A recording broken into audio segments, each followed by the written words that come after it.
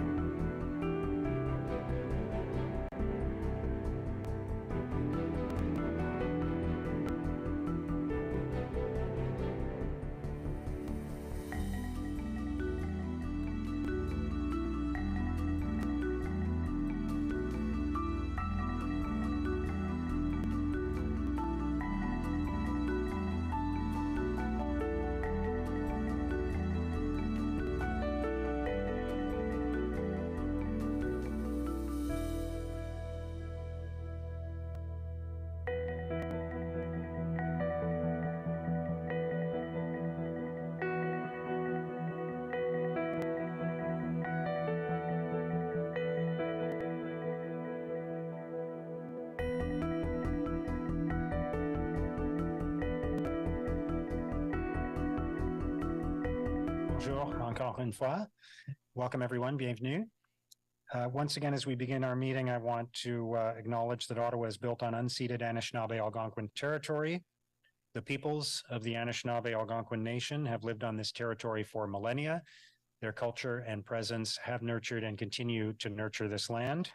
The City of Ottawa honors the peoples and land of the Anishinaabe Algonquin Nation and honors all First Nations, Inuit and Métis peoples and their valuable past and present contributions to this land.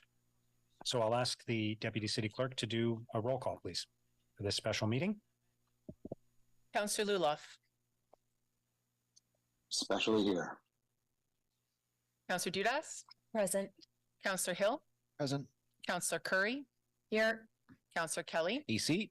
Councillor Gower. EC. Councillor Kavanaugh. Present. Councillor Johnson. Here. Councillor Devine. Here. Councillor Bradley. Here. Councillor Tierney. Present. Councillor Plante. Ici. Councillor King. Here. Councillor Troster. Here. Councillor Leeper. Here. Councillor Brockington. Here. Councillor Menard. Here. Councillor Carr. Present. Councillor Kitts. Here. Councillor DeRose. Here. Councillor Brown. Here. Councillor DeRoche. EC. Councillor Hubley. Here. Councillor Lowe. Here. Mayor Sutcliffe. Here. Le quorum est atteint, Monsieur le Maire. Merci beaucoup. Are there any declarations of interest?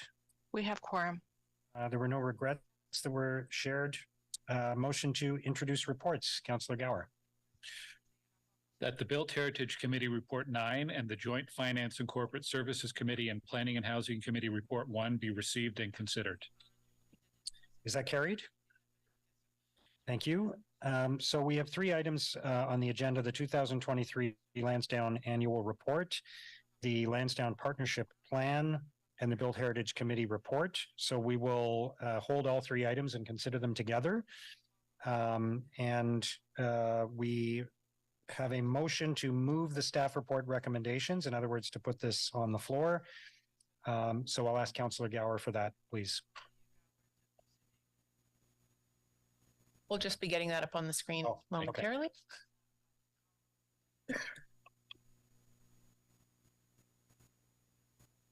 Whereas at the Joint Finance and Corporate Services Committee and Planning and Housing Committee referred the report titled Lansdowne Partnership Plan Authorization to Proceed to the next steps in the redevelopment, including the staff recommendations to Council pursuant to subsection 83.8 of the procedure bylaw, and where subsection 83.8B of the procedure bylaw provides that where a matter is before Council as a result of such a referral, a motion shall be required to put the matter to Council for approval, and whereas a Council vote on the staff report recommendations as amended would take place after consideration of any amending motions. Therefore, be it resolved that Council approve the staff report recommendations set out in the report titled Lansdowne Partnership Plan Authorization to Proceed to the Next Steps in the Redevelopment Report. Okay, thank you, Councillor Gower. So before we move to questions to staff, there are a couple of technical amendments that were referred from the joint committee. So if I could ask Councillor Kitts to move two of those technical amendments. Sure, happy to. Whereas with respect to the report, Lansdowne Partnership Plan Authorization to Proceed to the Next Steps in the Redevelopment, the executive summary of the staff report on page 33 states staff has been advised that the city's Auditor General will be undertaking an agile audit of the Lansdowne financial strategy. And whereas the Auditor General has identified the statement should be broader to encompass all aspects of the Lansdowne 2.0 project, and whereas the Auditor General has recommended an amendment to the wording to fully encompass the scope of work of the agile audit, therefore be it resolved that page 33 of the staff report be revised from staff has been advised that the city's Auditor General will be undertaking an agile audit of the Lansdowne financial strategy to staff has been advised that the city's Auditor General will be undertaking an agile audit of the Lansdowne 2.0 project, and be it further resolved that pursuant to subsection 3417 of the Planning Act, no further notice be given. Thank you, Councillor Kitts. Is that technical amendment carried? Your next one, please, Councillor Kitts. Whereas, with respect to the report, Lansdowne Partnership Plan Authorization to Proceed to the Next Steps in the Redevelopment, Recommendation 6C recommends to approve delegation of authority to the General Manager, Planning, Real Estate, and Economic Development Department for the acquisition of the subterranean and property air rights for retail development in keeping with the Council-approved acquisition of real property policy. Whereas, after publication of the final report, an error was discovered in that the property rights were incorrectly described as air and subterranean for the retail podium, and whereas the correct wording for recommendation 6C should read property rights for the retail podium, therefore be it resolved that a revised recommendation 6C be approved by Special Counsel as amended by the following wording. 6C approved delegation of authority to the General Manager, Planning, Real Estate, and Economic Development Department for the acquisition of the property rights for retail development in keeping with the Council-approved acquisition of real property policy, and be it further resolved that pursuant to section 3417 of the Planning Act, no further notice be given. Thank you, Councillor Kitts. Is that carried? And the third one is from Councillor Gower, please. Whereas with respect to the report, Lansdowne Partnership Plan Authorization to Proceed to the Next Steps in the Redevelopment, Document 2, Section 2.1B states, notwithstanding Section 6.6.2(4)H and Section 4.4.62, a sports arena is permitted within the established areas of green space and public space as identified on Schedule B2, and where staff have discovered a minor error in Document 2, Section 2.1B that requires revision. Therefore, be it resolved that Document 2, Section 2.1B of the report be revised from, notwithstanding Section 6.6.24H and Section 4.4.62, a sports arena is permitted within the established areas of green space and public space as identified on Schedule B2, notwithstanding section 6.6.2.4.4H and section 4.4.62, a sports arena is permitted within the established areas of green space and public space as identified on Schedule B2. Is that carried? Thank you.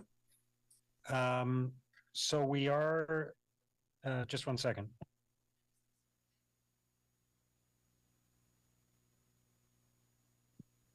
Okay. I know people had asked for us to go into committee of the whole. Does somebody want to move that at this time? Okay. To move it. Councillor Menard, seconded by Councillor Lowe. Is that carried? I'll Okay. dissent. Councillor Luloff is dissenting. Okay. Yes, and then just to clarify, I'll ask the Deputy City Clerk to clarify procedures when we're in committee of the whole. So, Mr. Mayor, as noted in the motion to resolve in committee of the whole, similar to when we resolve into committee of the whole for the annual budget process, when council rises and reports from committee of the whole, any votes or dissents on any motions will be deemed to be recorded in the council session. So in other words, there's no requirement to vote or dissent more than once on any given motion. While in committee of the whole, members may get back on the list a second time after other members have spoken on any question before the committee of the whole, but a seconder is still required for all motions in committee of the whole. Okay, everyone good? We can now move to questions for staff. And then after that, we will move into each of the motions. In each case, we'll introduce the motion and then have questions and debate on the motion, vote on the motion, and then move to the next motion. Councillor Desroches. Thanks, Mayor. Maybe I should have asked it when we were going into committee of the whole, but can you or staff confirm that the motions that we've received to date are all of the motions that will be considered and that there's no further directions to staff or anything of that nature? Speaking for myself, I appreciated the opportunity to view them all and to prepare positions with what have you. And I think it's a courtesy to all members and to staff that we have the time. So can someone just confirm that those are all the motions that are expected, including directions to staff? Thank you. Go ahead. Mr. Mayor, immediately prior to the beginning of this council meeting, members would have received a link to the council SharePoint folder that includes a roadmap or a list of motions to be considered at today's meeting. This list at the current time includes any motions that have been confirmed by members to be moved today, as well as those that were referred from the joint committee. Some of those latter category of motions, we still have not received confirmation of who will be seconding or if there are any further changes to be coming. I cannot confirm whether we have received all motions that will be forthcoming. I suspect there are some still in progress. Thank you. And there were no directions to staff, right? Which I think would have been included in that package, right? Mr. Mayor, where directions to staff have been received, they have been noted on the roadmap, including those that were introduced at committee. Where they've been confirmed, we have a copy of that as well saved to the SharePoint folder. We do expect that if there are any additional motions or directions received, we will continue to update both the roadmap and the SharePoint folder. Thank you. That's helpful. That's all, Mr. Mayor. Thank you so much. Thank you, Councillor Desroches. Councillor Menard. Might as well kick things off here, Mayor. Thanks very much. Nice to see everybody. Hopefully, I don't think we'll take the entire time that we've got reserved into Remembrance Day and all of that on this, but I know lots of good questions coming. I just, because we've had so many numbers floating around about the total cost of the project, the extra debt, that sort of thing, I think it's helpful to put it in the debt servicing cost. So over the life of the 40 years of the debt repayments, what is the total cost of the debt servicing for Lansdowne 2.0 for all those years? So I'd have to get my calculator. It's 16.4 times 40 years. Okay. So that total figure is for the cost? 656 million. 656 million. Okay, thank you for that. Is there a financial risk to the city if the teams, the 67s and the Red Blacks, fold?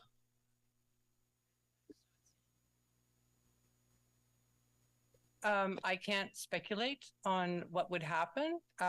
One of the options we were also looking at is they could also be sold. And if they weren't part of the partnership, we would be leasing to those teams. Okay. So we had OSEG here during committee discussion, and the teams have been extended through the last debates in 2020, 2021 till 2032. But when they were here, they wouldn't commit to extending the sports teams beyond 2032. So does staff have a position on that? And is that not a risk to the plan in terms of people coming to the site if those teams are not extended past 2032? I believe their response was, and we could follow up on that, is make it part of the negotiations going forward in the renegotiation of the agreement. Okay. And is it staff's position that the team should stay until the end of the agreement? That would be optimal. Yeah. Thanks for that. OSEG has built up $160 million in equity over the 9 years, which was to be repaid to them with interest through the waterfall. Previously, staff had indicated that $160 million was the biggest thing keeping them in Ottawa.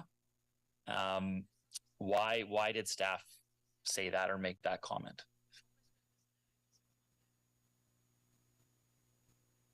Yes. So in terms of the amount that they've contributed so far to the partnership, that's money that's been invested in this partnership. It's over and above their commitment to this partnership, but is also money that's at stake that they were expecting to get returns through the partnership. Okay, so it's at stake. So does that mean that if they were to default or something like that, that money would not return to them? So if they are in default, that is at a minimum, they would lose that 160 million. It's actually 137 million because we have repaid back 23.5 million for the steel frame. Okay, thank you for that. Are the buildings at Lansdowne safe? People go to events there all the time. Does staff believe those buildings are safe? Yes, Mr. Mayor. Okay. And staff had previously produced reports that showed that those buildings could be maintained initially to 2067. Other engineering reports showed it to 2054 with maintenance. Are those also accurate statements and things that we've previously said? Yes, Mr. Mayor. Okay.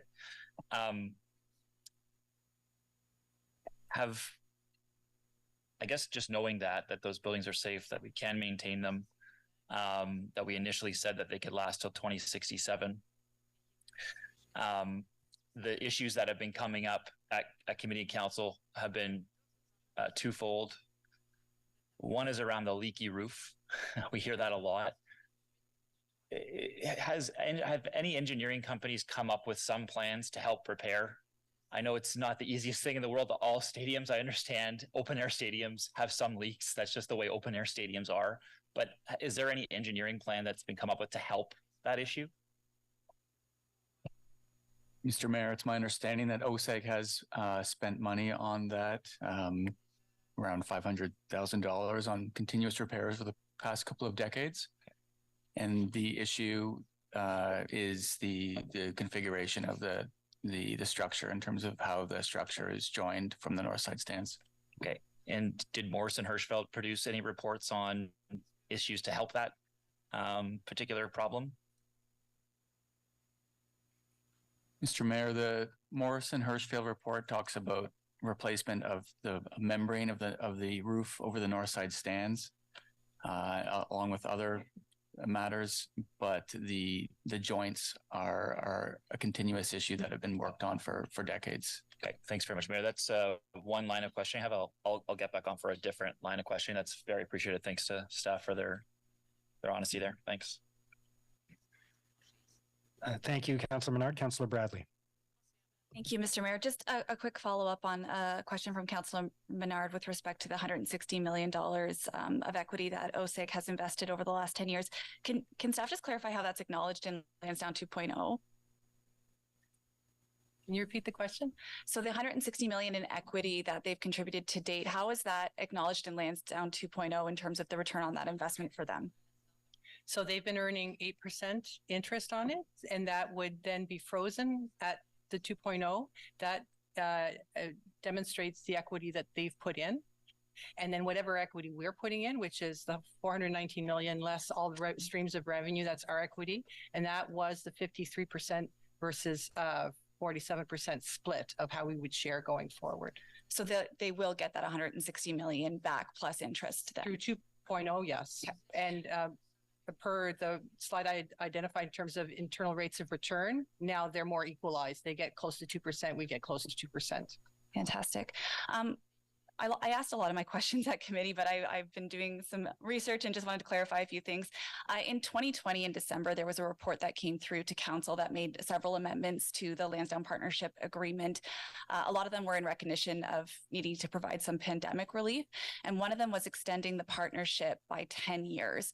And in that staff report at the time, with that 10-year extension, we were still expected to see some revenue generated from the waterfall, and so was OSEG. And so that was only 3 years ago. So I just wanted to understand what changed those projections. So because today in front of us, we're expected to see no revenue from the Lansdowne 1.0 for the duration of the agreement.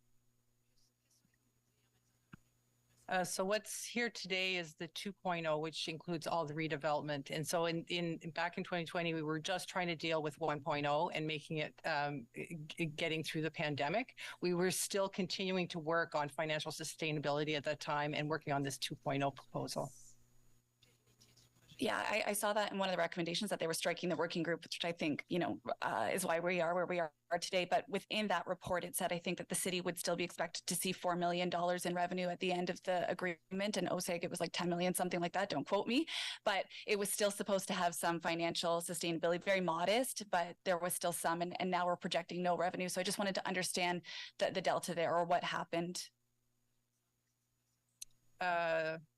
I'd have to go back and look at the difference. We were still not getting anything back in 2020 or in the updates. So from a city perspective, we were not getting any even prior to the pandemic. Okay, I will follow up via email on that one with what I read, just to make sure that I read that correctly. The other part I wanted to understand, which we didn't talk much about, but if this plan is approved, there's going to be significant disruption on the site for a number of years. So what commitments do we have from OSEG? Because they're a for-profit driven organization. Obviously, they're committed to the city, but they've seen year after year losses, which has led them to say many times to the city that they might default if we don't, ensure financial sustainability. So there's going to be a number of years with disruptions. What commitment do we have that they won't decide to leave before the stadium is completed if they're still seeing losses? We would have to take that as part of the negotiations and agreements going forward. So you would negotiate something in a contract of severe penalty should they leave or default prior to construction of the stadium and arena? Mayor, again, that would be one of the areas for negotiation. As here, both parties have invested significant amounts of their own equity, and so there are obvious risks to both parties in the event that they were to default at that point. But yes, that would be an area that we would be looking at in the context of those negotiations. I appreciate that, because if they were to leave, that would leave us in a very challenging position as a city, in that we've taken on this debt and this project, and we're counting on their expertise as an operator to generate the revenues. And if they don't stick with us through that time, we'll have the debt and kind of a defunct operations at the site. So I hope that there will be some sort of severe penalty to OSEG beyond just leaving their 160 million on the table if they default during that time. So hopefully staff will take that away. Do we have any mitigation plans in place should that happen?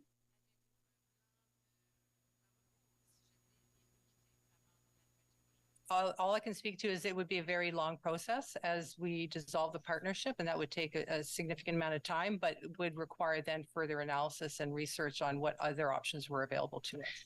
and I know we're not debating motions, but I think today there's going to be a motion put forward around mitigation plans. And I would suggest that council carefully consider that motion because it is a risk. OSEG has told us more than once that they'll default if they're not made financially whole. And so we need to make sure that we have appropriate mitigation plans in place. Thank you. Thank you, Councillor Bradley. Councillor Carr? Thank you. Just a first question, Mr. Mayor, process, because it's committee, I can get back on the get back on the list, correct? I don't have to ask all questions at once? That's correct. Okay. And in addition to that, there'll be room for people to ask questions during the debate on each of the many motions we're considering. So lots of opportunity to ask questions. Okay, perfect. Thanks. I'll just ask a question that follows the line of questioning that Councillor Menard asked with respect to the engineering reports. Obviously, I wasn't on council last term, but when I look back at some of the historical documentation, it seems that in June or July of 2021, there was unanimous approval for council to proceed with the option of demolition and demolition and replacement of the north stands and the arena. Is that correct? Yes, Mr. Mayor, that's correct. Okay, and then in June 2022, it wasn't unanimous to move forward with the Lansdowne Partnership Plan, but it moved forward. There was enough votes to move it forward, which is why we're here now. My question is, in 2021, two of the engineering reports, the Rossetti Functional Obsolescence Report and the Lieb Engineering Feasibility Study of Redevelopment were quoted largely in the choice for option 2. Since the decision in 2022 to proceed with the Lansdowne Partnership Plan, have there been any motions put forward by councillors? Have there been any directions to staff to reopen the decision that was made in 2021 and to cost out, to get the costs that were in other options that weren't considered? If that makes sense? No, Mr. Mayor, there weren't. Okay, so the decision to move forward with option 2 was made unanimously in 2021, and there's never been any question by anyone to revisit that, ask for costing on the different options since that time. Mr. Mayor, that's correct. Okay, thank you. Thank you, Councillor Carr. Councillor Troster? Thank you, Mayor, and thank you to staff for answering our many questions in advance. I'm wondering if you have an estimate of the new infrastructure that we built as part of Lansdowne 1 over the last 10 years that will have to be destroyed or replaced in Lansdowne 2. So it's very difficult to separate what was spent in Lansdowne 1.0 was one project for the south side stands, some minor upgrades to the north side stands. The most major cost was for the arena steel frame was $23 million. Okay. Can you just clarify for me when council made the decision to give staff the direction to move forward with Lansdowne 2? To move forward with the next stage of planning?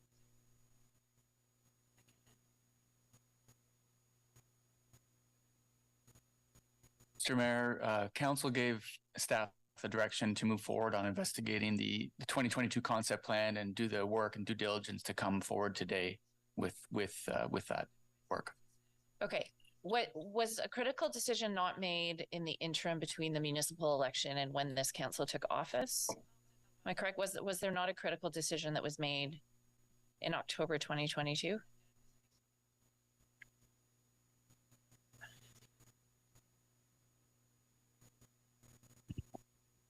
Yes, Mr. Mayor, the most recent decision from our direction from council was 2022, I believe June. It was June. Okay, it was shortly before the election. Okay. And I know I asked this question at committee, but I'm going to ask it again here. Was there any attempt made to cost out what the cost of repairing the existing facilities would be? Or the idea, some of the things we heard about was the need for public bathrooms on the north side and for accessibility upgrades. Were any of those things costed rather than building new? Mr. Mayor, no specific costs weren't costed out. They were presented in the 2021 report. Just speaking to the complexity of doing so. Okay. And could staff also speak to the discrepancy between the engineering reports that were done in advance of Lansdowne 1 that gave quite a long lifespan for the existing facilities and the assertion now by the city and by OSEG that they've reached the end of their life? Because my understanding was that the engineering reports indicated that there were many decades of life left in those facilities. Mr. Mayor, the engineering reports confirm that the assets are safe and they can continue to be maintained. However, the assets have become functionally obsolete, and that is one of the reasons why we're moving forward with the plan. Okay, thank you. I mean, the reason I ask these questions is simply because we don't know what we don't know. And you know, more than 80 delegates, almost 90. The key concerns that I heard about were roof leak, lack of accessibility, and lack of bathrooms.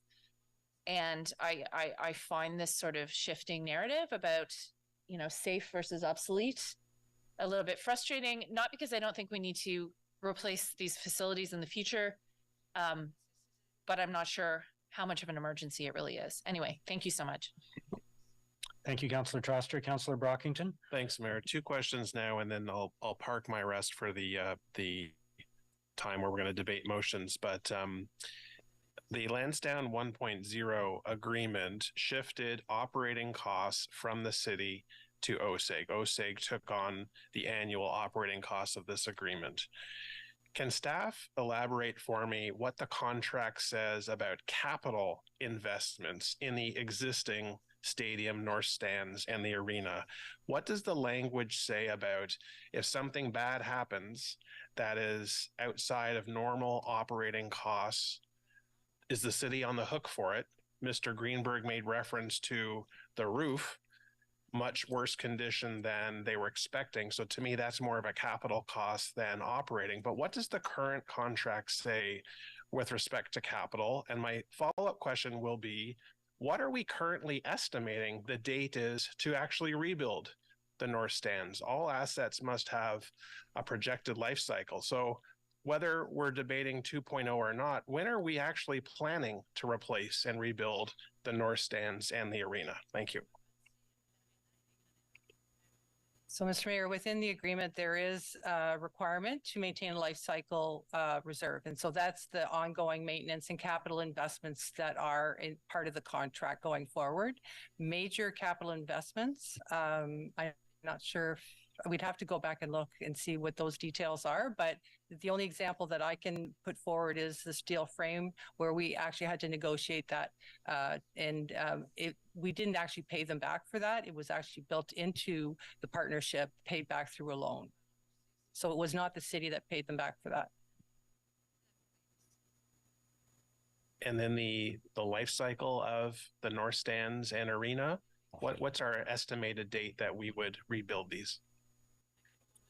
So, Mr. Mayor, we do have a business process that we would go through to evaluate whether or not a building can continue to function from a cost benefit perspective, or whether or not a building would need to be torn down and rebuilt. And certainly the functionality and the service that the building provides would be one of the criteria used. At this point in time, there is no predicted date to replace it at this time. However, in working with our partnership, we are now understanding the functional obsolescence of the facilities. Thank you for that. I appreciate that. The other set of questions I will focus on is just how the NCC was consulted in this entire process. Can you elaborate on access to and from the QED, canal access, whether there's opportunities to use the canal for transportation purposes? There's talk about PXOs across QED, intersection upgrades. How has the NCC been engaged and involved? What has their input been like? Are there opportunities for future dialogue? There seems to be a significant untapped list of opportunities to engage the NCC and develop the QEW Canal Corridor. So what, if you could summarize their input to date on this matter? Mr. Mayor, the NCC was consulted in terms of a kickoff meeting early in 2023 on the project. And they were also brought in terms of the heritage analysis and creating the terms of reference for our heritage study. And they were brought forward in several meetings on heritage and circulated the application itself. Okay, but on the matters I listed, any other input that they provided? Are they showing signs of life that this is on the short to medium term? Like, citizens of Ottawa complain about the lack of like active transportation development along the canal, along this corridor. And it seems that when you have a proposal as large as Lansdowne, you want to maximize every potential opportunity that exists. So on those matters, anything? Mr. Mayor, certainly the QED has been a topic of discussion, but in discussions with senior members of the NCC, they have expressed a willingness to talk to us about like they own a section of land between Lansdowne and the QED. What could be the future of that land? They're starting their own core area sector plan, and one of the principles of that is activating, the waterfront and the canal. So there are areas of mutual interest and at a high level, a willingness to discuss in the future. Thank you, Councillor Brockington. Councillor Menard. I see Councillor Johnson up. Sorry, I'll jump back on later. Okay, Councillor Johnson. Thank you very much, Mr. Mayor. I was wondering if staff could comment on Mr. Greenberg's reflections last week, which I thought were very compelling, where he was speaking about how in Lansdowne 1.0, the city of Ottawa got everything that it asked for. It got a new stand, I'm so sorry, I can't quote exactly what he said, but essentially that the city did in fact get the investment that they were looking for and the partnership that they were looking for. And, I was wondering if staff could describe for us under Lansdowne 2.0, what are the new risks that we are assuming that are different from Lansdowne 1.0? What are we being asked to absorb that is new, given that Lansdowne 1.0, from our partner's perspective, did protect us and deliver for us a great deal of what we had hoped for. So what is this renegotiation? How does this renegotiation continue to ensure those benefits for the city? Well, Mr. Mayor, the one item that does continue is they continue to, OSEG will continue to cover net negative cash flows going forward. So that risk is still not on the city. And now we are sharing more equally in this partnership. There was a chart that showed 1.0 and the city's rate of return was actually 4% compared to OSEG's 0.079%. And now we're probably more aligned in terms of 2% each. And yes, we are taking on more risk in terms of the cash flows that are expected from the partnership. But I remind Council that these are city-owned assets. It is our responsibility to maintain them and to replace them when they need to be replaced. And this is an opportune time to do that. So just to follow up then, right now, OSEG, their $160 million of equity is both from the cost overruns with Lansdowne 1.0, as well as startup losses with retail. And this 160 million has created what they were saying being pushed to their edge financially.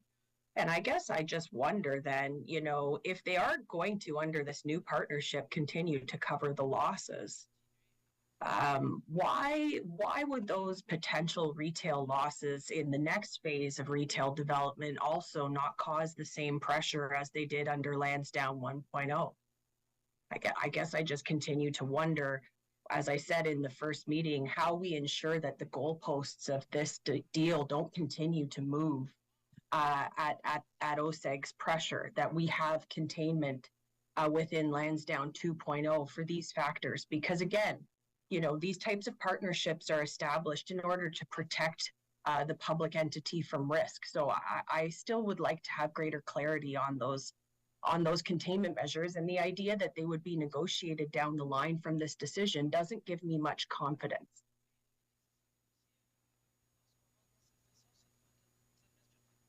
So the fact that they cover net negative cash flows is in their current agreement. So that would continue on even if we're renegotiating the agreement.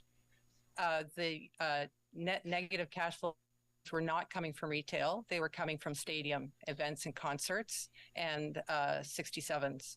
The Red Blacks and retail were net positive, and the projections show that they will continue to do so.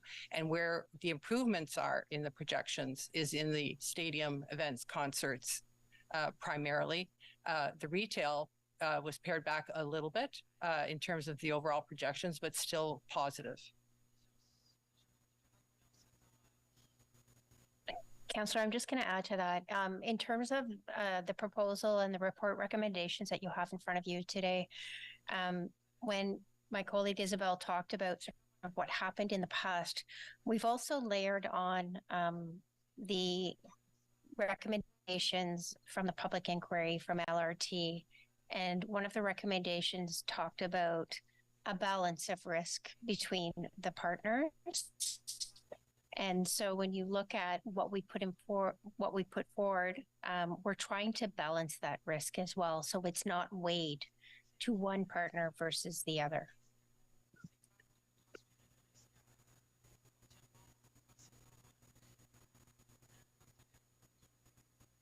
Okay, Councillor Johnson, you're finished? Yes, thank you, Mr. Mayor. Okay, thank you. Councillor Devine. Thank you, Chair. Hello, staff. I have two lines of questioning, and I guess my first one is on the question of getting value for money. And so my first questions, I want to just talk about costs.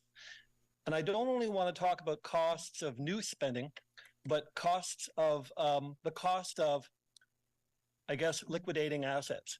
So can you, in terms of the assets that will be raised, demolished, I've heard figures that the value of those assets currently are in the range of 160 million. Is that the current value of the assets that are set to be demolished and replaced? So that was the historical cost, and that's everything. That includes Aberdeen and horticulture. Okay, so that was the evaluation of all the assets on Lansdowne. Okay, but I mean, aside from the fact that we will be building on the same land, we are knocking down we are proposing to knock down buildings that have a tangible value, and I can only assume that by knocking them down, although memories are priceless, the actual value of the asset that's gone. Mr. Mayor, we don't know the value of those assets. Those were historical costs, how we track them in our financial statements. So the original cost to construct and the undepreciated value of them. Well, I mean, we may not know the value, but in doing a cost benefit analysis of whether or not it's worthwhile to knock something down and rebuild again, I would hope that we have a sense of the value, and I can only assume that the value is large. And I'm going to assume that by knocking it down, we are liquidating that asset. Can I ask another follow-up question, though? Am I correct in understanding that with regards to the roof, and so I guess before I move on, knowing that there is still life left in the asset, by knocking it down, although there may be projections of greater value in the future, by knocking down an asset that still has life left in it, we are, to a certain extent, liquidating that value right there because there's still life left in it. So I'm just going to assume that there is somewhere a value that is being lost because there's future life in it.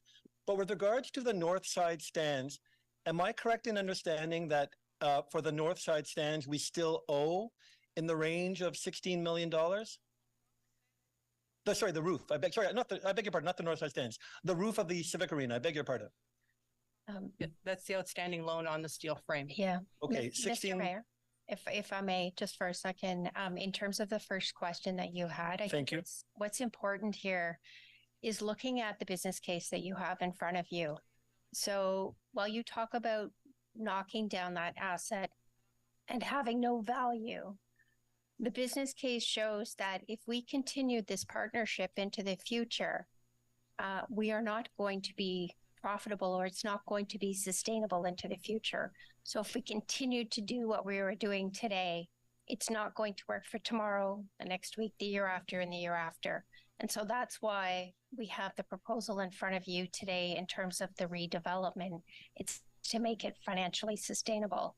So when you look at the value of that particular asset, that's less important in terms of the bigger picture of that financial sustainability of the project and the partnership in the future. Thank you. But just to end that last point, on the roof of the arena, there is still $16 million owing, and we would be owing that. We still would be owing that $16 million if we build anew. We don't get forgiven that amount owing, correct? That's built into the pro forma projections and net profit. Yeah. I just want to ask just a follow-up on what Councillor Troster was asking about with regards to the accessibility features, because I'm not sure if I may not have heard the answer. So my team and I, we went to the 67 game on the arena just on the weekend, just to get a sense of how functionally obsolescent the building felt. Great crowd. It's a nice place to go. In terms of the accessibility features, are you saying that we do not have a costed estimate of how much it might cost to do retrofits and upgrades on the bathrooms now, on the heights of the counters, on all of those elements? Have we costed out a scenario of how much it might cost to do those upgrades now? Mr. Mayor, no, we were asked to come forward with a replacement plan. And so that's why we're here today, not to do a renovation as was reported in 2021, a renovation plan, or it's a replacement plan. Yeah, thank you. And the reason I was asking, I suppose, is while I think we can all get behind the benefit of making these upgrades, these accessibility upgrades for that community that would benefit from them, ultimately, these upgrades are still 5, 10, many years away. And I guess I'd be curious about what would be the costs of implementing those now, because while they might not be as much as they can be, that community would be served potentially next year, as opposed to 10 years from now. And there would be a benefit to that. So I was just curious to see if we'd costed that out. But thank you. I'm good for now, Chair, and I'll get back on later. Thank you, Councillor Devine. Councillor Menard. Thanks very much. Thanks very much, Mayor. In Lansdowne 1.0, the construction cost overruns were covered by the P3 partner. So if there was going to be construction cost overruns, they would have covered those. Is that correct? That's correct. Okay. And then in Lansdowne 2.0, because we're at a Class C estimate now, if those construction costs go up significantly, are we covering all of the construction costs or just a portion of them if they go up? That's currently what has been agreed to. We would cover them all.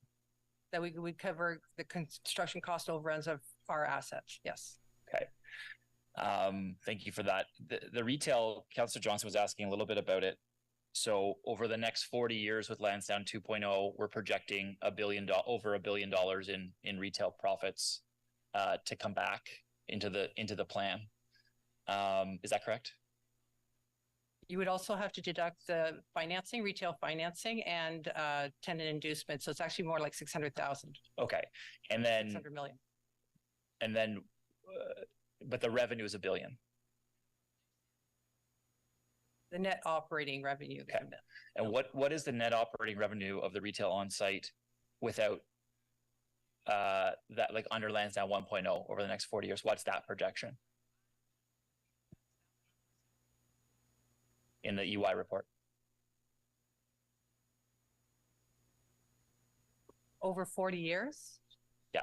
All I can tell you, and I'd have to go and look at the details, what the projections have actually been reduced for retail, because adding the 8,000 square feet does not add substantial retail, and there's actually a cost to adding more retail and demolishing the podium and in construction for 2 years. So the projections were actually reduced.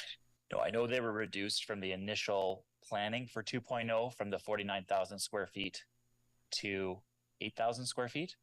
But under 1.0, with the current arrangements right now, the J block and everything else, what are the current retail revenues expected if council decides to not go forward this plan? Because I know what they are if we do, but I'm trying to get a comparison figure. Don't have that number over 40 years. That I can get back to you. Okay. That number is really important. This entire plan relies on those retail revenues. We are adding less retail than we said we were going to add, and we are tearing down some small retail in the J block that was just built in 2014. There are compounding costs as well with the berm, moving that berm at $8 million, and of course the $16 million loan which remains on the Civic Center roof, not to mention the price of the asset on the north side stands and the arena that asset is currently valued. It was valued at, I think, $134 million in 2014. I know that it depreciates over time, but surely it's close to that $100 million mark, even with depreciation. So there's a lot of money we're risking in terms of usable assets right now to go forward with a plan that places a lot of risk on that retail side revenue, and a plan that doesn't have any commitment to keep the teams in perpetuity with the renovations. I do want to ask about the build of the towers. Minto built the first tower that's there. Do we know like the profits that come in from that type of a build for the proponent, or we don't know?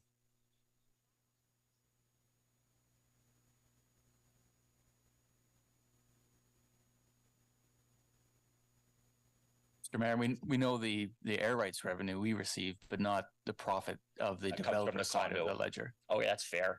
It's safe to assume, though. If I may, yeah. Sort of my knowledge is approximately 3% of the value of what's sold. So, can you just the repeat net that? profit margin that would come out? You're talking about the towers and the residential units and the profit Under that would 1.0. go to the builder? Yeah, Yeah, approximately 3%. approximately 3%. Yes. Okay, and that's their net profit in building Correct. those over time. Okay, and is that they've given you those projections, or how do you have that? Where's that figure? I just haven't seen it before. Based on my discussion with Minto. Okay. Okay, thank you for that. There is a motion later on, and I know we'll talk about it, to add back a third tower. Is staff supportive of that motion or not? And I know we talked about this at Heritage as well, but where's the staff position on that? Thank you, Mr. Mayor. As indicated at last week's committee meeting, no, staff do not support. Okay.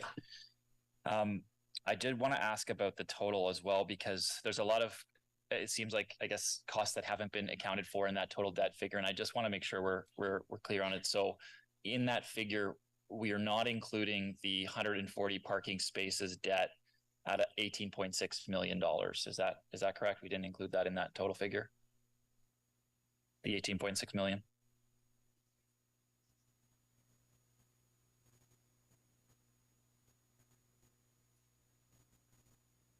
Mr. Mayor, that's correct. Yes. Okay, thank you. And then there is public realm improvements that we also had initial reports said 10 to 20 million. We're saying in this report 10 million over 10 years, but hasn't been allocated any budgets yet. But that would be another $10 million that is not in that global figure at this time. Is that correct? Yes, Mr. Mayor, that's correct. Okay. And then just the last one, and this one's a really complicated one, but it's that retail podium repurchase. We think the value, that's 34.1 million. We didn't include that in that total global figure. Is that correct? We didn't include that, and I'll get into some details of why.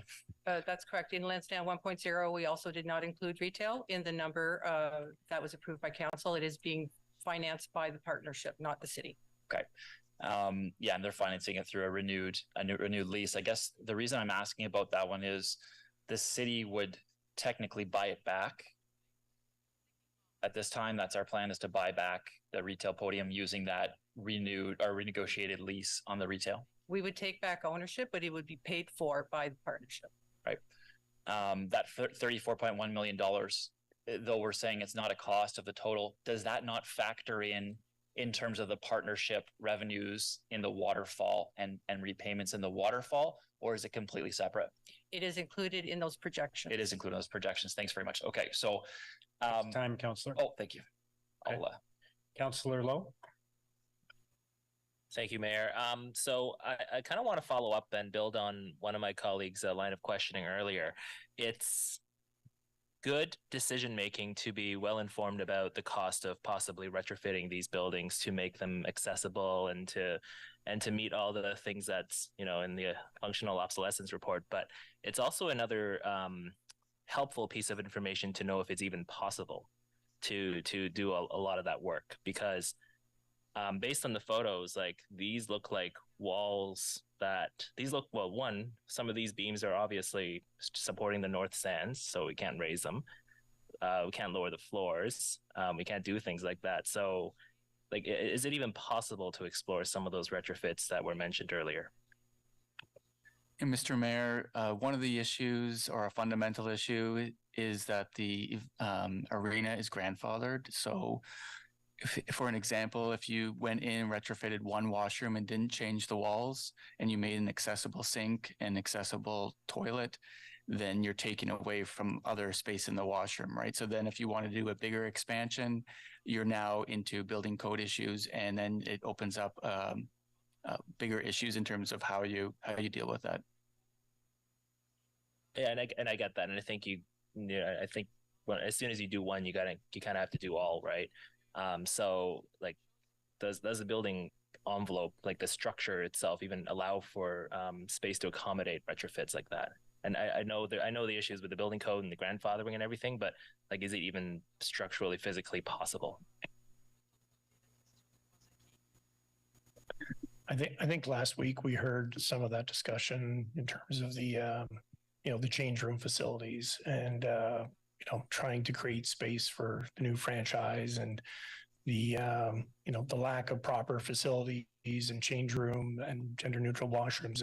It wasn't really feasible to renovate the whole facility. Okay, good. Thanks. Thank you. Thank you, Councillor Lowe. Councillor Hill. Thank you, Mr. Mayor. We heard this morning in the budget tabling the importance of economic development as one of the four principles that we're moving forward as a council, and how that's connected to our budget. And I know with regard to some of the lines of questioning so far with regard to the viability of the retail component, we have a number of Ottawa institutions that have looked at this proposal from an economic development perspective. And I just would like to confirm with staff the position that some of those organizations have taken with regards to this proposal. So I just would like to confirm that the Glebe Business Improvement Area has had the opportunity to look at this proposal from a retail perspective, and that they are supportive. Is that correct? Mr. Mayor, that's correct. And that Okobia have looked at this from the kind of the Main Street of Ottawa perspective, that they are supportive of this proposal. Mr. Mayor, that's correct. And the Ottawa Board of Trade have had the opportunity to look at this proposal, and they're supportive of the economic benefits that this brings to the city. That's correct. As has Invest Ottawa. That's correct, Mr. And Tourism Ottawa. That's correct. Thank you, Mr. Mayor. Thank you, Councillor Hill. Councillor Menard. Thanks very much, Mayor. Just on a few more pieces on the finances, and we've got oversight here as councillors for these sorts of things, so we need to be making sure we're delving into this to make sure that the risk is not too high for the city. That we have allocated $20 million, but we say we might ask for more, 20 to 50 million from other orders of government. Which departments are we specifically talking about there that might be allocating those funds? I assume maybe some Parks Canada potential, the canal. Like which departments specifically are we talking about? It would be the Department of Infrastructure, Parks, and quite frankly, it would be both the province and the federal government that we're having conversations with in terms of inviting them into this project and making a contribution. Okay. And do you think that I can add something to that if you...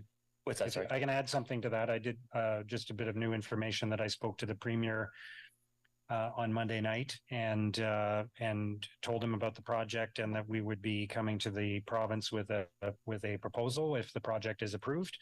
And he indicated he would be happy to receive a proposal from us and would be willing to take a look at how the province could participate in this project. Mayor, did he mention anything about the requests we've had on the public transit side or the disaster funding assistance side or the affordable housing side where we have large requests in at this point? Did he mention about those projects? Or we've spoken about those many times and the work continues to be done on those files as well. Okay, thanks for that. I guess one of the last questions I have before going to motions is the total amount that we're looking to spend here on this project. Have staff calculated the potential economic benefit of spending this elsewhere in the city? So things like affordable housing, things like economic development through reducing congestion. Has any of that calculation been done, or is it only focused? We heard earlier a member talking about Okobia and BIA, which is, locally mostly made up of OSIG representatives now. And they don't all agree. A lot of businesses are really concerned about this. In fact, some members of the BIA are very concerned about this as well. But have we done any kind of economic development analysis of this type of spending, the $656 million, where that could be spent elsewhere, and the economic development that could come from that in the city? So, Mr. Mayor, the amount that we're spending is not available for other projects. It is money that is directly attributable to the revenue streams that could be generated from this project. The only parts of this budget that could be attributable to other projects would be the 18 million that we're spending on internal costs, and then the bond premium of 33 million could be allocated to another project. It's just those two items. The 419 million is not available for other projects. And I guess I'll just follow up. I did note, Mayor, that today in the budget that was tabled, the debt authority for Lansdowne 2.0 is in the budget. That debt authority has been allocated in the budget, despite council having not made a decision on it yet. That debt authority that we took out, that's specifically related to Lansdowne 2.0. That extra $86 million that we're asking for on top of the 239, that's been placed in the budget. Is that correct? I'm going to ask Isabel to walk you through this. We had this discussion actually last year at budget because you did see the 239, I think it was at that point, in the budget, because we were required to put that number in there so we could actually finance the first 8 million spend. So what you're seeing again in the budget is the authority for the 8 million that we've asked for, that we're spending as we move through this proposal and bring it to council. And Isabel can explain the rationale behind that. Yeah, so the work that was being done because this is dependent on debt funding, we had to attribute it to a capital project. So we wanted authority to move forward to continue to explore this capital project and be able to allocate debt funding to it. It was clearly identified in the last report that if we were not to proceed, it would have to come from capital reserves, the amount that was spent, the 8 million. Okay, yeah. So just to clarify, we've seen the debt authority allocated there. But if I might, I'm sorry, if I might add to that, I think what's important is there is not authority to spend the 332 nor the 419 at this point. Yeah. We do not have a council decision. The authority is for the 8 million that was approved with the report that came forward last time. Yeah, and I guess in the last budget, we saw that 239 in total debt authority, with some expenditures from it. And then this time we're seeing that 332 with some expenditures from it. So my understanding is the same as staff. I just wanted to clarify. I guess just my last question about the public portion of the park. This park's been public for 175 years, Mayor. We've never sold off any part of any piece of land at this park. It's always been maintained. And we've asked many questions about that throughout. And I think finally we're getting to an answer now that it does look like there are some portions of property rights on the site that are being sold off, associated with those towers and the podium, both through construction and even after, if we choose to purchase back that retail portion, there are other portions of that public land that will be privatized for access of things like lobbies, of things like elevators, those things that are not just air rights and subterranean rights. it is property rights. And I had confirmation from our city legal that was the case. So I just on that piece, it's disappointing, right? We've taken a long time to get to that information, and we've got it now. And this plan, for the first time in Lansdowne's 175 years, would sell off a portion of that park. You know, I'm disappointed that we're here with that, and that we've got that information late, but that is the case. And it's a big concern. And I think it goes along with the huge financial risks that also go along with this plan. Because if that developer goes into receivership when they own that entire piece of land, that's a concern. Say there's a worldwide recession when that happens, has happened before. They don't build that land, they can sell that land, they own it. So I know there's some pieces in there that, you know, you could try to reduce it through the RFO and some of the risk, but you're not going to reduce that completely. There are some risks associated with this, the way we're outlining it. So I'll continue to ask questions through the motions, Mayor. Thanks. Okay. Thank you. Can I just clarify whether that actually is the case? If I could ask the city manager perhaps to speak to that my understanding is that we are not selling any land, that we will continue to own all the land. I mean, obviously the people who own condominiums in the current building that's standing on Bank Street have the right to sell their condominium to another owner. Is there anything different from that that's about to happen here? Mr. Mayor, if I... Thank you, Mr. Mayor. What we're proposing is exactly the same as what was proposed in Lansdowne 1.0. There's no difference with respect to that. We're not selling the land under the event center whatsoever. The city will continue to have ownership of that. And just with regard to the budgeting process, that was just there were questions about the budgeting process. Is it fair to say that that's a standard practice and a generally accepted practice with regard to budgeting, even if council's not made the decision yet? That is correct, Mr. Mayor. Thank you. Councillor Carr? Hi, thanks. Just a very simple point of clarification. I haven't had a chance to look at the budget documents yet because we did just receive them a couple hours ago. And I haven't left my seat yet, but barely. I just want to confirm. So what is in the budget for next year is simply the money that potentially, if we approve this today, it would be the remainder of the 8 million previously granted by council and the new amount of 10 million for detailed design. I'm assuming the public realm improvements are in there as well, or are they not? Because we haven't developed the new public realm plan. What is being developed, what is being put forward right now is for this year's financials, correct? Mr. Mayor, just some points of clarification. So what you see in the budget this morning, the documents that were released this morning, is we have increased the $1.3 million for debt servicing, which is laid out in the plan, the Lansdowne plan. And to the point that Mr. Mayor just asked me, it's the same scenario as the investments that we're investing additional money into the housing long range financial plan. That plan will come forward towards the end of the month. So both are the same logic in terms of how we put forward our budget. So that's what you see from a debt servicing perspective. Ties right back to the plan that's laid out. From the capital perspective, I don't believe there's additional capital flowed through the existing budget today. The existing 332 million that was already approved, but only approved to spend 8 million.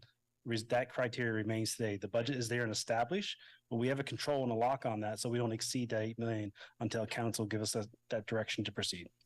Okay, perfect. And then just a quick question. So the approval that's being sought through this document, through this process, is for that additional 8 million and the new million of 10 million. And then at the next stage that you would come back to council, that is to approve the final procurement acceptance and award the contract to build the event center and Northside stands.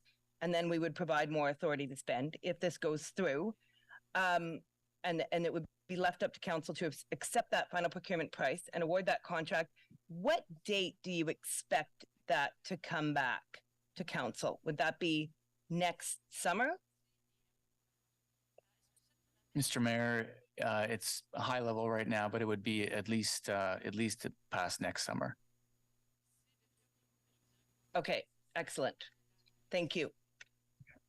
Thank you, Councillor Carr. I want to just further the budget. I'm going to ask an obvious question here, but is it not also true that the budget is a draft budget and has not been approved by City Council? Mr. Mayor, that is correct. So therefore, if we make a decision about Lansdowne one way or another, the draft budget could be amended before the final budget is approved by council. That is correct. Thank you. Councillor Leeper? Thanks. I just want to come back to Marty's question because I still don't think I heard the answer that I was looking for. Councillor Carr asked whether the public realm improvements are funded. And I didn't think I heard that they're part of the debt authority that we're looking to extend. Mr. Mayor, in the staff recommendation, the 10 million to recommend staff go forward with was detailed design. Correct. The public realm improvements are not part of that, either the debt authority or that $10 million ask. The reason I ask is we're going to be addressing a number of motions moving forward in which staff have indicated that they're not supportive of moving ahead with those because they are unfunded. And I just want to make sure it's clear that if we move ahead with the recommendations as are contained in the staff report, that we are approving an unfunded $10 million to make additional public realm improvements moving forward. So I don't think we should be shy about adopting some of the motions that will be in front of us on the basis that they're unfunded. We've got a big unfunded proposal in front of us baked into the report. Thank you, Mayor. Thank you, Councillor Leeper. Councillor Devine? Thank you, Chair. I just wanted to, I wanted to just go back to the question Councillor Menard was asking about the sale or not sale of land, because just before you stepped in, Mr. Mayor, I believe Tim Mark was about to speak. So I guess my question is to legal, because I'm hearing two different answers to a rather fundamental question. So to Mr. Mark, can you let me know what you were going to say? Essentially, why are we getting conflicting answers? Or I suppose positions on the sale of land. Can legal clarify that, please? What was the advice or what was the information Mr. Councilor Menard was saying he spoke to earlier and he heard one side? Could you please just refer to what you were going to be speaking to on that subject? Mr. Mayor, there is no conflict. At all times, the substrata of the building is owned by the city. There is not any time when the substrata under the building would be owned by somebody else. And so through that, the city has control. What I outlined in a response to Councillor Menard yesterday is that with respect to the retail podium, there are areas in the retail podium for maintenance or for access that there could be either lessee or ownership rights in the developer who owns the building. So that's the additional information I provided. But at all times, the substrata underneath the building is owned by the city, Mr. Mayor. Thank you. So, Mr. Mayor, I am going to be bringing a new motion to the table now. It is a motion to defer. I was weighing whether or not I want to bring the motion. I have been happy to hear some clarifications, but there are still some questions that I'm just very, very doubtful on in terms of the future projections. So, as I understand it, the procedure is that this would have to be dealt with prior to the other motions. Okay, so to the clerk. Go ahead. So we would deal with this first, is that correct? Is it a procedural motion? Mr. Mayor, generally, yes, a motion to defer the item would take precedence as a procedural motion. Okay. Go ahead and introduce the motion. So I appreciate that this is a new motion that my colleagues haven't seen. Are you setting the clock at 5 minutes or? Okay. So whereas the report titled Lansdowne Partnership Plan, Authorization to Proceed to the Next Steps in the Redevelopment Report represents the fourth report since 2014 that City Council will consider with respect to the Lansdowne Park Partnership Plan. And whereas in each successive report, the city has approved amendments to the partnership plan with the Ottawa Sports and Entertainment Group OSEG with the stated goal to ensure the partnership's long-term sustainability. And whereas just 3 years ago in December 2020, Council supported several amendments to the Lansdowne Partnership Plan to assist OSEG, including extending the partnership and associated closed financial system and waterfall by 10 years from 2044 to 2054, made concessions on participation, rent, and retail revenue benefiting OSEG, and approved one-time access to the city's capital reserve, increasing liquidity for OSEG and improving their cash flows. And whereas the 2020 report indicated that these changes to the partnership plan would result in restored balance and alignment of risk and potential reward, potential loss, ensuring long-term financial viability of the partnership. And whereas despite these significant changes, financial sustainability was not achieved, and just 3 years later, OSEG is asking the city once again to amend the partnership plan, i.e. Lansdowne 2.0, exposing the city to increased financial risk and $656 million in public debt repayments. And whereas the financial strategy for Lansdowne 2.0 is built upon several unpredictable financial assumptions, including preliminary construction cost estimates, overly optimistic profit projections, precarious revenue sources such as the municipal accommodation tax, and unconfirmed funding from other orders of government. And whereas the funding strategy relies on the Lansdowne Partnership Plan waterfall producing significant profit, despite none to date, in order to meet its financial obligations to service the project debt of $16.4 million annually. And whereas the assumptions in the financial strategy require further validation, including a confirmed commitment from upper levels of government, a commitment to keep the teams longer than 2032, which OSEG has not provided, a market scan for potential hotel partnerships, and refined project costs to ensure that council can make an informed decision. And whereas given the significance of this project and increased risk to the city's Auditor General has confirmed that the office will be conducting an audit on the draft Lansdowne 2.0 plan and will report back through Audit Committee in 2024 on the proposed plans.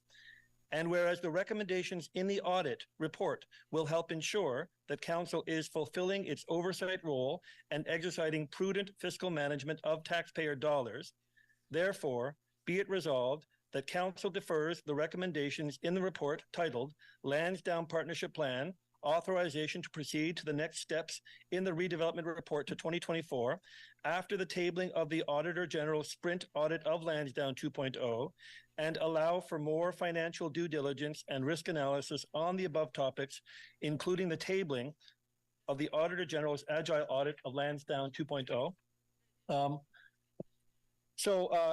Colleagues, essentially, the reason I'm bringing this motion is essentially I'm following the advice my grandfather gave me. And my grandfather was actually a politician, but also a carpenter. And he told me, measure twice, cut once. And I think he was talking both about politics and about carpentry. So that's what I'm doing here today. The conversation we're having here is about doing something good for Ottawa, to build something great that will serve us and future generations. And I guess what I'm asking for is that we exercise our due diligence to ensure that we do it on sound financial footing. I have further comments to say, but I think I'll just wait for the debate and jump back in later. Thank you, Chair. Thank you.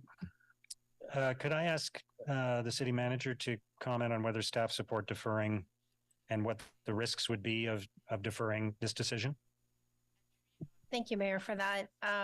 I think first and foremost, I would say that we welcome any recommendations that the Auditor General will have when she finishes her audit on this. I say much like the agile audits that have happened on other projects that we've had gone forward. And I think about our electric bus project as one good example where we've incorporated the findings into the project in terms of trying to make things better with respect to moving forward. So I feel it's not necessary to wait for that audit to come because we will take the audit recommendations and apply them as we move forward. With respect to deferring the entire report, staff have come back as directed by council with recommendations in terms of finding a solution and a path forward with respect to sustainability of the partnership. And the report outlines all of that. There's a significant amount of due diligence that staff have done to get us here to date. We've invited entities to come in to review all of the pro forma projections. We've opened our books. We've shared as much as we possibly can to have that work done. If we were to take a pause, I think we would be looking at further escalation in terms of price increases. We've already seen that as we brought the project forward, the report forward. From last year to this year, we've seen price escalations. We have to move up our contingencies as a result of that. And we spent thousands of hours on this. So at this point, Mr. Mayor, we are ready to move forward at council's will. Thank you. Councillor Brockington. Thank you, Mayor. Just questions about the Auditor General's pending audit. What is the exact scope of that audit? What is her office going to undertake exactly? Mr. Mayor, we have not yet determined the scope of the audit. We have just commenced, so we're starting with a risk assessment, which will help us determine further what the scope of our work is going to be. So, Mayor, does that get determined by the Auditor General without sort of a final say from council, because we want that independence? Mr. Mayor, yes, that is correct. While I always seek input from members of council to better understand your concerns, at the end of the day, the decision rests with my office with regards to the scope. So will your audit provide information that would be beneficial for council to have right now? Unfortunately, since we don't have the scope of our audit determined yet, I'm not in a position to state yes or no on that. And what are the timelines of your audit? When would council see the first report? Mr. Mayor, as I mentioned at committee last week, our hopes is to complete our risk assessment and complete our first sprint scope to be determined by the second audit committee of next year, which is tentatively scheduled for June 10th, I believe. That being said, once we determine the scope, that may change. It may be sooner, it may be later. So if council does not defer to this decision, and if council approves the staff recommendation to go forward, does that change the scope of your work? Because will certain things under consideration be moot at that point, or will you just continue to proceed as is? Mr. Mayor, that's a very good question. While we take into consideration, obviously, the decision that council makes at the end of this meeting seriously, and it could potentially change the scope.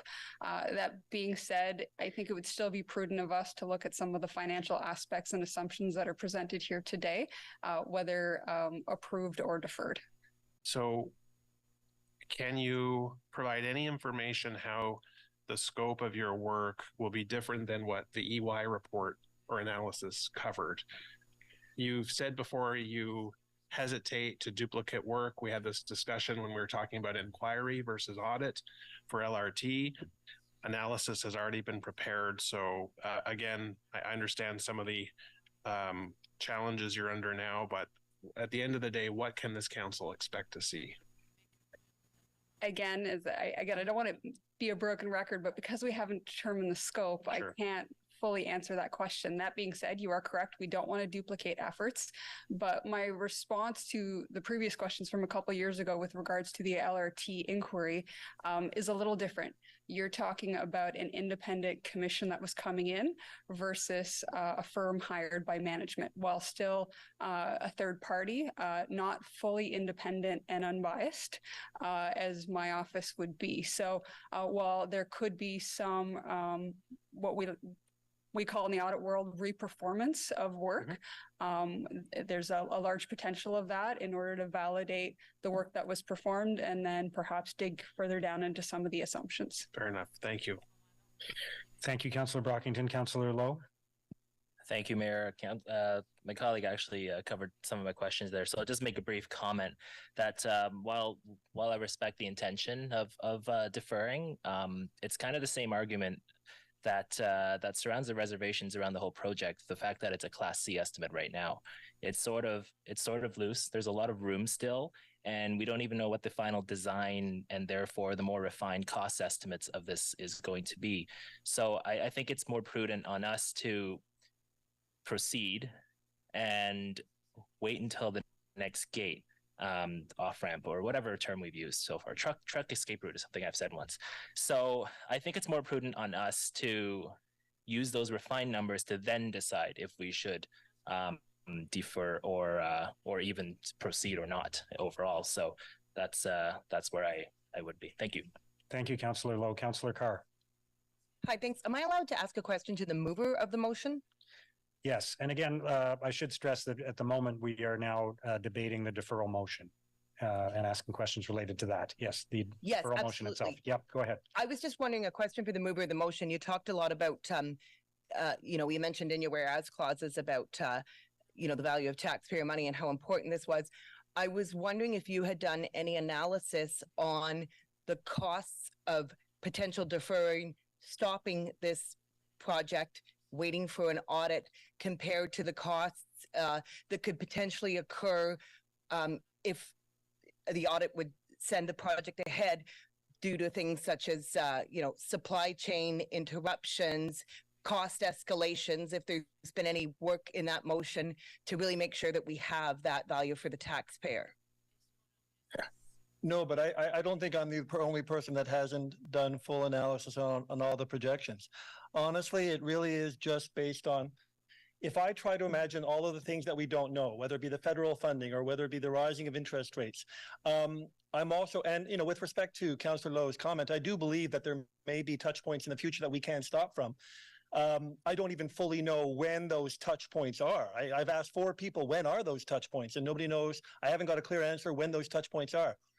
But to a certain extent, one of my concerns is that once we approve anything we approve today, once that train starts moving forward, depending on how heavy that train is and how much force is behind that train, it's really hard to pull it back. So to a certain extent, I don't have, the answer to your question is no, but I just am, I am truly depending on measure twice, cut once. I am very eager to find out. We may have the auditor's report 7 months from now, and the auditor may come in and say, everything is fine, everything is great, and I will feel good about that. Or we may have a report come in saying everything is not good, and I'm really just trying to exercise as much due diligence as I can on something as costly as this.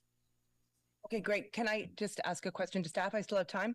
Can we clarify? I know I asked earlier about the next point at which you'd be coming back, the next no-go decision point next summer, when you come back with the detailed design and presumably a Class B estimate. Can you outline when you think, if that was when the next, I think we have one more no-go decision after that. Can you just clarify it better than I could, just so that it's clear? Because I think that's part of the question.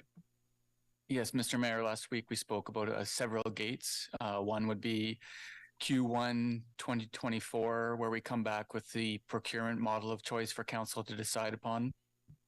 The second gate, the major gate, would be that staff reporting back on the bid acceptance.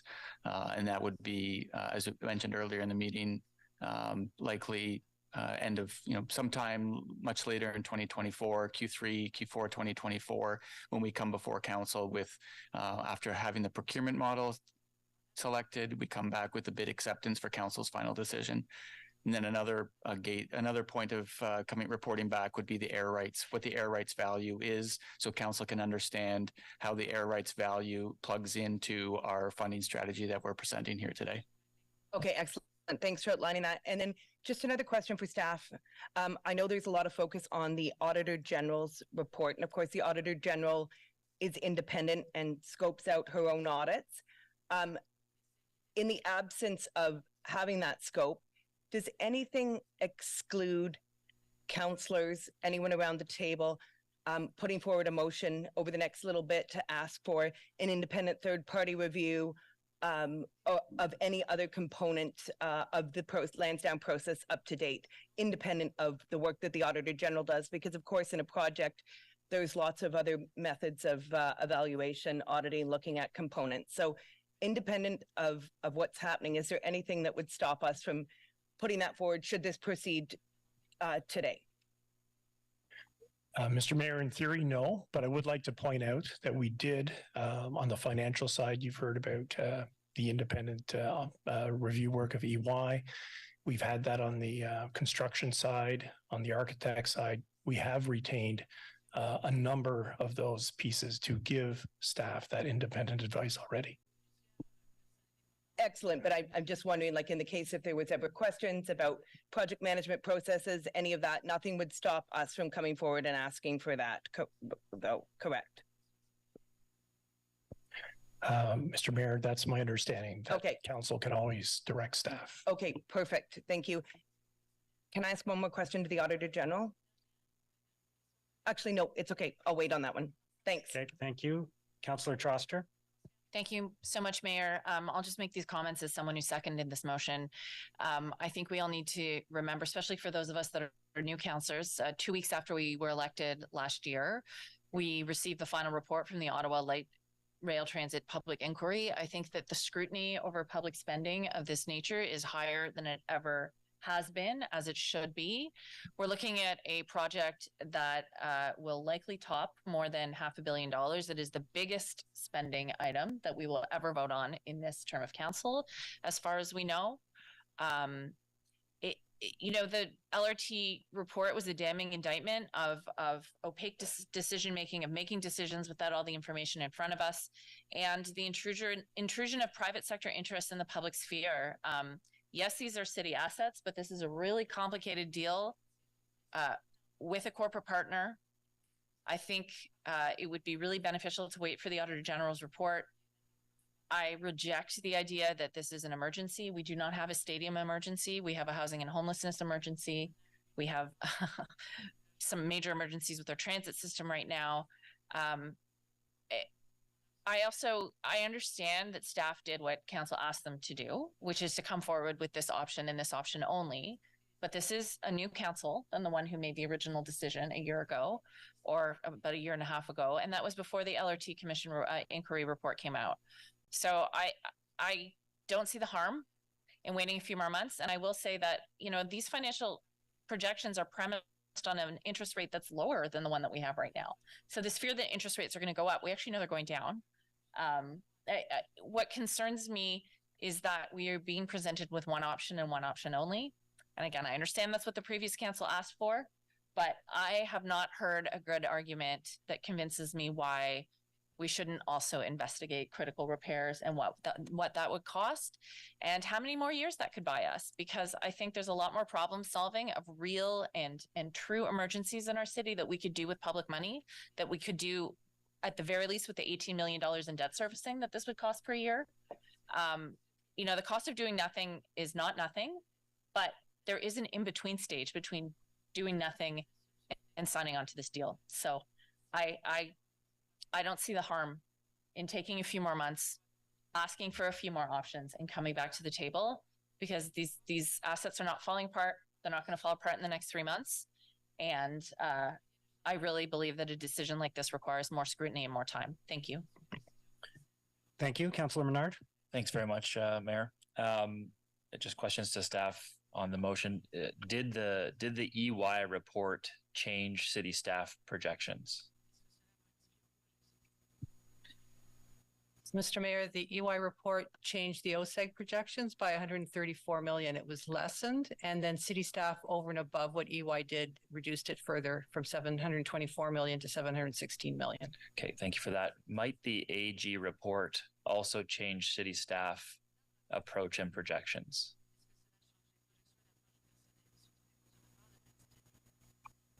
Mr. Mayor, if you indulge me for a second, I think what's important to highlight is that we've done a lot of financial diligence to date. EY was consulted with and used as an expert in terms of the financial model. As Mr. Laurier also referenced, there was also a third-party independence that reviewed it as well.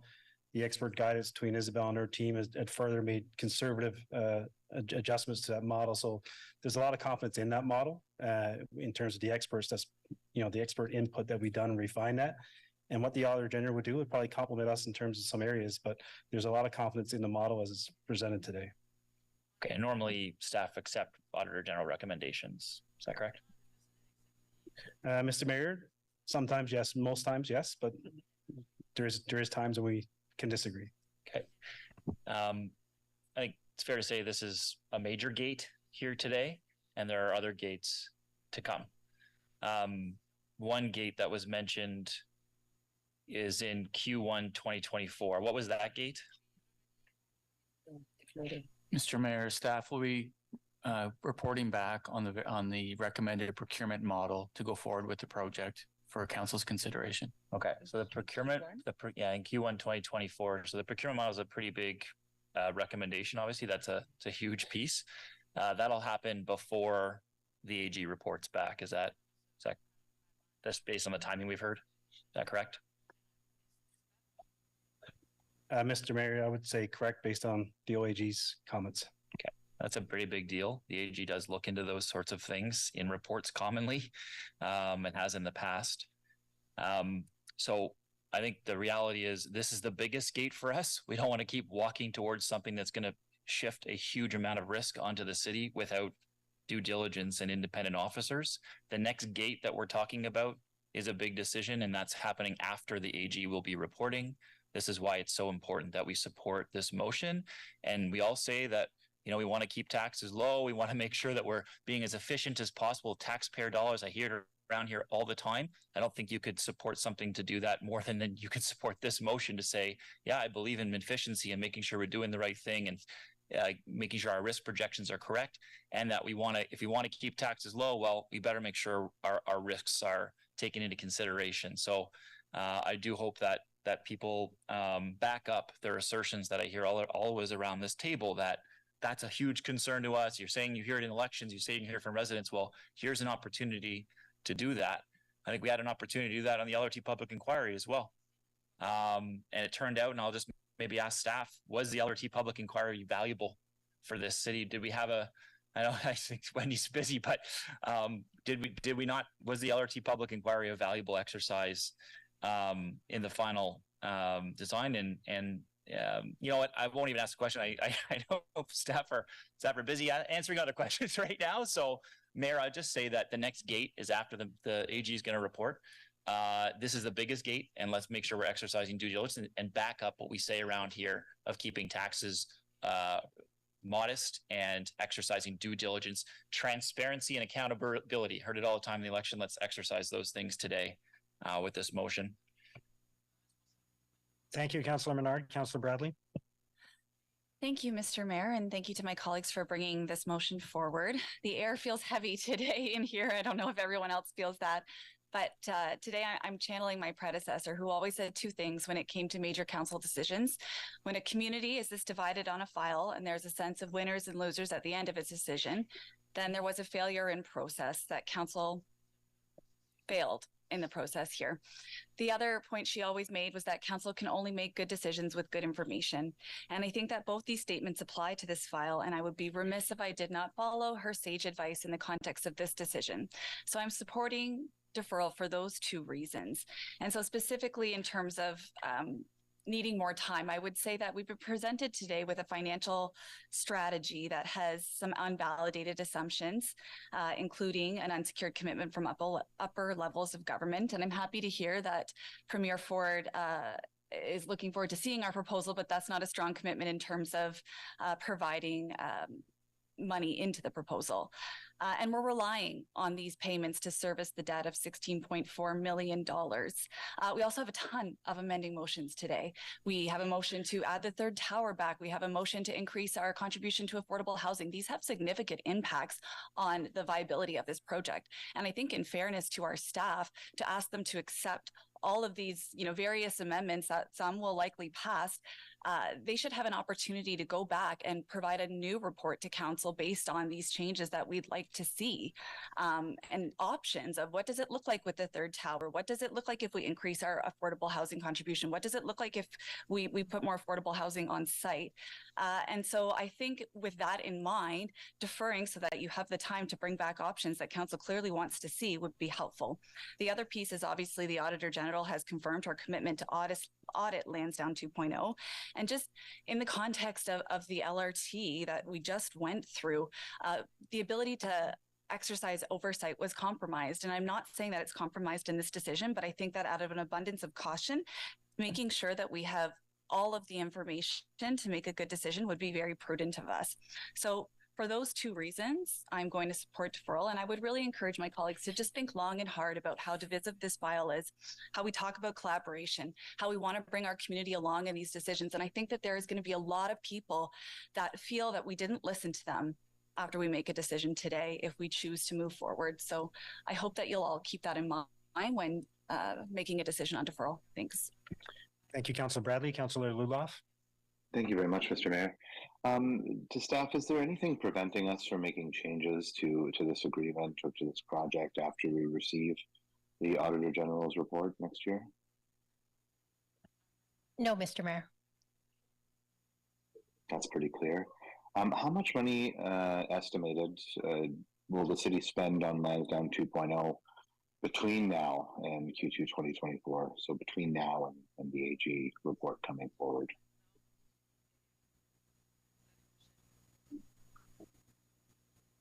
Mr. Mayor, the money earmarked is for mainly the procurement model reporting back. So although there's the 10 million, it's a minimal amount of that to report back on the procurement model through a consultant. Okay. How much extra money do you think this project could cost if we decide to defer and restart again after the AG report is received? Would you say that amount would be higher or lower than the amount of the concurrent activity? Mr. Mayor, I mean, I'll speculate in terms of the knowledge that I have working closely with Tammy and the construction team. You know, 15, 20, 30% price escalation is common. It continues to be common in today's market and supply chain issues.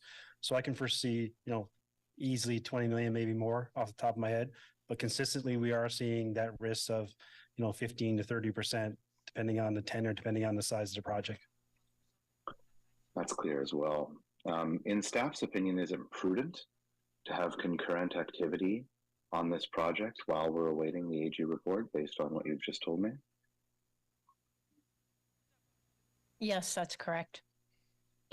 And given that both investigations conducted by staff and by Ernst & Young, does staff believe that a more accurate number that we'll receive, following the AG's report or following a Class A estimation, do you believe that that number will be higher or lower than what's in front of us today? Because it seems as though every time that we refine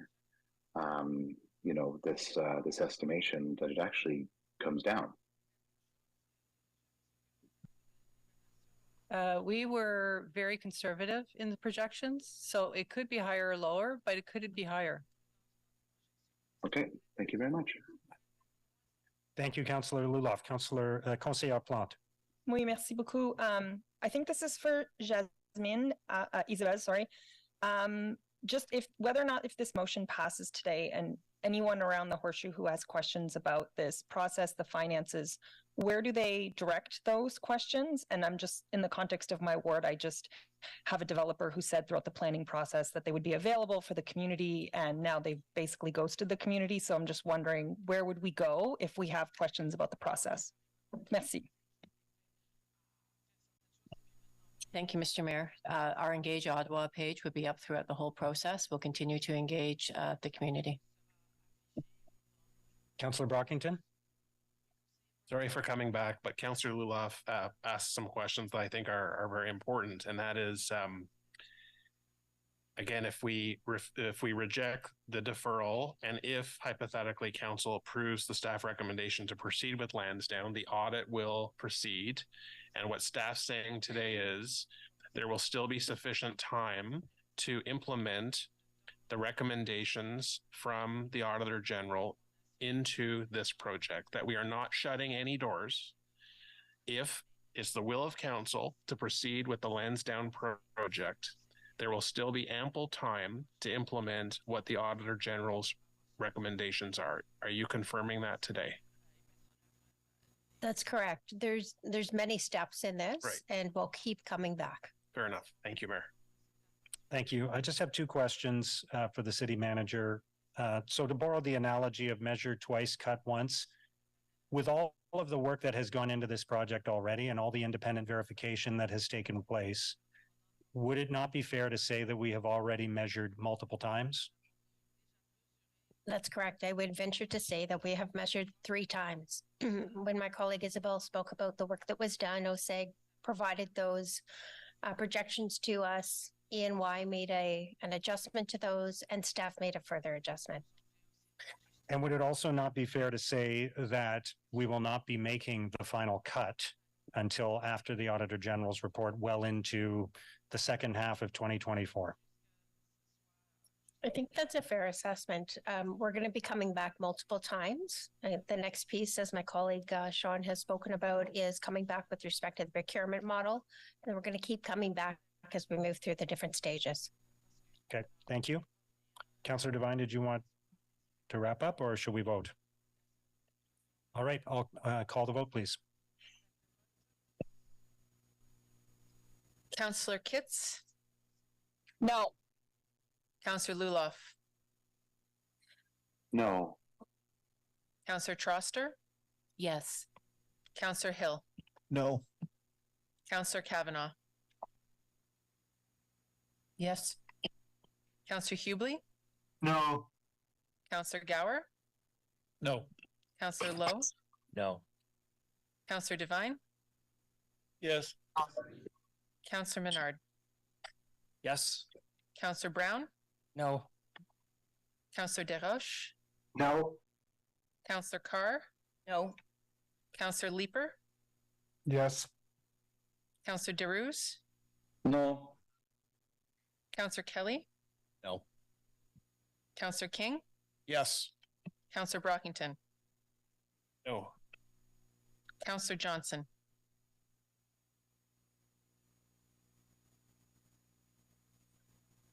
Councillor Curry? No. Councillor Bradley? Yes. Councillor Plante? Yes. Councillor Dudas? No. Councillor Tierney? No. Mayor Sutcliffe? No. 8 yeas, 16 nays. Thank you. Motion is defeated. Let's move on to the first item on the roadmap then, the first motion, which is a motion from Councillor Menard on mitigation plan in the event of an OSEG default. Would you like to introduce the motion? Yeah, so Mayor, just on process, we've got the roadmap. Some motions have changed, some have turned into direction, some have been combined. These are the updated motions that have been sent in. I just want to, I think, make sure we're all on the same if you have an update to this motion, we can present that motion now. Yeah. Mr. Mayor, I believe we have the updated version of this motion. The member can maybe confirm when they're reading it, but we did receive an updated version and it should be on the screen. Okay, thanks very much. Yeah, I'm happy to read it in. Let me just see here. I think what I'll do is I will read I'll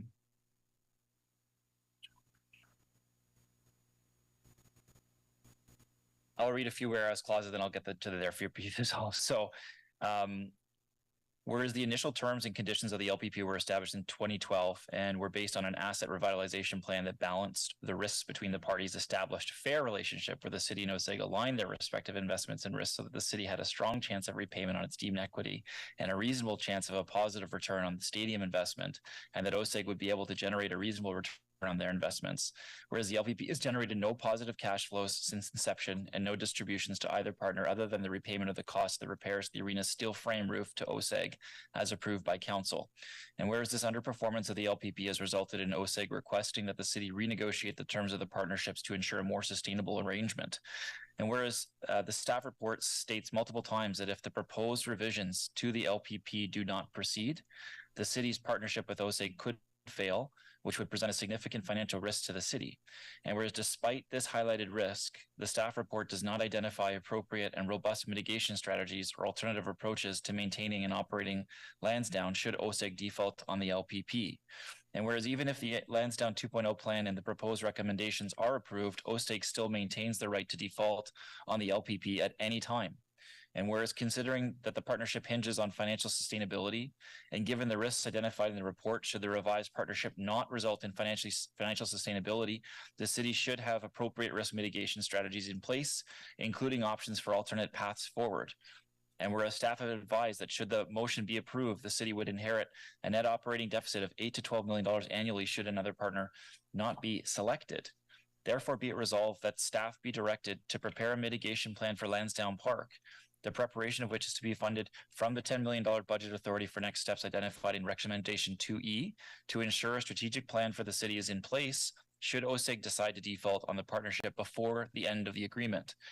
Be it further resolved that the mitigation plan assume continued operation of the Red Blacks and 67s at Lansdowne Park, whether municipally owned, community owned, or privately owned, and include the following. 1, options for A, maintaining and operating Lansdowne Park in-house, using traditional procurement where necessary for contracted services. B, establishing a not-for-profit corporation or board to maintain and operate the park. And C, partnering with an existing nonprofit organization to maintain and operate the park on behalf of the city.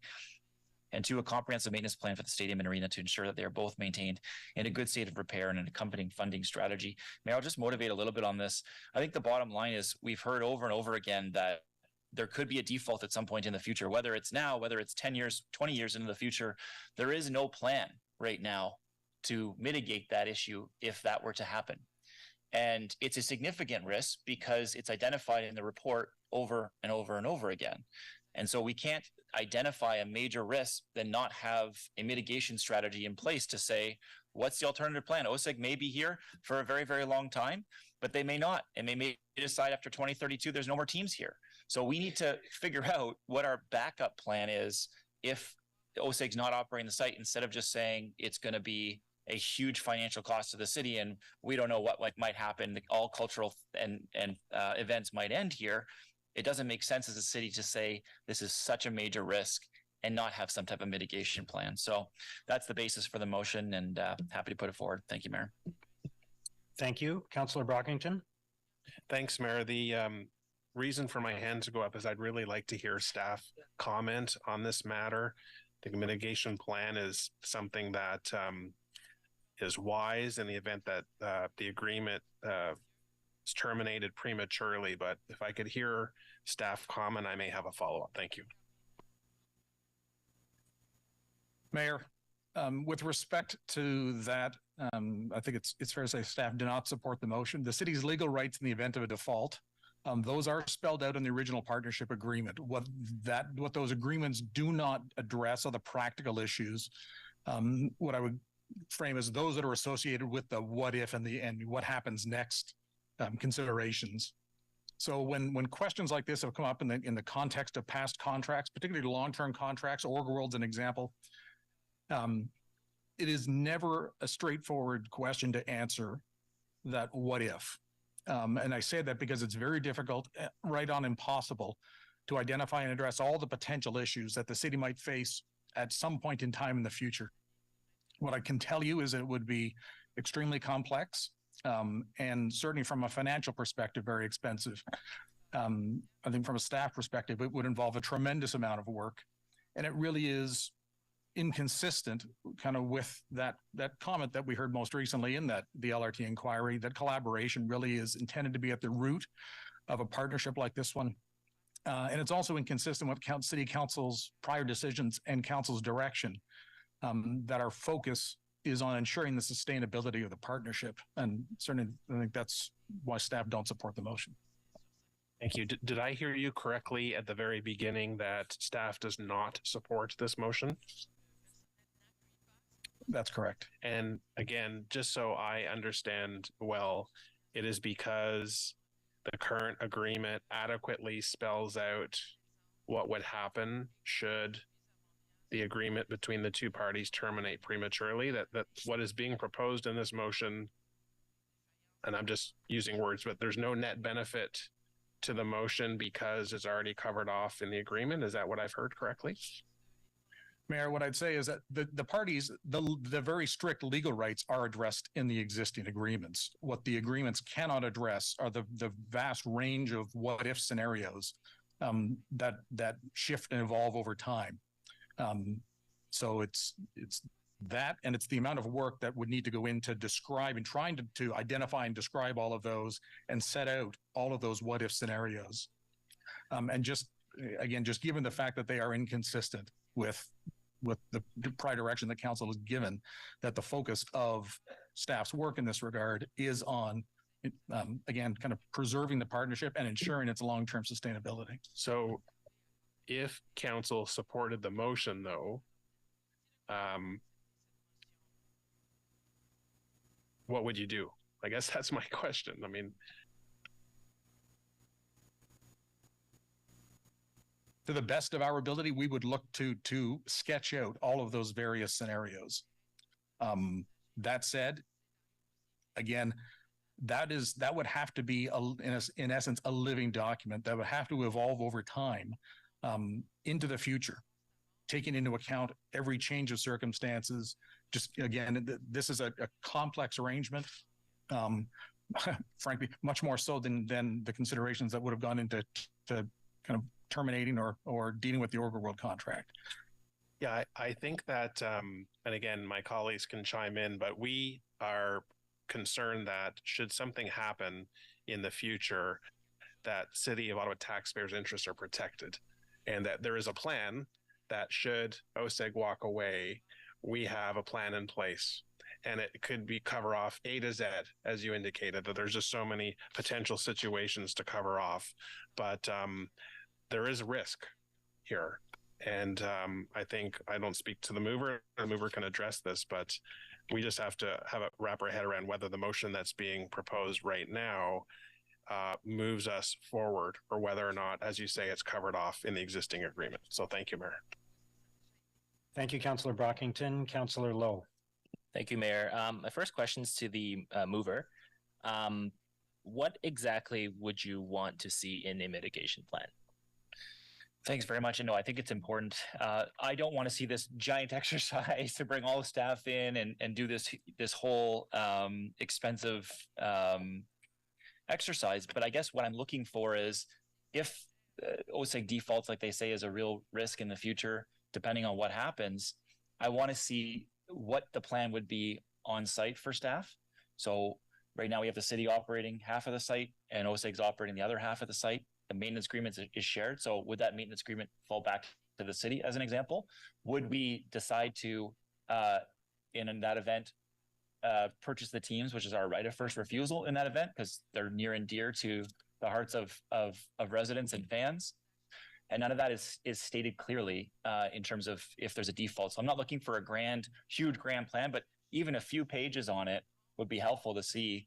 Well, look, what in that event, if that event occurred, we wouldn't want to let the whole site just go to heck. We want to actually maintain it and do a good job of keeping the teams and making sure that they're here in perpetuity, and potentially see about if there's going to be another operator in site, if it's a city, well, let's make that clear of what recommendations our finance staff would have on that. So right now we don't have that, and that's the basics that I'm looking for. Thank you. And my next question would be for staff. And so given that answer there, and given what you said about this needing to be a living document, which we have a few of around the city, do you foresee being able to put something like this, like what's being asked, together in time for the next gate, let's say?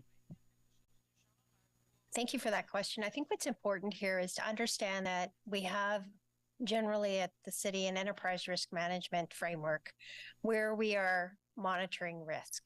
And looking at this project, I mean, this would fall into that framework where we would constantly monitor it. And should there be something identified in terms of a major risk to the city and to taxpayers with respect to this, then we would put that risk mitigation plan in place. That's important. We're constantly looking at that. When I look at, and understanding the motion that we have in front of us today, some of the pieces are a little bit limiting in terms of how we would potentially address it. We would look at all of those options. So I think it's important to note that we are monitoring this on a regular basis. Okay, thank you very much. So the sense that I get from this motion is that while the city has all sorts of legal mechanisms within the agreement to fall back onto if something were to go awry, the fallout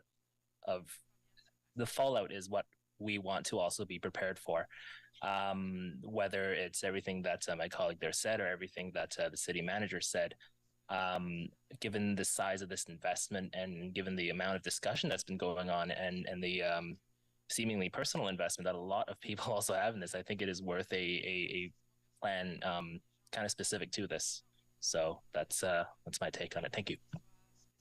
Thank you, Councillor Lowe. Councillor Devine? Oh, your hand isn't up anymore, so okay. Okay, sorry, I saw your hand up before, but it wasn't there anymore. So Councillor Bradley, go ahead. Thank you very much, Mr. Mayor. In doing, as I had mentioned earlier in reference to the 2020 report in December, there was actually a motion that went with that report that asked for just this at that time. It was to look at risk mitigation and to look at options if OSEG should default. We were in a different climate landscape at the time with the pandemic, and there was a real risk that sports and venues and large gatherings might not continue to exist in the same way that they are now. And so that was a motion that was put forward. It failed back in 2020. And I don't know about you, but I wish that we had done that groundwork back in 2020 so that when this report came forward, we weren't just presented with one option and then the cost to do nothing, because I think that's what's really framing a lot of the discussions, is that if we don't move forward today, the cost of doing nothing is massive. And if we had had another option, perhaps it wouldn't assume that we would lose the sports teams. It wouldn't assume that cultural programming would end. It wouldn't assume that the retailers would leave Lansdowne. And so if we had had that foresight back in 2020 to approve that motion, we would have more options in front of us today. My question to staff is around the risk transfer. So we know that Lansdowne 2.0 is inherently more risky to the taxpayer than 1.0. Can we quantify that risk through perhaps the risk matrix? Like, could we quantify how much more risk is in this version of Lansdowne than Lansdowne 1.0? So in terms of financial risk, we did identify that in the report. There's a whole section on financial risks in the pluses and minuses of the property tax uplift, for example, interest rates, all of those items, and also in terms of the projections themselves. So there was financial risks identified, and then the internal rate of return described the sharing of those risks. Because my concern is that right now we say if we don't move forward, the cost of doing nothing, there was a large range. It was somewhere in 100+ million to 407 million. Like it was quite massive. And in that, it assumed that all of those things would end, but we would continue. The life cycle maintenance would now be the responsibility of the city, and operating costs would be the responsibility of the city. So let's fast forward 10 years from now and say we're in a position again where OSEG needs another substantial investment.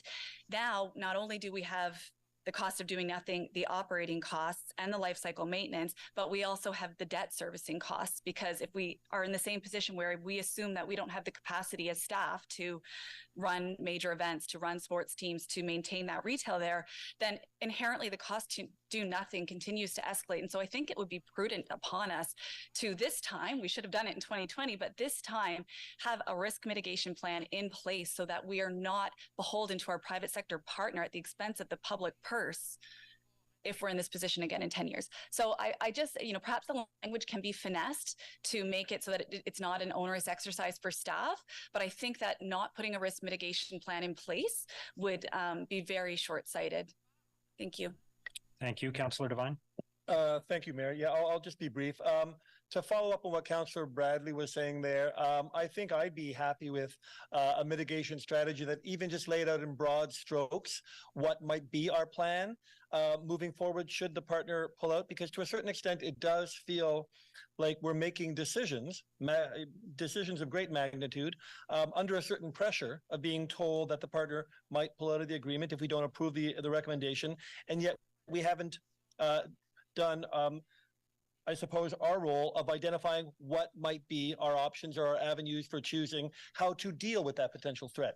To a certain extent, following up on what Councillor Lowe was saying, we don't yet know what the fallout might be. And so I'm supportive of the motion, even if it only just identifies so that we can make better decisions, knowing what might be the consequences of our decisions, as opposed to just fear of the unknown, knowing what our next steps might be should the eventuality that we're dealing with today might pose itself again in the near future. So I'll be supporting the motion. Thank you. Thank you. Councillor Lowe. Thank you, Mayor. Just one thing, if I may suggest to the mover perhaps a friendly amendment to attach a timeline to this, perhaps at the next gate. Yeah, so Mayor, that's acceptable to me, is to attach a timeline that this would come at the next gate in 2024 Q1. It makes sense to have that timeline there instead of just be wide open ended. Okay, thank you. I just have a couple of questions. Does having a contingency plan in place actually protect us in any way?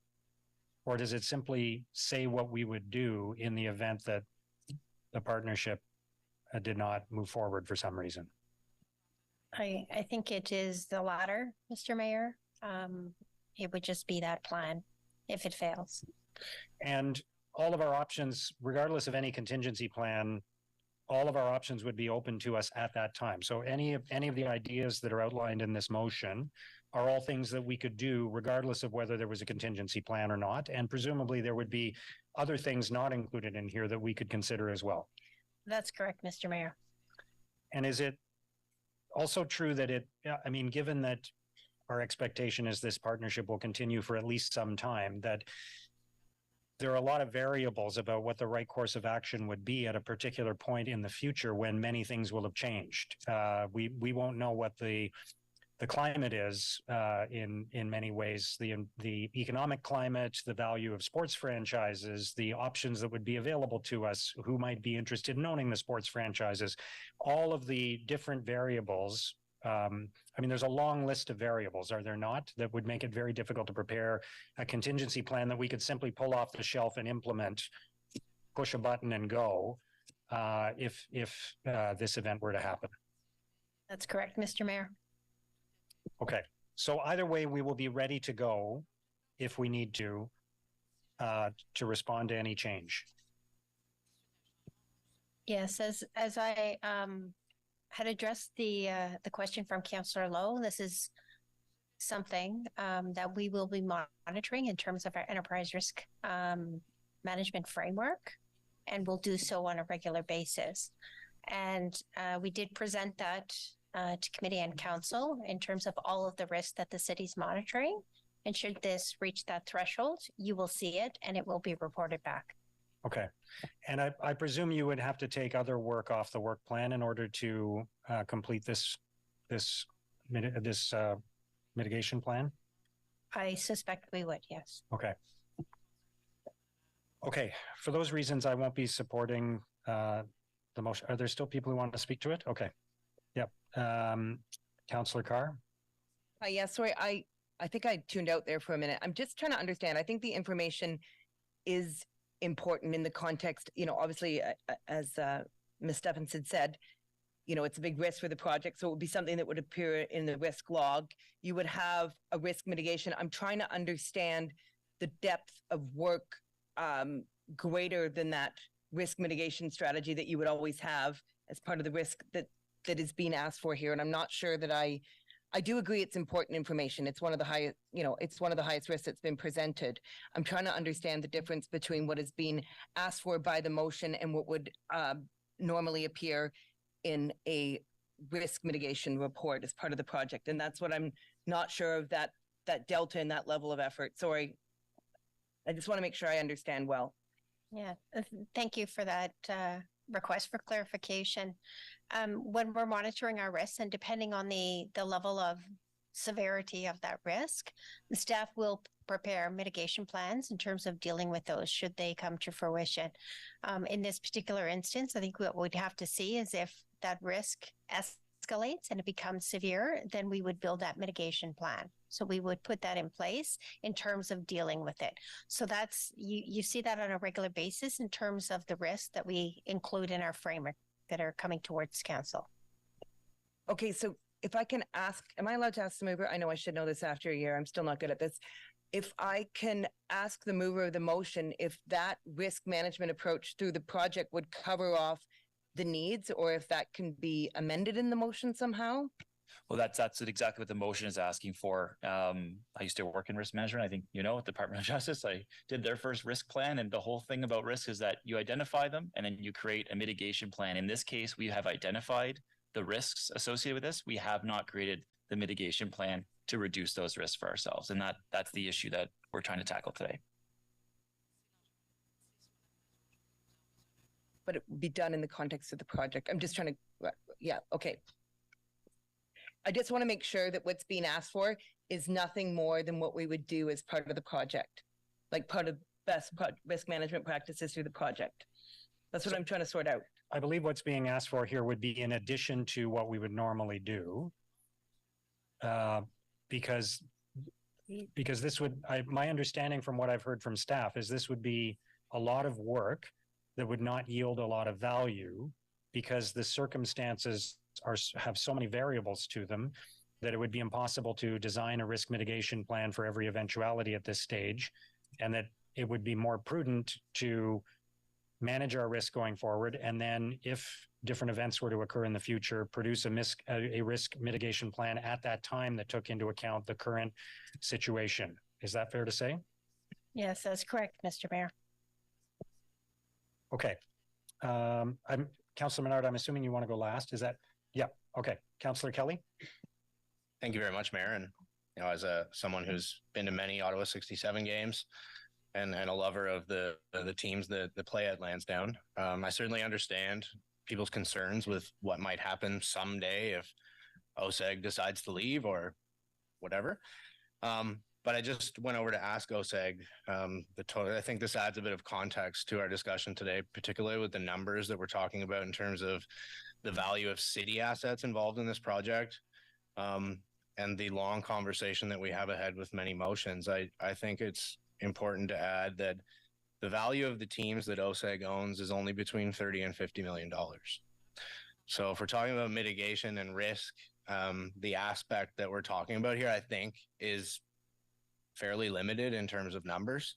It's not necessarily an argument against having a mitigation plan, but I'm just wanted to add some context to that, and that the numbers that we're talking about in terms of the value of the team and what might happen in terms of our risk if the ownership group pulled out is quite low in comparison. Thank you, Councillor Kelly. Councillor Bradley. Thank you, Mr. Mayor. I just want to clarify with staff in terms of the mitigation strategy that we currently have in place. So, Ms. Stephenson, maybe this question's best posed to you. Are you saying that we would only think about how we would continue to make Lansdowne a vibrant public place in terms of if our staff will continue the programming, if we'll exercise our option to purchase the team as we have first right of refusal if OSEG leaves? When OSEG said they're defaulting, like we wouldn't have any kind of strategy in place, because I mean, obviously we want this partnership to be successful, but OSEG has said on a number of occasions through the report that if this partnership is not financially sustainable, they will have no choice but to default. So it's OSEG that has said that this is a risk for them in their organization. So that to me would trigger on our end, okay, you know, we're going to do everything we can to make this financially sustainable, which is why you brought this report forward. But because they've identified it as a risk, and there's no guarantee that this is going to create financial sustainability in the partnership, we don't think of this, because like in the report today, it doesn't have any plan for us to exercise our option for first right of refusal to purchase the team. It just says the team will go, the retail will close, cultural programming will stop. So at what point in our current mitigation formula, risk management formula, does it trigger some thought about how we would continue to make Lansdowne a success? That's the point where I was speaking about monitoring the risk as we move through this, whether it be year over year through the term of the partnership.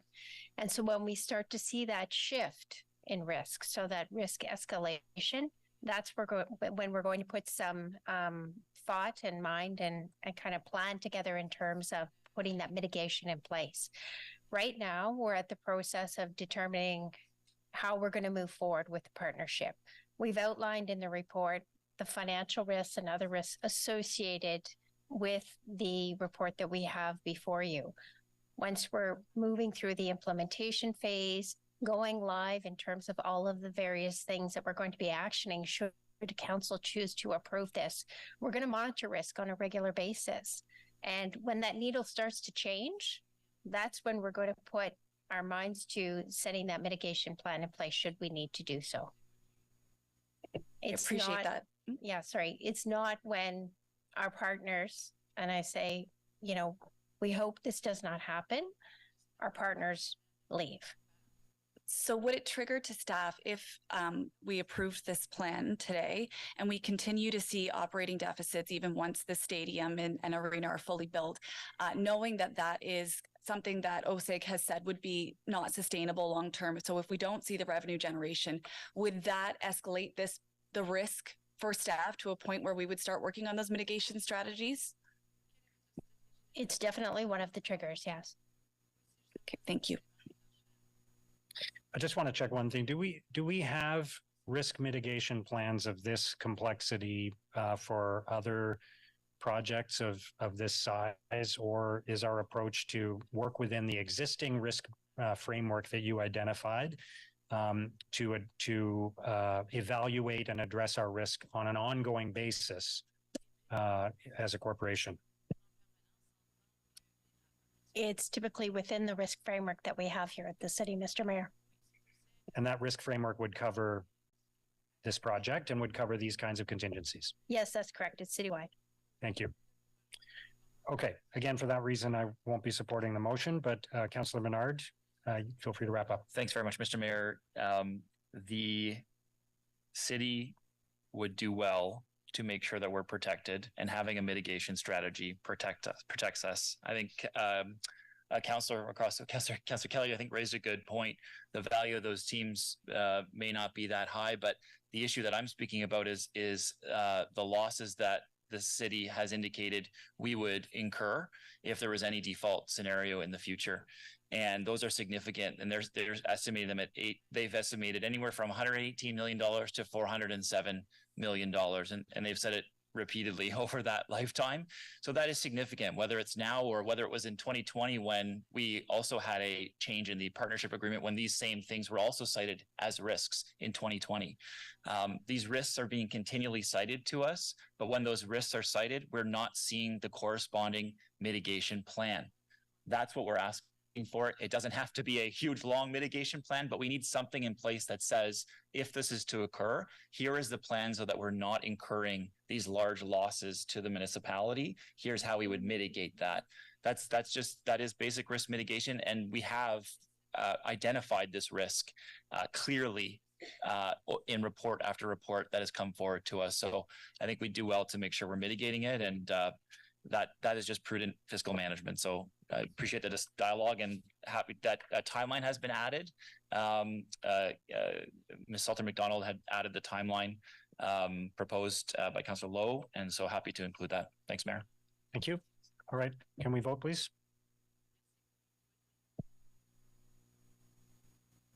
Councillor Kitts. No. Councillor Luloff. No. Councillor Troster. Yes. Councillor Hill. No. Councillor Kavanaugh. Yes. Councillor Hubley. No. Councillor Gower. No. Councillor Lowe. Yes. Yes. Councillor Devine. Yes. Councillor Menard. Yes. Councillor Brown. Yes. Councillor DesRoches. No. Councillor Carr. No. Councillor Leeper. Yes. Councillor DeRose. No. Councillor Kelly. Yes. Councillor King. Yes. Councillor Brockington. Yes. Councillor Johnson. Yes. Councillor Curry. No. Councillor Bradley. Yes. Councillor Plante. No. Councillor Dudas. No. Councillor Tierney. No. Mayor Sutcliffe. No. 12 yeas, 13 nays. Okay, motion is defeated. We'll move on to the next item, which is the Kavanaugh Menard motion on a green roof. Would you like to introduce that motion, Councillor Kavanaugh? Thank you very much, Mr. Mayor, and thank you to Councillor Menard for seconding it. This was originally in the proposal to have a green roof. This is to make up for the fact that they're losing green space with the Toboggan Hill leaving. This is a compromise. This is not an area for walking on as a public park as we would have really, really liked. but to be conscious of cost saving, we're focusing on the biodiversity. We're focusing on mitigating the heat island effect. So these were the options, and in terms of the cost, and so this is something that was considered an expense. We're going for something that's lower cost, but would be very, very helpful just to the overall project. I'm very concerned that Lansdowne Park is called a park without very much green space. We need to fix this. I think this is well worth it, and I hope that you'll support me. This is something that will be help with our climate change goals, and we've seen that over 4,500 residents have supported this in a petition.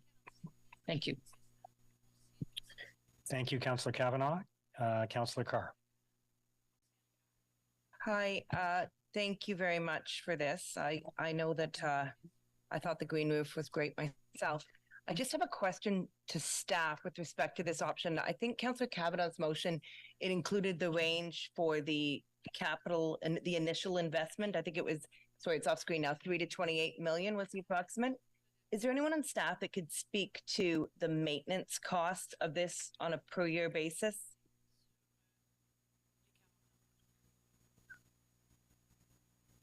Mr. Mayor, we haven't detailed maintenance costs, but this is the lower end version of maintenance, because the way the motion is worded, it's the plantings are in removable trays, so it would be on the lower end, but we haven't costed maintenance. Okay, so the motion itself is just okay that it be approved and that the directed to study the feasibility of it. But if this motion was accepted, we would be granting that that additional budget authority for that green roof at this time. Like, would we have the option next year to remove it? That's what I wanted to understand.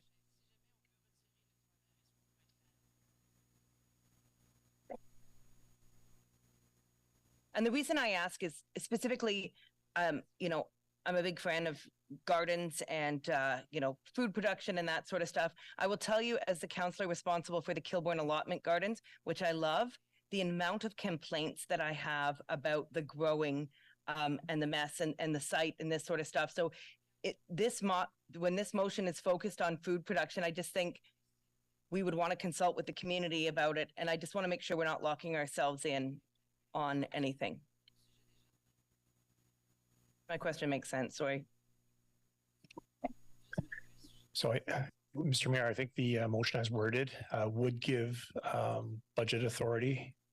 It would also direct staff to investigate that further. And then at one of the further gates, if the costs were too high or significantly high, or they could be removed by council. But as drafted, it would add a cost to the budget authority that's not planned for as part of our financial strategy today. Okay, so it would add additional costs. Okay, are staff supportive of this motion? Well, while we don't object to the concept of a green roof, it is not consistent with the financial strategy and would add debt financing cost to the project. I may put my hand up in a minute. Thank you. Thank you. Councillor Menard. Thanks very much, Mayor. I did want to just speak about how loved the green space is at Lansdowne. There's that berm that is there is actually well loved, well used by sports fans alike, with tobogganers, as well as people that just are, you know, throwing a frisbee around or enjoying that space for a city folk concert. It is constantly utilized, and with the plan in front of us, there's a potential loss of 58,000 square feet of green space. And I guess I'd ask all of you, if that was happening in your you know, public park that you have, you're losing all that green space. I'm sure, you know, your residents would be outraged or concerned.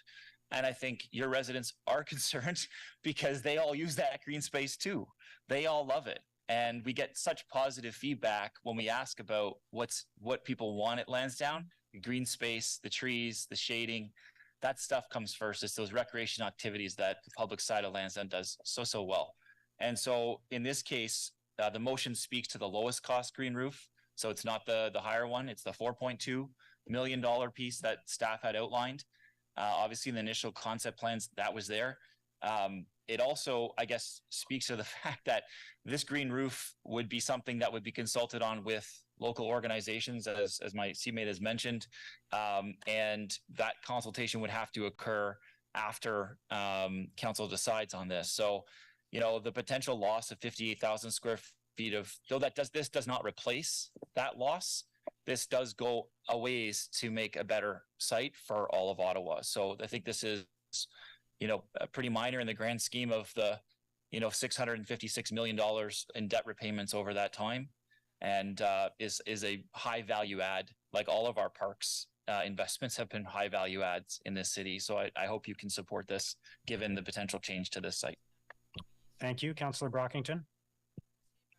Thank you. Can staff just explain what the 4.2 million comprises? I'm not overly familiar with green roofs, but I'm trying to wrap my head around the cost. The Ottawa Hospital, in the construction of the new Civic, recognizes that their location is taking away green space. They're doing a green roof, pretty elaborate of what they envision on top of that. But what do we envision this green roof on top of a hockey arena will look like? Do we expect people to go up there?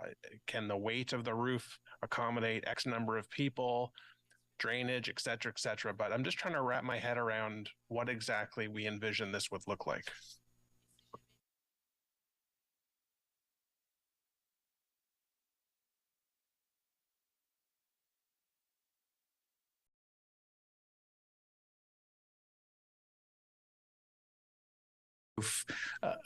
That would have the plantings in them. And a great example is the Barclays Center in Brooklyn has a tray sedum roof where these things are modular and put into place. So this is not accessible to the public. Okay, and the net benefits of having this type of roof are what? It deflects heat, solar, it helps with cooling of the actual building, also provides opportunity for foliage, oxygen production, that type of benefit? Yes, Mr. Mayor, this is an option that I guess has the lower end of benefits. I mean, it would provide those benefits you provided, as opposed to the higher end of more deeper soil green roof, which is one reason why staff aren't supportive, because there's other things we can do with the roof in terms of solar or other things that we could look at if we did not do this. So for new buildings that get built in the city of Ottawa, what are our priorities for what happens on top of the roofs with respect to environmental initiatives? Mr. Mayor, as part of any roof replacement, it is something that we would consider whether or not it would be a good candidate and whether there's money in the budget for that expense.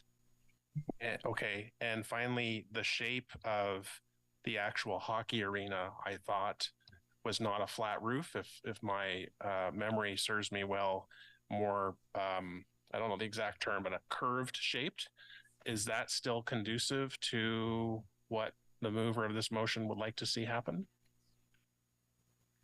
Mr. Mayor, we have not gone forward through detailed design of the event center. So this is something that we would put into the budget, and after the first gate, we would have a procurement model, and we would go out and detail design the event center and work this into that design with whoever we work with. Would this motion trump the design of a hockey arena? Mr. Mayor, staff explored this, and this is feasible. This can be done on the event center, even with a curved shape to it. Whatever the shape needs to be, we can work with this motion, and we can work with this type of roof system. Okay. Thanks very much. Thank you, Councillor Brockington. Councillor Devine. Thank you, Chair. So as I understand it, the current motion on the table is to recommend the most affordable version of the green roof, which I understand to be 4.3 million or 4.2 million. How would that play out in terms of the annual debt servicing costs? Because right now the annual debt 16.4 million. How much would that play out annually? Like what would it would increase from 16.4 to? Mr. Mayor, that's 225,000 annually. 225,000. Okay. So when the question was posed to staff before, does staff support the green roof? The answer we got back from Mr. Herwire was in how it lines up with the current financial strategy. No, we do not support, because it sounds like the current strategy is predicated primarily on the financial sustainability of the partnership. Given that this was from Lansdowne 2.0 to Lansdowne 2.1, this was a big compromise that the city felt painfully, the loss of the green roof. May I pose the question differently? In terms of where the green roof, and I understand that in 2.0, it was not ever a guarantee, but it was certainly there in the full color renderings. And that's what the public understood it to be. And people were excited by it. And now it's not there in the full color renderings. But given where a green roof may align with public benefit, countering the loss of green space, and our term of council priorities in terms of a city that is livable for all, that is green and resilient. So in terms of meeting our term of council priorities, and in terms of the low impact cost of this, would staff say that the return of the green roof is in the best interest of the city?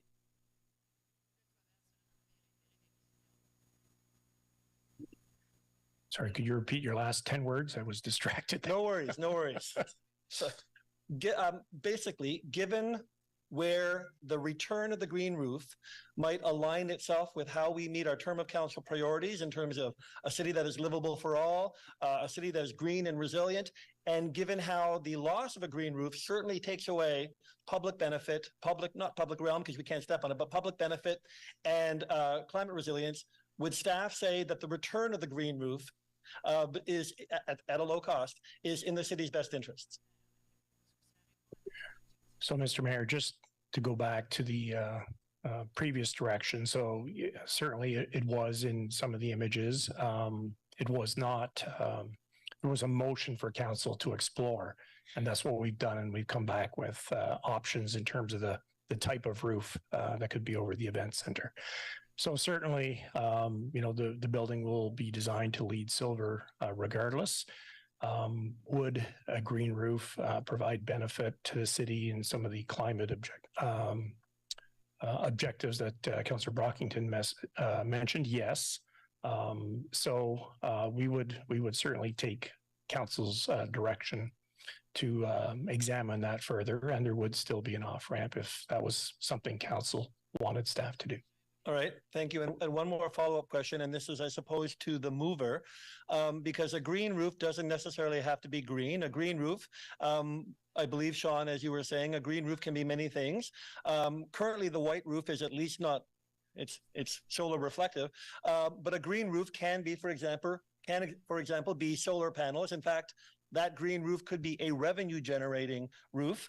It would be lovely if we walk away from this process with a few innovations that we can, point towards. Would the mover of the motion be amenable to exploring a further option, whereas a green roof might include an innovative solar array that could, win some money back of what we're spending? I would be in favor of looking at that option as well. That is actually a positive thing that could be a moneymaker in the long term, and perhaps it would power the entire site. I don't know what that's obviously something that we've already said staff be directed to study the feasibility, that could be included in terms of the feasibility studying. Well, of course, powering the whole site depends on how many people go to the site in the first place. So Chair, I'm not sure how this goes, but if there is a possibility of, if the mover is amenable to it, I'm not sure if this is a direction, but if the green roof passes as a whole, I'm happy with that, but I'm not sure if there's any tension to it. How do we add the option of exploring what might be other options for a green roof, including a solar array? Aren't staff already going to explore the option of putting solar panels on the roof? Is that not already happening? I thought the motion was on. Mr. Mayor, just conferring with Ms. Rose, and as part of our LEED Silver process, that is something we would explore. It's not explicit at this point. Right, but you would explore it? Yes. Okay, so it's already happening. I don't believe that's necessary if they're already exploring.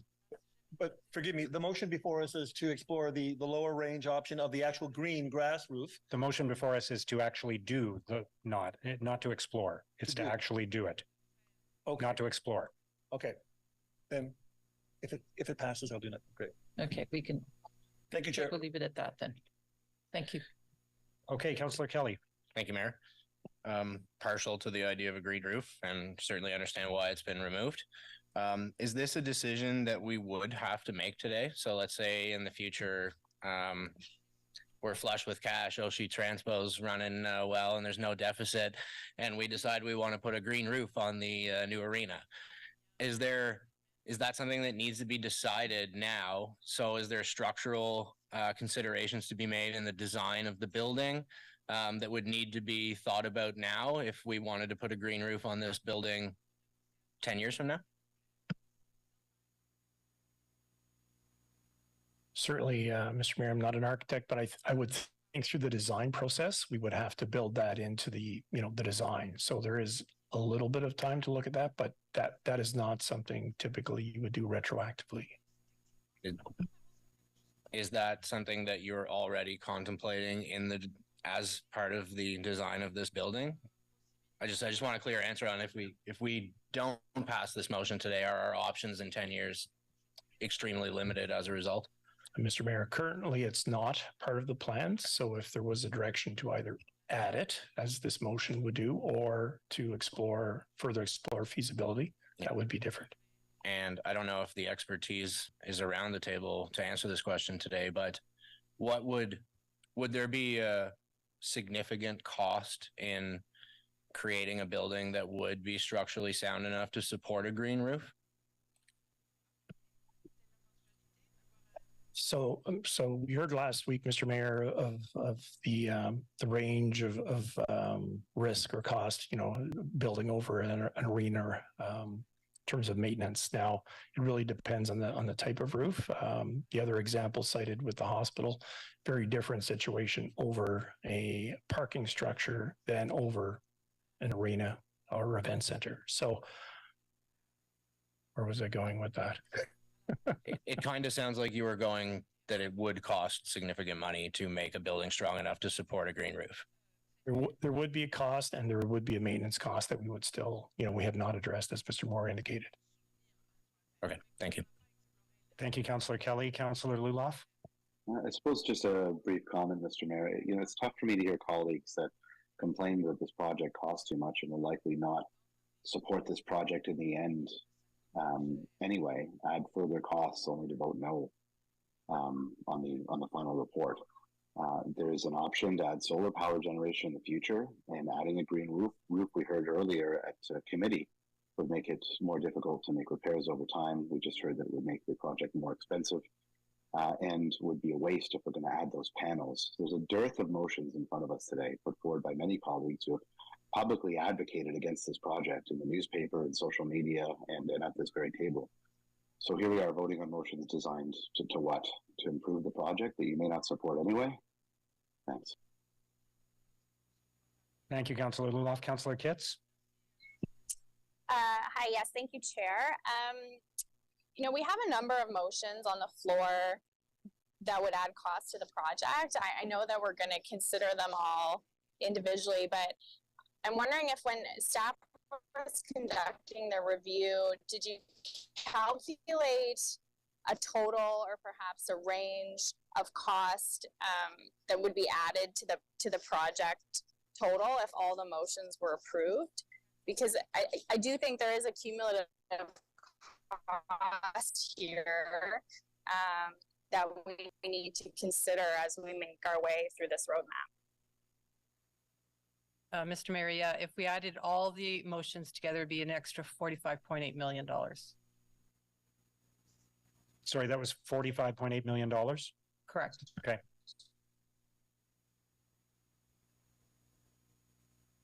Okay, thank you. Thank you, Councillor Kitts. I just had a few quick questions here. So just to be clear again, this would not be usable space. Is that right? That's correct. And there would be, in addition to the cost of building the green roof, there would be an annual operating cost that we don't know at this point. Is that correct? That is correct, Mr. Mayor. And is it also fair to say that we could take the money that we're talking about today and invest it in green space somewhere else in the area or in the city that would be usable green space and have more value to the people of Ottawa? Yes, Mr. Mayor, that potential would exist. Yeah. And the city staff are going to look at a scenario where of putting solar panels on the roof anyway. Is that accurate? Yes, Mr. Mayor. Okay. And staff are not supporting this proposal because of the added cost and because the cost benefit analysis, the benefits that we would get from this investment are not worth the cost of investment of the additional cost that we would be adding to the project. Is that right? Yes, Mr. Mayor, the additional cost and the cumulative impacts, as Ms. Jasmine pointed out, are of concern. Okay. So again, I'm not opposed to the idea of looking at this or having solar panels or having other options for the roof, but it sounds like this is not good value for money. So for that reason, I won't be supporting the motion. Councillor Kavanagh, I don't know if you wanted to say something to wrap up. Thank you, Mr. Mayor. We've seen other major event centers, including Fenway Park in Boston and Target Center in Minneapolis, integrate hydroponic gardens onto their limited green roofs. This is something that is very positive for food production. In terms of putting green space somewhere else in the city, I think you're missing the point that Lansdowne Park has not been much of a park and that we need the green space there. That's where it belongs. And that is why this proposal has been put forward. And it would have been nice to have it so that it was walkable but we went for the lower cost project that would at least be part of food production and possibly a pollinator garden. But I still think that we have to think beyond dollars in this case and think in terms of our goals for climate change and how important it is that we remember that those are the commitments that we have made. Thank you. Thank you. Can we have the vote, please? Councillor Kitts? No. Councillor Luloff? No. Councillor Troster? Yes. Councillor Hill? No. Councillor Kavanagh? Yes. Councillor Hubley? No. Councillor Gower? No. Councillor Lowe? No. Councillor Devine? Yes. Councillor Menard? Yes. Councillor Brown? No. Councillor DesRoches? No. Councillor Carr? Yes. Councillor Leeper? Yes. Councillor DeRuse? No. Councillor Kelly? No. Councillor King? Yes. Councillor Brockington? Yes. Councillor Johnson? Yes. Councillor Curry? No. Councillor Bradley? Yes. Councillor Plante? We. Councillor Dudas? No. Councillor Tierney? No. Mayor Sutcliffe? No. 11 yeas, 14 nays. Okay, thank you. We'll move to the next item, which is a motion from Councillor Menard on the north side stands roof, I believe. Yes, thanks, Mayor. And I'll just start by, I'll read in the therefore be it resolved that the Lansdowne 2.0 proposal and financial plan be altered to include a roof over the north side stands similar to the roof over the existing stands, and that the cost of the roof be included in the project debt for Lansdowne 2.0. I will just comment that the proponents have talked about there's other variations of roofs that could go on this that are not necessarily of huge cost. Staff have calculated a cost. I understand there could be a much lower cost. I'm agnostic to the type of roof. I guess what I'm responding to here, Mayor, and let me address the comments that have been made around the table around the project cost, because I think it's important.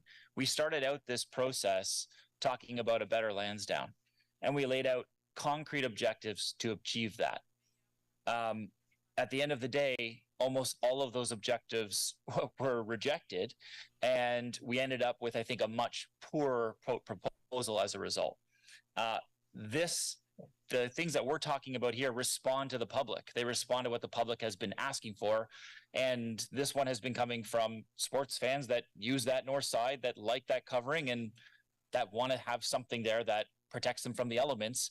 And having sat there when you are protected from the elements and it's pouring rain or it's snowing, it's helpful. It's nice to have it. So this is responding to what the public has talked about in the plan. And all along, we've been trying to improve that plan. When this plan got derailed, though, and it became a worse plan, it's not something that I think a lot of people wanted to support, including the public. I don't think the public's on side of this when you talk about the cost overall of doing all of these initiatives for this so-called sustainability of the plan. So the reason why this motion is coming forward is to respond to the public and what they've been saying.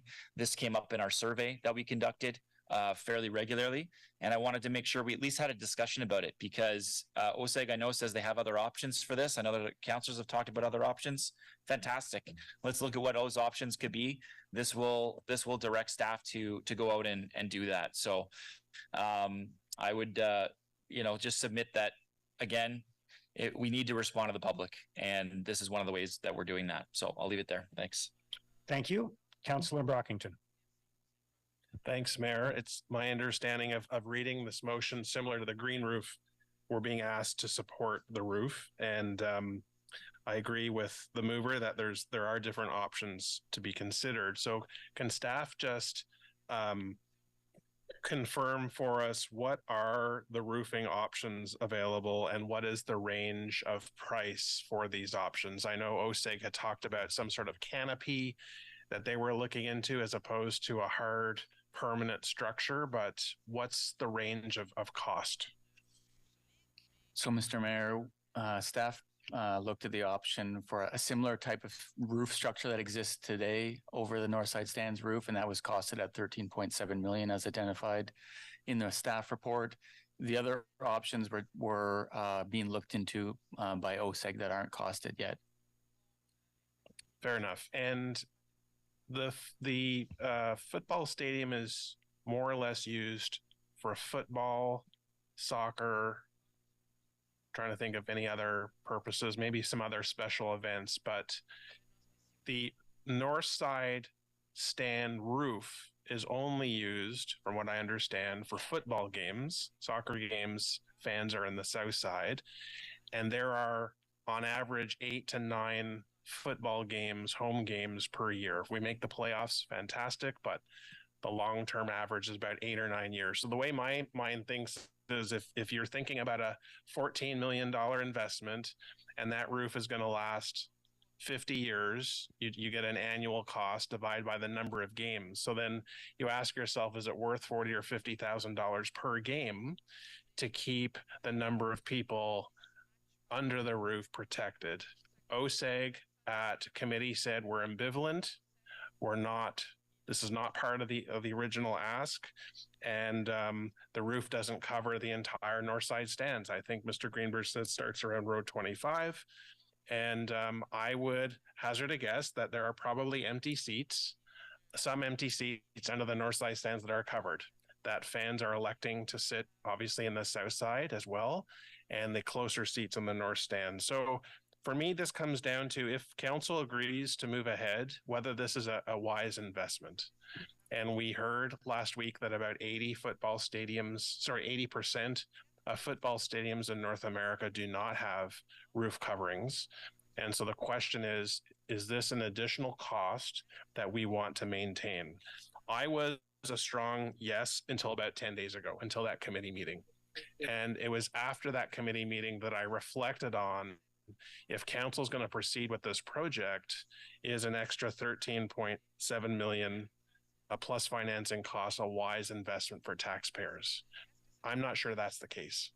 So I'm certainly willing to listen to additional debate, but I don't think I'll be supporting this motion. Thank you, Councillor Brockington. Councillor Luloff? I tend to agree wholeheartedly with Councillor Brockington. During the committee meeting, just remind me of staff.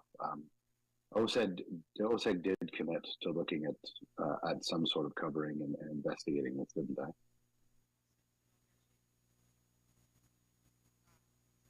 Sorry, was that a question or a comment? It was a question. Yeah. During that committee meeting, didn't OSEG commit to taking a look at the possibility of adding some sort of covering? They mentioned that there was, I believe that they mentioned that there was quite a bit of technology out there that wouldn't, add to the additional weight and load bearing of the structure, which could add to additional cost. Is my memory serving me right? Yeah, there? I remember some discussion about that, but did OSEG agree that they would look at options? Mr. Mayor, yes, they're looking at lower cost options that could be put within the project budget. Okay. Okay. So this is already happening. Okay, thanks. Thank you, Councillor Luloff. Councillor Hill? I guess just in line with those two interventions, I would ask perhaps if the mover would be willing to look at this motion from the perspective of a minor amendment to direct staff to work with OSEG to look into options for north side shading as opposed to directing them to include that in the program. Yeah, that would be acceptable. So it's a direction, not a motion? Okay. Thank you. So we're amending the motion now, rather than say that the plan be altered to include a roof and that the cost of the roof be included in the project, that instead we're saying that staff be directed to work with OSEG to find options or to look at options, consider options. Consider is a good word. Consider options. Yeah. Okay. And thank you to Councillor Hill. That's a good suggestion. Okay. So is everyone okay with that? Do we need a recorded vote or? Carried. Carried? Okay. Thank you. Next item is Councillor Menard, a motion on limiting bidding on air rights. Thanks, Mayor. I think I just want to have a discussion about this and was worried we wouldn't have the fulsome discussion without a motion. But so I think I'll go into the therefore be it resolved. I can see them here, and then I'll just maybe pose some questions to staff instead. But so it's therefore be resolved that none of the following entities be permitted to bid on the sale or lease of air rights for Lansdowne 2.0 any party with OSEG consortium, any entity that is owned in whole or part by these parties, and any entity that owns in whole or part any of these entities. And I actually will read one of the whereas clauses, and it's just that they've whereas fairness and the appearance of fairness in procurement requires that any entity that played a role in developing a proposal for public procurement be precluded from bidding on that proposal, lest there be the appearance of wiring the procurement request in favor of the partner who assisted developing the request. I think what I want to get at here is this is valuable real estate. It's some of the most valuable real estate in the city. Staff have said it's harder to develop affordable housing here because of how valuable the real estate is. So what is the staff process to ensure? We know that in the first Lansdowne 1.0, the partners did get the real estate on site. So what's the staff process beyond like a fairness commissioner? But what's the process to ensure fairness here and make sure that we're not doing this in haste or in any way that could be perceived as a conflict of interest? Thank you for the question, Mr. Mayor. So the ERP process is an open and competitive process. First of all, it would be consistent with the city's procurement policy, and we have retained a fairness commissioner to ensure everything is consistent with the city's policy, open and transparent. So my response would be that, as we discussed at committee, given it is an open and competitive process, staff would not recommend limiting bidders. The more competitive the process, the better value the city can obtain for the air rights. Okay, and I know you can't I guess, reveal who did the REOI process? Well, maybe you can clarify if you can or not. I wasn't clear on that. But were there bidders outside of partners within the consortium that did submit on that? I can't disclose names, but there were bidders outside of the okay, those that have ties. Okay, that's helpful. And then in terms of the criteria for those bids, it'd be helpful for probably councillors to understand a bit more about this. Is it just highest bidder on the air rights wins, or how are you assessing the criteria of those bids that'll come in for those air rights? I'll see if Mr. Rogers would like to weigh in, but certainly the highest bid would be a significant factor, but there are other criteria in the bid. We've talked about some of them already in terms of, green initiatives. I think there's other motions that may come forward that speak to that. So it's a competitive process. I don't know if Mr. Rogers wants to add anything to that. Yeah, Mr. Mayor, I also have my Chief Procurement Officer online as well, Will McDonald, that can speak a little bit more details. But highest price is not always the sole purpose or sole winning weight that's in it. There's multiple different factors that goes through the procurement process, and Will can kind of speak to some of those criteria.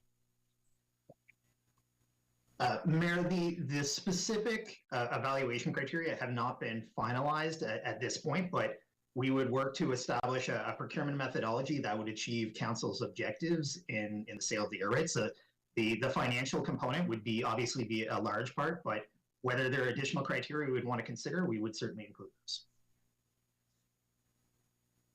Yeah, that's helpful. I want to hear from other colleagues, and I think it's important we have a discussion about this. We've said $39 million is our rough bid for this, or our rough estimate. But I swore I read within either within the report or another document that is likely a low amount, or maybe we heard that in consultation. Can I just get clarity on that? Like, is that not accurate? Am I just dreaming that I read that? I think the discussion at committee with our corporate real estate staff was that was a conservative estimate. And like Ms. Jasmine has pointed out, we're being conservative in our projections. Okay. Thanks for that, Mayor. I'll listen to the discussion. Thank you. Councillor Devine. Thank you, Chair. So yeah, I think I'm certainly in support of this motion. I was recently having a lunch with my former colleagues at a Crown Corporation where I worked at, where all we did was award money, and we had such robust policies on conflict of interest where the rules were explicitly clear on conflict of interest, whether it was direct, potential, or perceived. And all three were just as we took all three of them just as with the same level of value, direct, potential, or perceived. And I just can't see how there's not at least a perceived conflict of interest based on whether or not partners, affiliates, familial relations of OSEG can bid here. And I remember hearing the mayor say that if you remove any single bidder from the process, you may diminish competition. But I also remember hearing other people say on staff that they expect that there'd be a lot of desire for bidding on this project. And so I don't necessarily agree that the removal of any one bidder would have a significant impact on the bidding process. I think we would still have a robust competition where we could get the best bid and the highest price possible. And just with the simple doubt that has been expressed, and it's a reasonable doubt, I suppose, that we're unsure of the current conservative valuation of the air rights right now, that in and itself is enough to tinge off some concern. So for the sake of avoiding as much conflict as possible, I would urge us to strongly consider this motion. Thank you. Thank you, Councillor Devine. Councillor Bradley. Thank you, Mr. Mayor. I just have a quick question. Who assessed the value of the air rights? Is that our staff or was that independent? Mr. Mayor, we had our internal appraisal team as well as a consultant that the city had hired. So we had two, both the internal team and our consultant came to that. So that was a joint recommendation. There wasn't a difference between what the consultant recommended and what staff recommended? No, Mr. Mayor, we worked with our consultant that we hired, but we also have an internal appraisal team that can make the final decisions too on the appraised value. Okay, thank you. Thank you. Councillor Brockington. I apologize if I'm the only one in the room that doesn't fully grasp what we're debating here, because if the bidding process is open and fair and transparent, if everyone knows the rules, and we want to maximize what taxpayers can realize from this bidding process, would the city entertain disqualifying people from a bidding process? The mover has identified 3 groups that he would like to see excluded, and it's under the auspices of fairness and the appearance of fairness. But I'm trying to wrap my head around, is that a fair concern that's being raised? Are there bidding processes that the city has engaged in the past where we have excluded potential entrance to the bidding process because the city has been concerned about the appearance of fairness or other concerns? So I'm just trying to wrap my head around what the mover is proposing. Staff acknowledge whether or not that's an issue. Has in other bidding processes, the city identified potential participants that they have from the beginning said the following folks are excluded? Have we done that before? If I could just have a better understanding of whether or not it's in the best interest of taxpayers to exclude folks from this particular competition. Thank you. Mr. Mayor, I'll speak briefly and then I'll pass it over to my colleague Will to speak about what how we've handled and dealt with perceived conflict in the past. By limiting the competitive bid process, by default, we're not being fair. We're actually reducing the value for money that we know or what we could proceed to get from the market. So the city does have a very robust procurement process, and Will can speak to some of the avenues to ensure transparency and reduce that perceived risks. Will? Mayor, it's not uncommon that a perceived conflict of interest exists in a procurement because we have an incumbent supplier or because a contractor has undertaken preliminary works or provided reports that have led to subsequent procurement processes. It is very rare that a bidder would be precluded from bidding on a subsequent phase because of having undertaken that work or because of a perceived incumbent advantage. There are measures that can be taken through the procurement, primarily through disclosure, that can level the playing field. Really the only examples I can think of where a bidder has been precluded from bidding have been because they have provided services to the city, and under our bylaw, a contractor cannot provide services to the city and a private sector entity. Specifically, a consultant cannot provide services to the city and a private sector entity on the same project. And so where we had been creating that potential situation, we've named those bidders so that we don't give rise to that actual conflict. But the city has been very successful in mitigating any perceived conflicts that may arise in the normal course through our standard procurement processes. That's excellent. Thank you. My last question is, if a unsuccessful bidder or a third party challenges the awarding of what do I want to say, the bid or awarding of the contract, how do those complaints get handled? Mayor, there is a comprehensive complaints process outlined in the procurement bylaw, and that governs how we would receive and administer those types of complaints. Thank you, Councillor Gower. Did you have your hand up? Are you okay? Councillor Menard, is your hand up for your wrap up, or okay? I'll just ask a few questions before that. So just to be clear about the money that is in the budget currently, the $39 million, that was deliberately a low estimate so that we would stand up to, let's call it a conservative estimate, so that we would stand up to scrutiny and people would not accuse us of having inflated that number. Is that not the case? Mr. Mayor, that is correct, but one clarification, it's not in the draft budget that we tabled today, just to be clear. Yes, so I mean in the project, yes. in the project, yeah, not the budget from today. But And it's not, this is not a number we're proposing to anyone. We're not saying this is the price. Like we're not selling the air rights for that price. We're budgeting a number in the project using an estimate, and we will open up the bidding, and the bidding will determine what the actual price is. We're not going out to the market and saying this piece of this property is for sale for $39 million. Is that correct? Correct, Mr. Mayor. It's not a reserve or minimum bid. It's a conservative estimate, and we're hoping to receive much more. And is our goal not to get the highest value in this bidding process? Yes, that would be our goal, Mr. Mayor. And is it not the case, as we discussed at committee last week, that the more bidders there are, the higher the likelihood that we will get a large amount for this bid?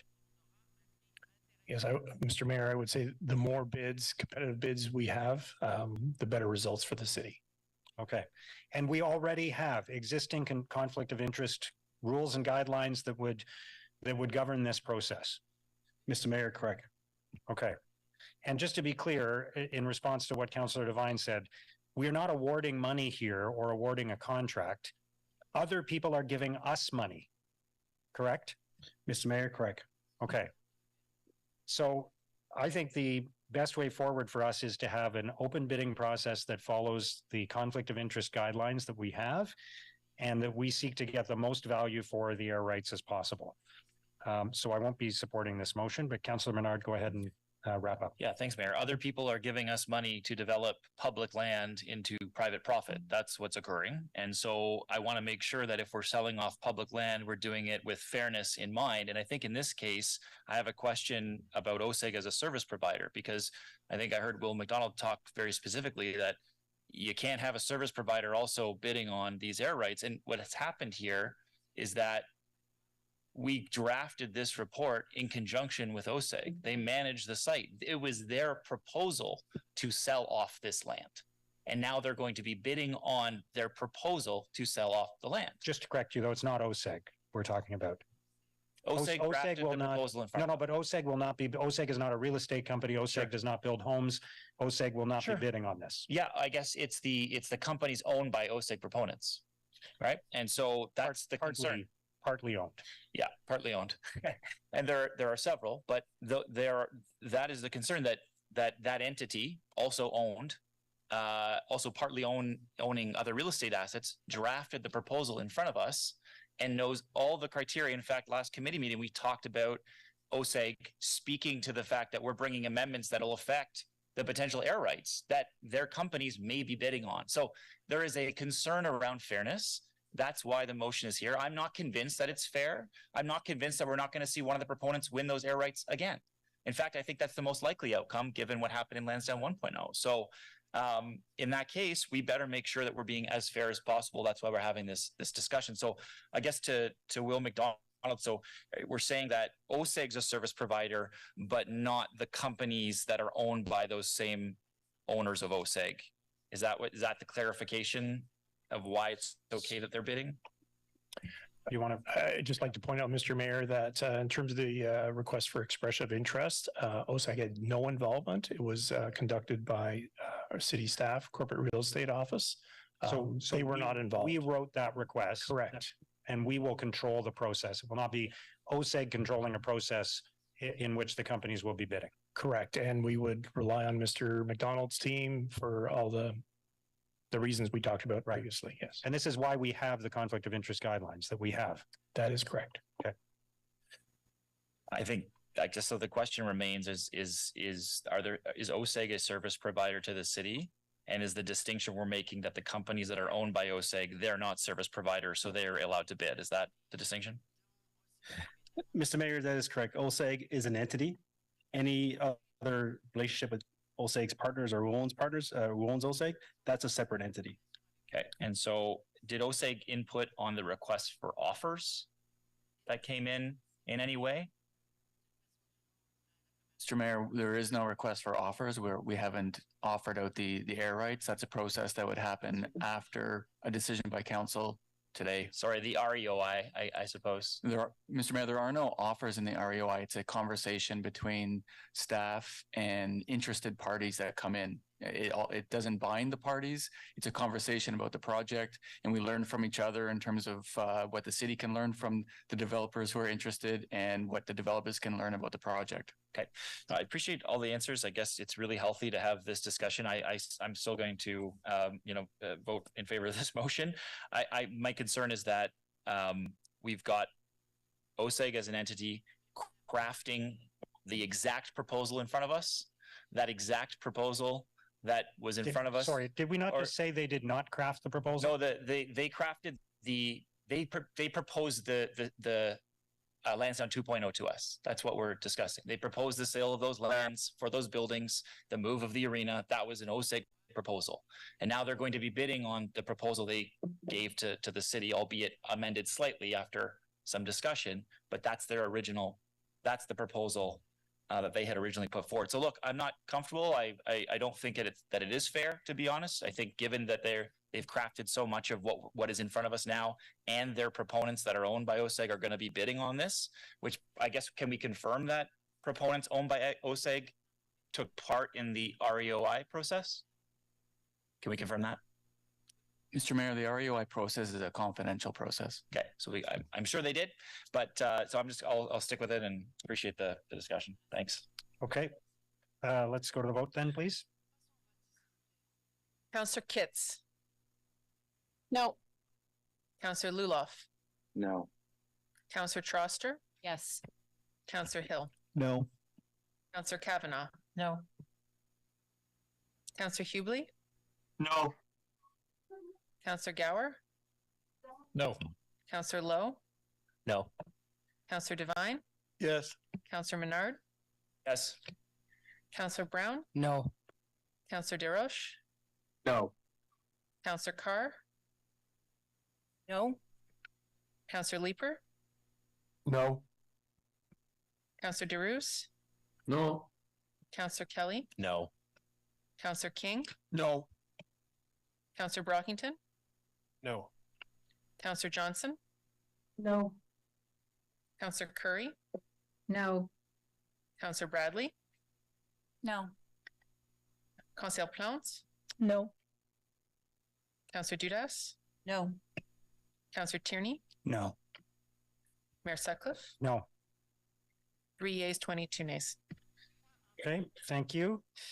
We'll move next to a motion on no exemption for cash in lieu of Parkland. Councillor Menard. Thanks, Mayor. So I'll read this one in its totality. Whereas the staff report, Lansdowne Partnership Plan authorization to proceed to next steps in the redevelopment advises that there will be no requirement to provide a cash in lieu of parkland development fee in accordance with the parkland dedication bylaw on future residential development. And whereas the applicable exemption in the bylaw references any development or redevelopment of a use undertaken in partnership with the city. And whereas identifying the rezoning and sell-off of air and subterranean rights for private residential development as a development in partnership with the city is a liberal interpretation of this exemption identified by the last debate we just had. Whereas the overall Lansdowne 2.0 proposal will see a net loss of existing parkland and green space that services the existing community. And whereas the purpose of the parkland dedication bylaw is to ensure that the new density either comes with more parkland through parkland dedication or with a cash payment in lieu of it. And whereas the city should prioritize public benefit when selling off public assets, at minimum adhering to existing requirements like those under the parkland dedication bylaw, therefore be it resolved that a cash in lieu of parkland development fee equal to what will be required under the parkland dedication bylaw without exemption be made a requirement of future purchase agreements for air and subterranean rights at Lansdowne Park, stemming from the Lansdowne 2.0 proposal. Thanks, Mayor. Okay, thank you. Councillor Troster. Thank you so much, Mayor. I just have a question for staff because just this week we were talking, or last week at Planning and Housing Committee, we were discussing a very small amendment to cash in lieu of parkland for office to residential conversions. And that's something that's not staff, certainly in our Parks and Recreation Department, argued against. So I'm just wondering why staff is recommending a complete waiver in this situation, especially just as Councillor Menard said, where we are actually building over parkland and taking it away. Mr. Mayor, the current parkland dedication bylaw, which is prepared by Parks and Recreation staff and approved by council, exempts this project from parkland dedication. Perhaps I could call on Mr. Mark to provide the legal opinion that he provided to staff to that effect. Yes, Mr. Mayor, it's not just this project. Wherever there is a private-public partnership, the project is exempt from the parkland bylaw. If I may speculate as to the thinking, I would speculate that would be anticipated that the features of parkland are going to be addressed in the partnership and would not have to be separately subject to the parkland bylaw. Okay, could someone explain to me from staff how we're addressing the parkland needs if we're building over the berm and we're removing hectares of parkland? So certainly through the evolution of Lansdowne, we've seen, the progress, the return of green space. There is a small impact in terms of the event center. We're trying to recapture space, through the project, through former third tower location, as well as a variety of public realm initiatives that would be planned through Lansdowne over the years. And Mr. Chenier may wish to add to my remarks. Mr. Mayor, the other mitigating factor is, of course, that in this agreement there is a proposal for the $1 million a year for 10 years. And so even though we will not be getting the cash in lieu provision, there is a provision so that there is funding available so that we can improve and enhance the recreation amenities at the site through another source of funding that in fact exceeds what we would get through cash in lieu. Okay, thanks for that explanation. I was very happy to second this motion. My ward is just over the bridge from the ward where Lansdowne is. Parkland is such a precious and diminishing resource in our neighborhood. And I understand we need to balance this with intensification, but the way we balance this is through cash in lieu parkland payments, because that allows the city to purchase parkland elsewhere if it can't be placed near a new building that's being built. So I think offering an exemption in this case where we are literally paving over parkland is absolutely absurd. And given staff's extremely stringent objections to a full cash in lieu waiver in the case of office to residential conversions just a week ago, this strikes me as hypocritical. I hope that we can agree on this one. It seems absolutely absurd to me to exempt this project. Thank you. Thank you. Councillor Gower. If this was eligible for cash in lieu, would it be 5% or 10% of the land value that would be assessed?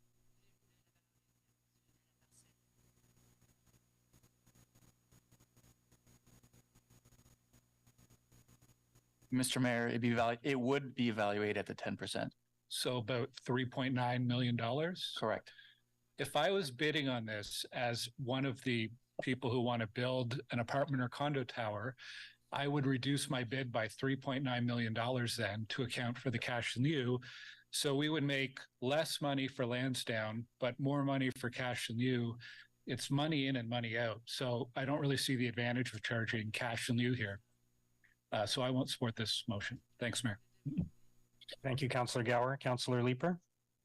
Thanks. And I think the point that I'd make is the same as Councillor Gower just made. The bidder will reduce their bid by the amount they expect to pay in cash in lieu. That will reduce the revenue that's available as an offset from the air rights to reducing the debt payment. And so the debt payment then will be higher for 40 years, with presumably a significant add-on from the interest that would be associated with that. I wonder if there is a better mechanism to ensure that Parkland is built in Centertown than taking taxpayer money through this deal to do it, whether there is a commitment that the city can make to focus using actual taxpayer dollars and actual developer dollars to build or acquire parkland in the downtown core. Because what this is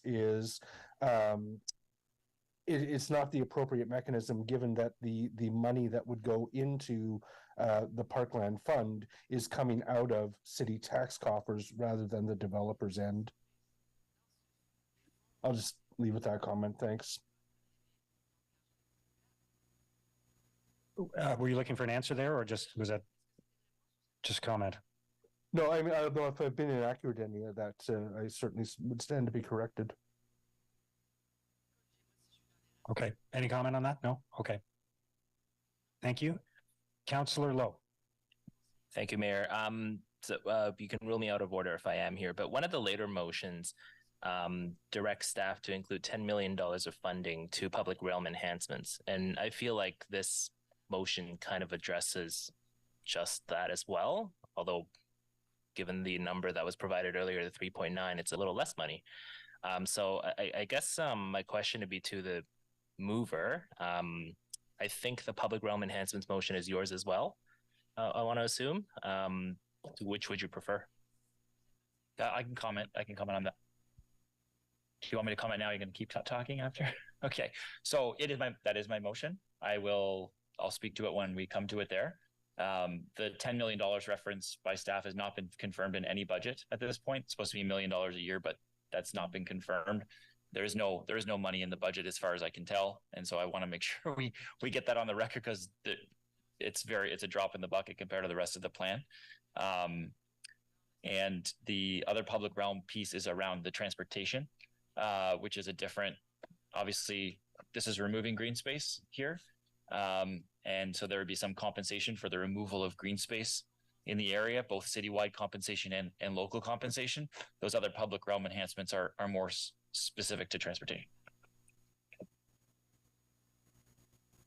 Well, I guess we could discuss those later, but it looked more like park stuff to me. Okay, thanks. So just to confirm that I think I'm not going to wrap. I'll wrap up later, but I do have questions still. Sure. If you want Go ahead. do you want to? No, go ahead. You go ahead if you want to, but it's all yours. Okay. I do want to make sure you go. We get this right. Thank you. Sorry. I do want to make sure we get this right, because like we literally just had a debate last motion. I don't know if the irony is lost on anybody in this room, but we just said that the people that are bidding on the air rights are not OSEG, therefore they are not our service provider. The reason why we're saying this development versus every other development that gets cash in lieu would be that it's a partnership, that OSEG is the partner here, and therefore this partnership wouldn't qualify for cash in lieu. But the developers that are bidding on this are not the partner. We've just said last motion that they are separate and distinct. So how is this not in line with the bylaw that we have on the books? It doesn't seem to make sense. The logic is off, it seems.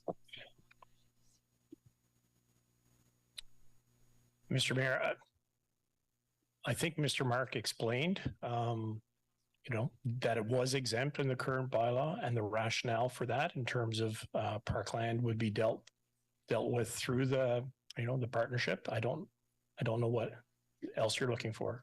But the rationale was because it's a partnership, and that's been the rationale as well previously from RCF. But we've just established in the last motion that this is not the partnership with the developer. The partnership is with OSEG, and we said that clearly. So it does appear that this actually is subject to cash in lieu of parkland funding.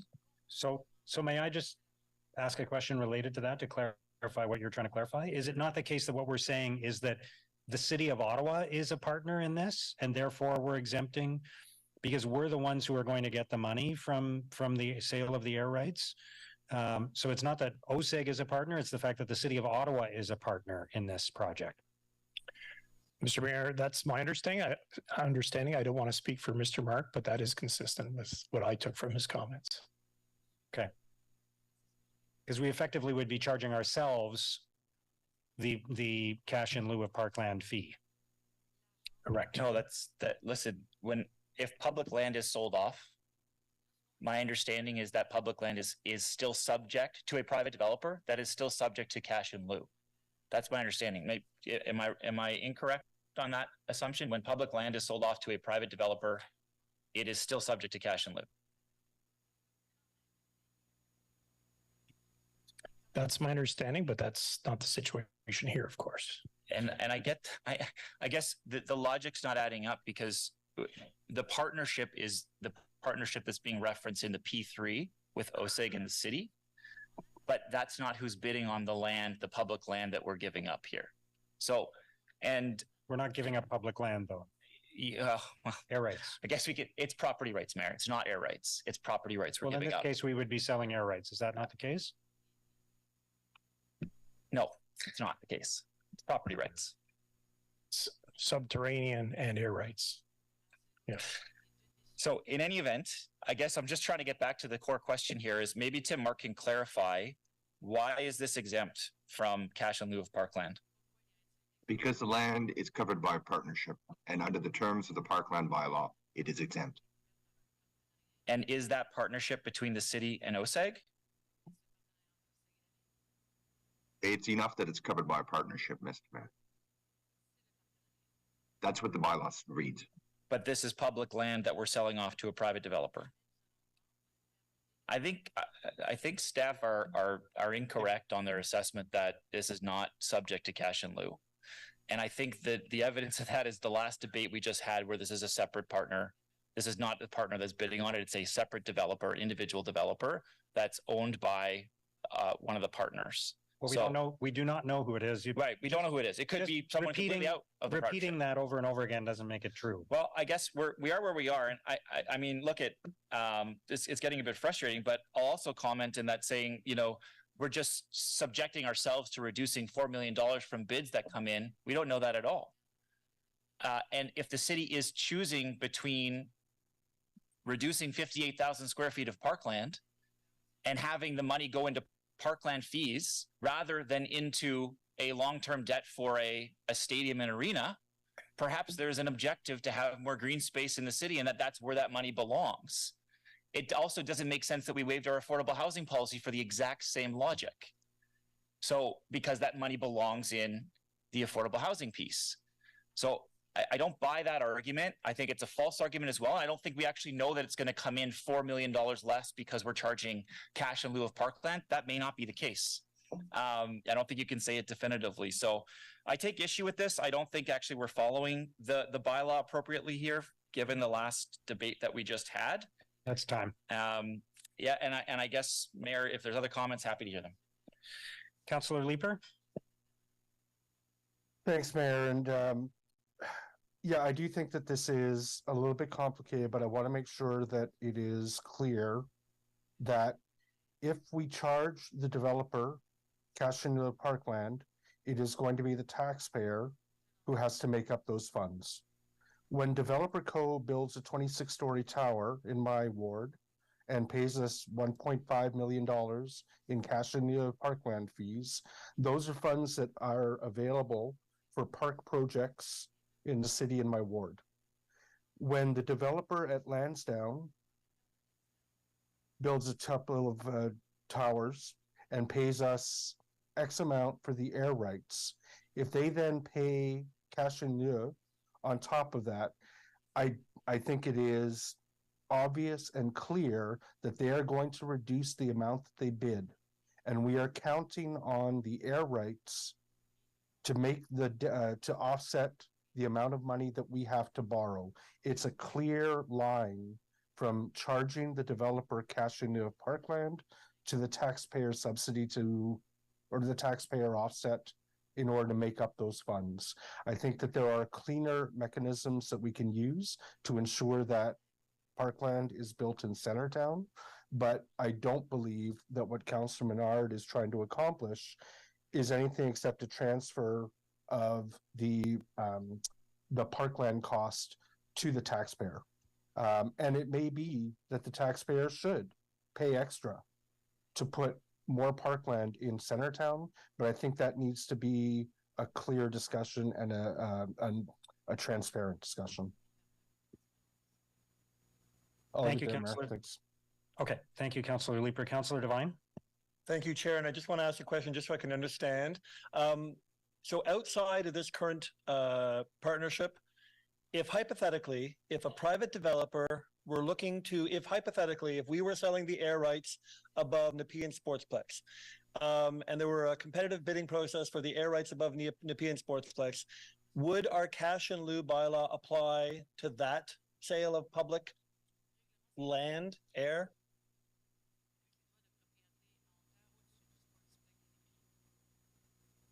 Mr. Mayor, if there were no partnership that governed that, yes, it would. If there were a partnership that governed it, no, it wouldn't.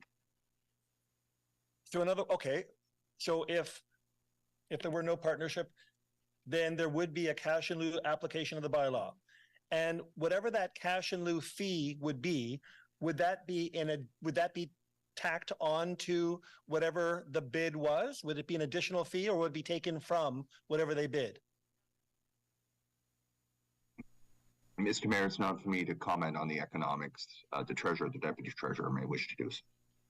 No, I'm sorry. I'm asking how the bylaw works. If Company X, if the sale of the air rights of Nepean Sportsplex were for sale, and there's a competitive bidding process, I heard that the cash in lieu of Parkland bylaw would apply, correct? I want to be certain, Mr. Mayor, that I fully understand the scenario. So if the council could put it to me again, I apologize. What I'm trying to understand, outside of this current partnership, if the air rights over, hypothetically, Nepean Sportsplex, a public asset, if they were sold in a private competitive process, would the cash in lieu bylaw apply? Would there be an additional fee of cash in lieu of Parkland applied to that bidder?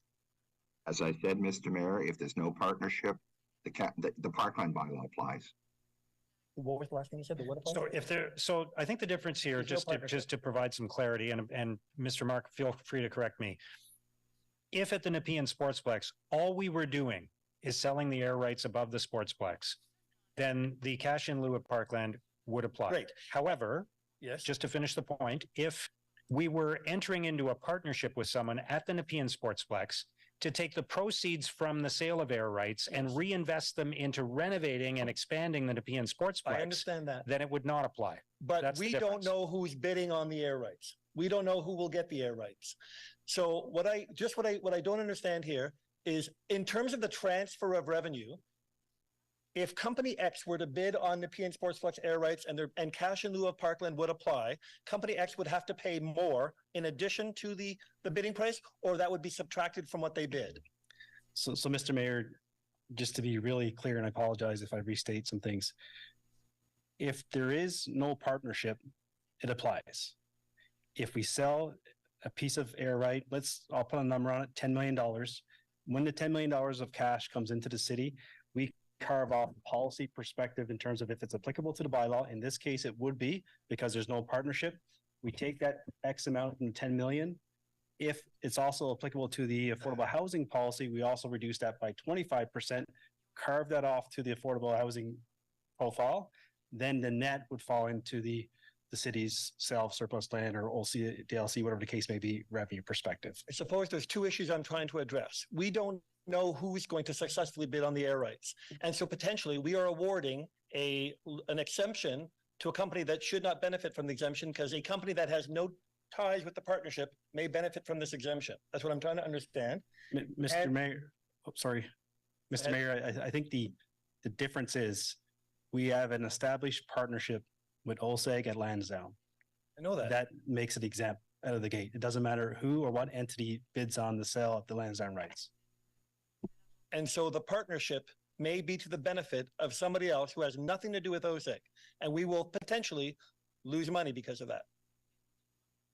No, it's to our benefit, because we will collect more money that will pay down the debt rather than have the money go to Parkland. And that's why I was asking the secondary part of the question, is the cash in lieu of fee tacked on top of the bid? It comes out of the bid. It does? Yes. Thank you. Thank you. That's what thank you. Okay. So again, just to be clear, the difference here is that we are a partner, not that OSEG is a partner, but that we are a partner in this site. That is the difference here. Is that correct? That's correct. Okay. Okay, Councilor Menard, did you want to wrap up? Yeah, I think what staff are saying is that we have a partner on site, which is OSEG, and they're saying it's exempt because of that partnership with OSEG, not because we're a partner in the deal. It's because OSEG is a partner on site. That's what they're saying. Why it's No, exempt. I think they are saying that it's because we are a partner in the deal. That is what they are saying. Is that correct? So sorry, are we not a partner in the deal if we sell public land on any other site that's not already in a partnership?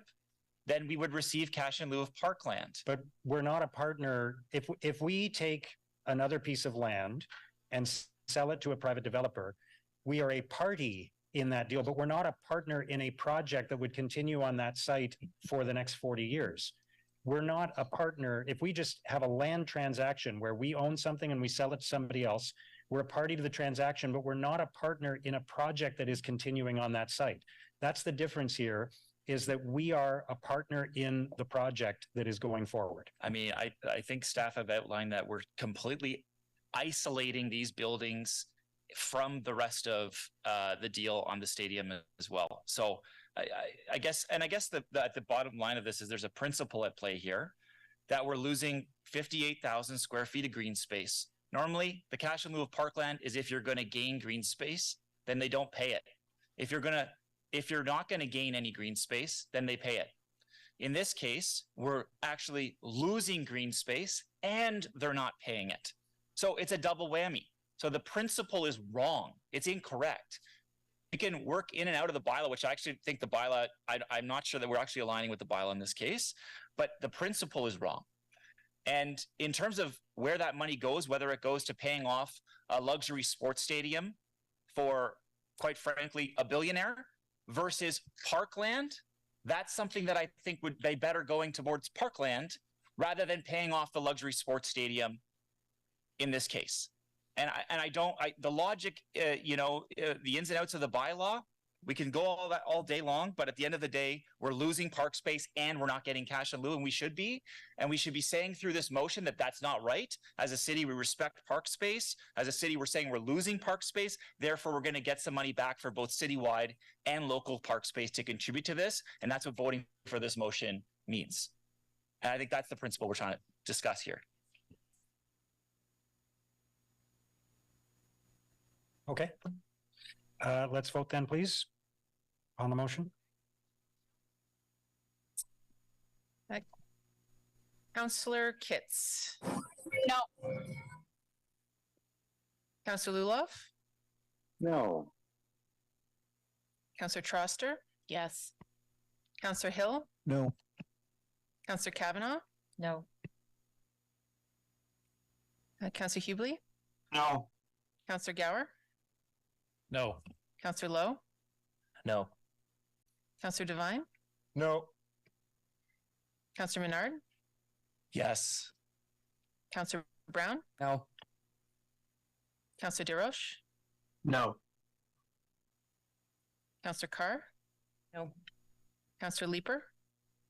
Yes. Councillor DeRuse. No. Councillor Kelly. No. Councillor King. Yes. Councillor Brockington. Yes. Councillor Johnson. No. Councillor Curry. No. Councillor Bradley. Yes. Councillor Plante. We. Councillor Dudas. No. Councillor Tierney. No. Mayor Sutcliffe. No. 7 yeas, 18 nays. Okay, thank you. Sorry. So we'll move. Sorry, 1 second.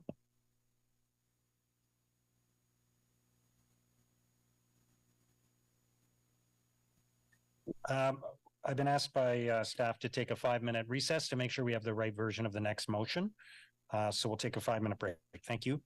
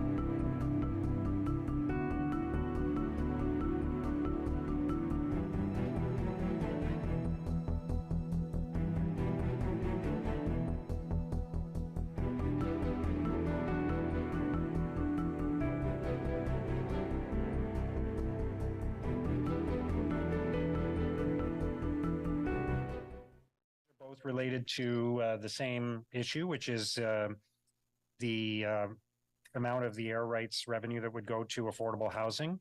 So I'm going to suggest that we introduce both motions and then have one discussion about those two motions and then vote.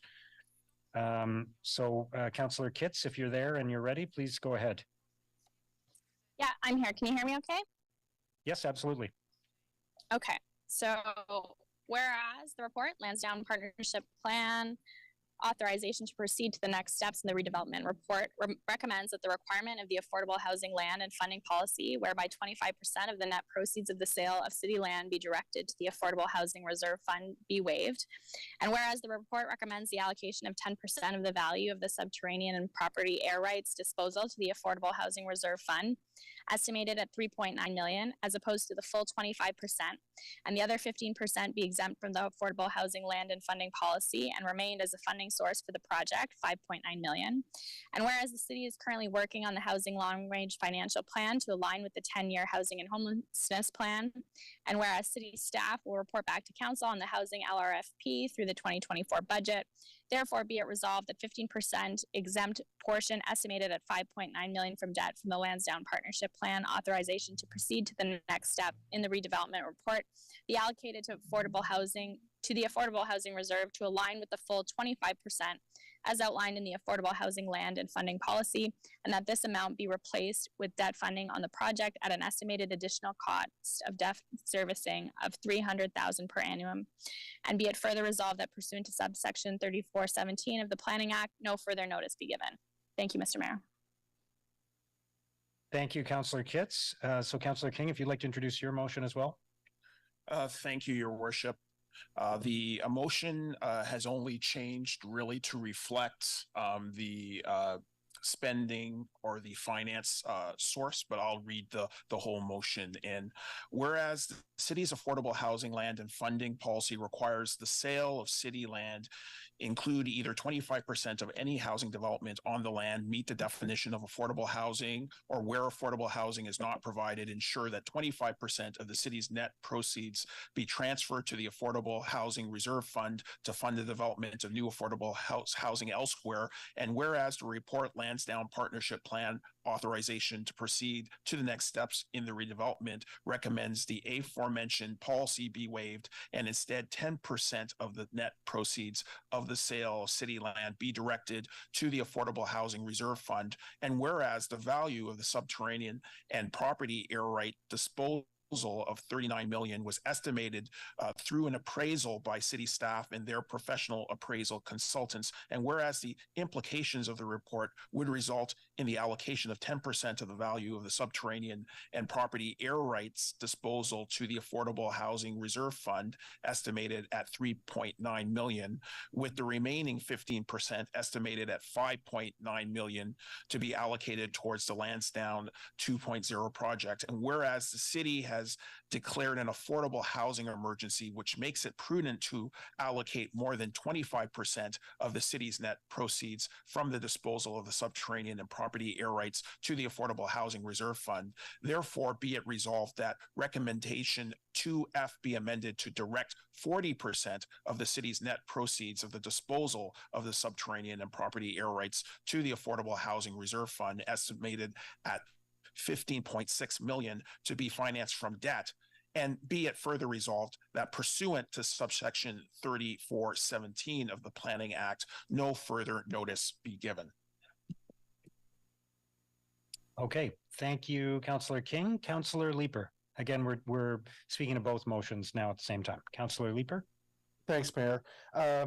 So I'll be voting for both of these motions. I'm hoping that Councillor King's will succeed as the more significant contribution toward affordable housing. I'm just wondering for Councillor Kitts with her motion, we are counting on $39 million to come in from air rights. If that amount is higher, would your motion would you be amenable to an amendment to your motion that would see anything over and above $39 million put in at that 25% or put in at 100%? Or is that a motion that would need to be brought separately.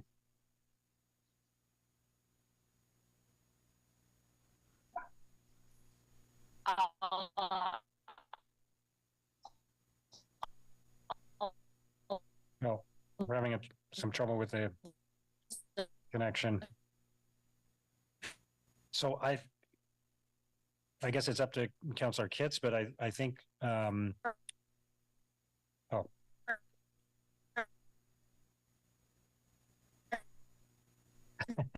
okay. The staff, but as far as okay, we didn't get to hear any of that, unfortunately, Councillor Kitts. Maybe we can come back to that if you don't mind, Councillor Leeper. Of course. Yeah.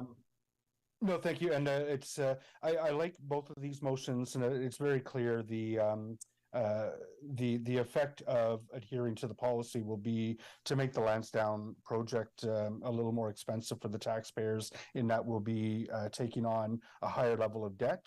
But I think in the middle of a housing crisis, our residents expect that any major project that we undertake has to address in some meaningful way that housing crisis. So thank you very much to both Councillor Kitts and Councillor King for bringing these forward. And I'll wait to hear from Councillor Kitts. I may have an amending motion once we've heard. Yeah, so Councillor Leeper, she's messaged me that she would prefer if that be dealt with in a separate motion. Okay, give me 2 minutes, and thank you. Okay, thank you, Councillor Lowe. Thank you, Mayor. So in Councillor Kitts's motion for bringing it up to city policy, which is 25%, it's an additional $300,000 debt per year, I believe. It was a quick scroll too quick. What would that number be at Councillor King's proposal for 40%? It would be an additional 600,000. An additional 600 total, or 600 on top of that 300? Sorry, it'd be additional to what we have in the model today. So it would be 200 plus the 600, 800 in total. Okay, thanks. Thank you. So just to clarify that, in each case, we're at 10% now. So going to 25% would add 15%, which is 300,000, and going to 40 would add another 15%, which is another 300,000. Yes. Okay, for a total of 600,000. Yes. Okay, thank you. Councillor Troster. Thank you so much, Mayor. I'm really glad to see some broad agreement around this table that we need to do more for affordable housing with this deal. I mean, I think there's some disagreement here about whether a new stadium is something we need, but I think we can all agree that we're in the middle of an affordable housing crisis. And this is really about showing that we want to match the ambition that we may have for Lansdowne with an ambition to ensure that the people who go there have a place to live. We're dealing with a crisis of epic proportions. And as you know, a number of us, including the mayor, are on a new emergency shelter crisis task force. We are absolutely overwhelmed.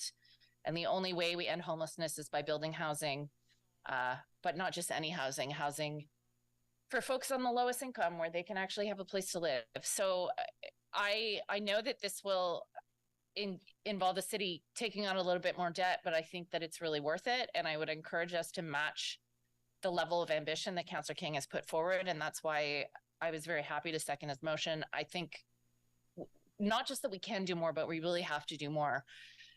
And if we are successful with the additional investments that were laid out in the 2024 budget this year, plus the 40% motion that Councillor King is suggesting, will effectively be doubling our affordable housing budget in 2024. And that is the kind of ambition that I think that other levels of government are looking for when it comes to coming to the table and matching those funds.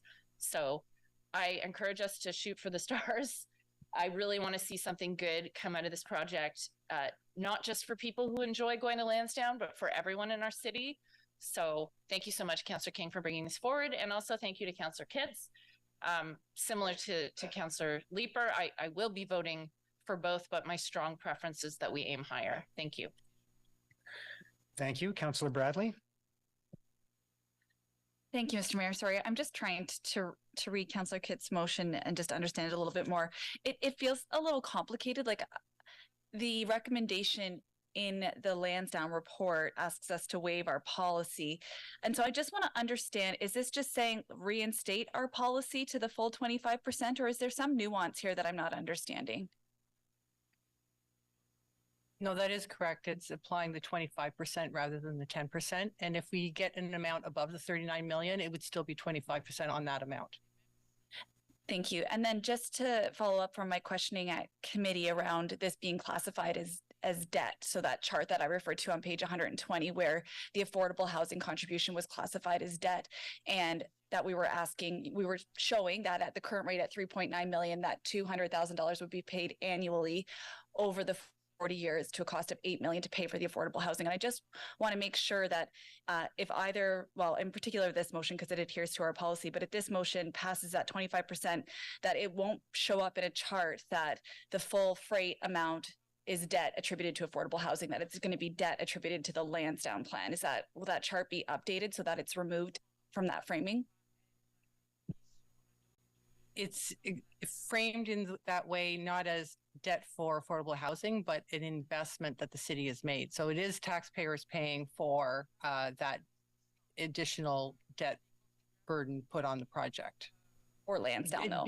But because you're investing in affordable housing. Yeah, because it just makes it seem like we are, by adhering to our own policy, that then we're asking the taxpayer to take on more debt so that we can afford affordable housing. And I feel like that's not the framing. Like, we're getting revenue from the sale of air rights, and a portion of that real money goes into our city coffers to the affordable housing capital bucket. And that delta is debt that we're taking on for Lansdowne, not for affordable housing. And I just think it's disingenuous to characterize it that way in any of our discussions, because it's a policy that we have. We don't characterize it that way any other time we sell public land. Well, if I may clarify, the policy is 25%, and anything over and above that, we are adding debt, and it is debt. We're adding 300,000 for 40 years. Yes, and I would agree that if again, I'll be supporting both motions as well, but if we go with Councillor King's motion with the 40% and it's above and beyond, then yes, that I could understand that characterization of additional debt for affordable housing. But within our own policy of 25%, that's the delta there that we're missing is project debt for Lansdowne, for the stadium, for the arena, for any other of the improvements. It's not for affordable housing. Okay, thank you. Thank you, Councillor Bradley. Conseillère Plante. Oui, merci beaucoup. I had Thank you so much. I don't know if Melinda, you can pull it up, or if Caitlin's not here, I can wait to go to the end if she's not here to do it.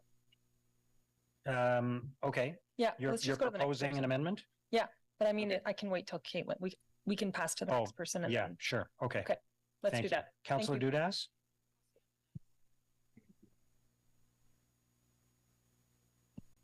Thank you, Mr. Mayor. I have a motion that may address Councillor Lieber's comments. I'm happy to submit it now or whenever you think it would be appropriate, but it does speak to any additional air rights and revenue generated through that form and having it go towards affordable housing, but also contributing to the 50% towards the project. So, I mean, I'm happy to read it in, whatever makes the most sense. Yep. Okay. And once again, that can be circulated. We can have the discuss. But whereas the Lansdowne Partnership Plan authorization to proceed to the next steps in the redevelopment report recommends that the requirement of the affordable housing land and funding policy, whereby 25% of the net proceeds of the sale of city land be directed to the Affordable Housing Reserve Fund, be waived. Whereas the estimated total value of the subterranean and property air rights disposal of the 39 million was confirmed through a request for expression of interest process and the city appraisers in the consultation with Atlas Group. Whereas the report recommends the allocation of 10% of the value of the subterranean and property air rights disposal to the Affordable Housing Reserve Fund, estimated at 3.9 million, as opposed to the full 25%, and the other 15% be exempt from the affordable housing land and funding policy and remain as a funding source for the project at 5.9 million. Whereas the city is planning to issue a request for offer in Q1 2024 for the disposal of subterranean and property air rights through a competitive process with proponents demonstrating compliance with design criteria, whereas city staff will report back to council on the results of the request for offer of subterranean and property air rights in Q2 2024. Therefore, it be resolved that any additional revenues through the formal request for offer process for the disposal of the subterranean and property air rights that are above and beyond the original estimated value of 39 million be split as per the Affordable Housing Land and Funding Policy, 50% to the Affordable Housing Reserve Fund and 50% towards the project, and be it further resolved that pursuant to subsection 3417 of the Planning Act, no further notice be given.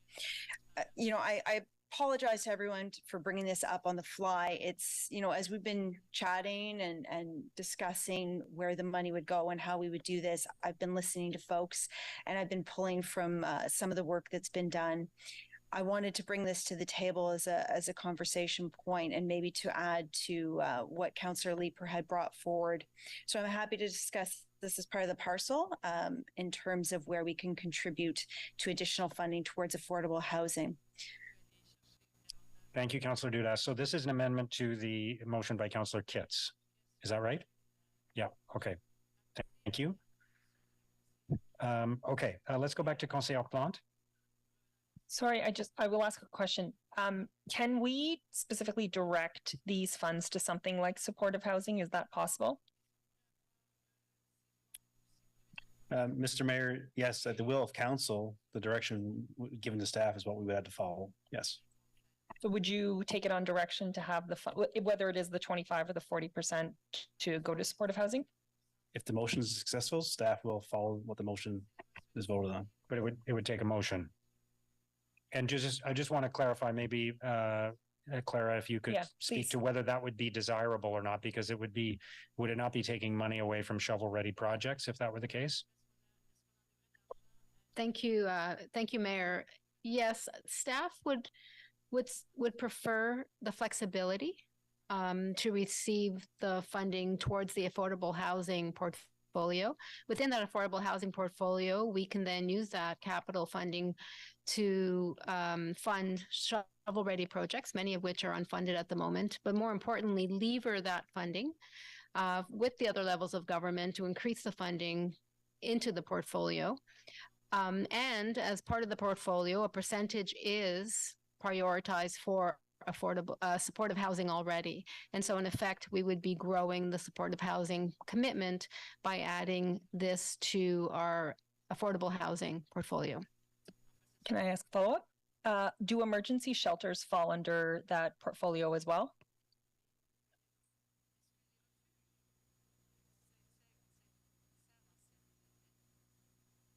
Proponents that desire to build affordable housing or supportive housing would be considered under that portfolio. So sorry, is that a yes or no? Sorry.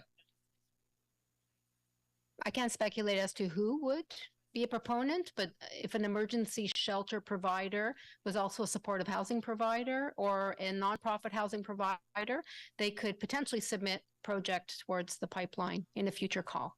So it could go towards an emergency shelter, potentially could go towards an emergency shelter.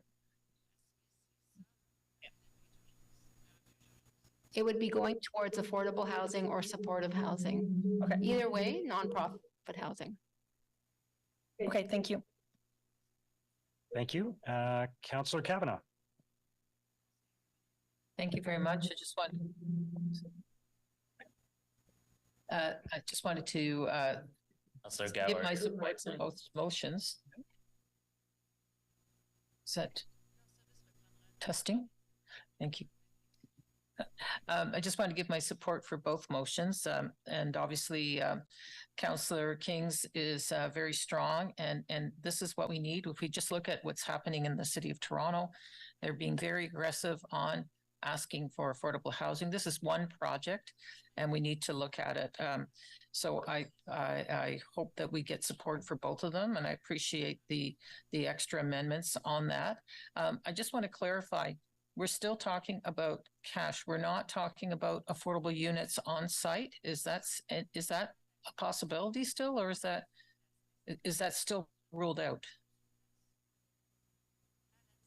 Mr. Mayor, this motion speaks to cash that would come into and allocated to our housing long-range financial plan. Okay, so there's still not going to be units on site. There is another motion that does speak to that. Okay, that will. Okay. All right. Well, I'll wait for that. But no, I fully support it. Obviously, we want deeply affordable. I think that's important, that this is not the CMHC definition, but we look to have deeply affordable so that we can look at those that are in dire need. Thank you. Thank you. Councillor Devine. Thank you, Chair. I'll be supporting both motions, both the King motion, which I see as aspirational, and the Kitts motion, which I unfortunately wish she hadn't even been in a position to have to submit the motion.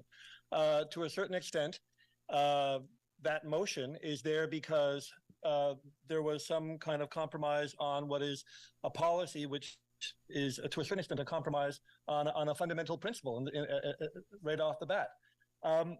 So I absolutely hope that we will live up to the aspirational motion. And to follow what Councillor Bradley was saying, I would just like to re-echo that to add when we talk about the costs of the Kitts motion at 25%, that should not be seen as additional debt, because that should have been seen there in the first place. And anything above that, which may come from the King motion, I would even prefer that we not see that as additional debt for two reasons. One, I'd like to imagine that the impact on a per resident basis of what that additional delta might be per year over 40 years is to a certain extent marginal compared to who that's going to serve, people who are more and more amongst the most vulnerable of our community. And furthermore, I would rather even not see, if we support the aspirational 40%, rather than see that as additional debt, I would like to see that as additional investment, where there would be hopefully not just social dividends, but financial dividends as well, from what that additional investment will play out to. So I really do hope if Lansdowne is to represent the best of what the city can offer, I would like to expect that generosity and a reflection of our greatest crisis is supported in that we aim high. Thank you. Thank you, Councillor Devine. Councillor Gower. Thanks. I definitely think we should be getting to that 25% level, but I'm just trying to, if we go from 10% to 40%, assuming we're getting 39 million for the air rights, we would be getting an additional 11.7 million for affordable housing, but we're rolling that into a 40-year. Well, we're going to be paying an additional 11.7 over 40 years. Is that the best way to finance 11.7 million towards affordable housing? Or if we were to think of 11.7 for affordable housing outside of Lansdowne, are there better ways that we could borrow, or more efficient ways that we could borrow?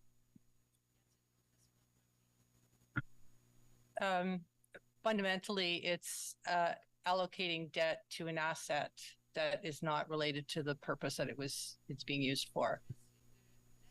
Is that a bad thing, or is it a risk? We have the ability to do it through this. Like, we're just saying we're investing more to help to contribute to affordable housing. Yes. It's difficult for us to issue debt related to affordable housing because it has to be tied to an asset, and those affordable homes are not our asset. And so it's more of a vehicle. Okay. Thank you. Thanks, Mayor. Thank you. Councillor Leeper. Thank you very much. And I just want to say thanks to Councillor Kitts for putting that motion forward. While that motion was coming into our inboxes, I had sent a two-liner motion to Caitlin suggesting that 100% of anything over and above 39 million should go into affordable housing. I think 50% is a nice Goldilocks number, and I hope that folks will be able to bring themselves to support that. I know that 100% may be too much for some, but I hope that folks can get on board with the half and half. Thanks, Chair. So I do not have a motion coming. So just to be clear, you're not making a motion. Is that correct? I do not have a motion. I would urge my colleagues to vote for the Kitts motion. Thank you. Thank you. I'm going to go to people we haven't heard from yet. Councillor Lowe. Thank you, Mayor. One I mentioned this during the public delegation portion of this, is one of the things with affordable housing, I think, is we need those wraparound supports to ensure that those residents can stay in those homes and receive whatever employment, education, workshop support they can get for whatever to be successful. And I feel, part of me feels like by putting additional money, additional percentage of the sale of air rights into affordable housing adds to our debt, which then takes away from our ability to provide those services to those residents who would benefit from affordable housing or any sort of supportive housing. Would I be correct in that assessment? Or is that way too roundabout? Mr. Mayor, yes. I mean, fundamentally, if we have to increase our debt servicing, then that's a pressure that we need to move over here. That takes away from something over there. So yes. Okay, that's it. Thank you. Thank you. I can't remember who spoke. I think all of you have spoken already. So is that right? So we're just going second round now? Okay. Conseillère Plante?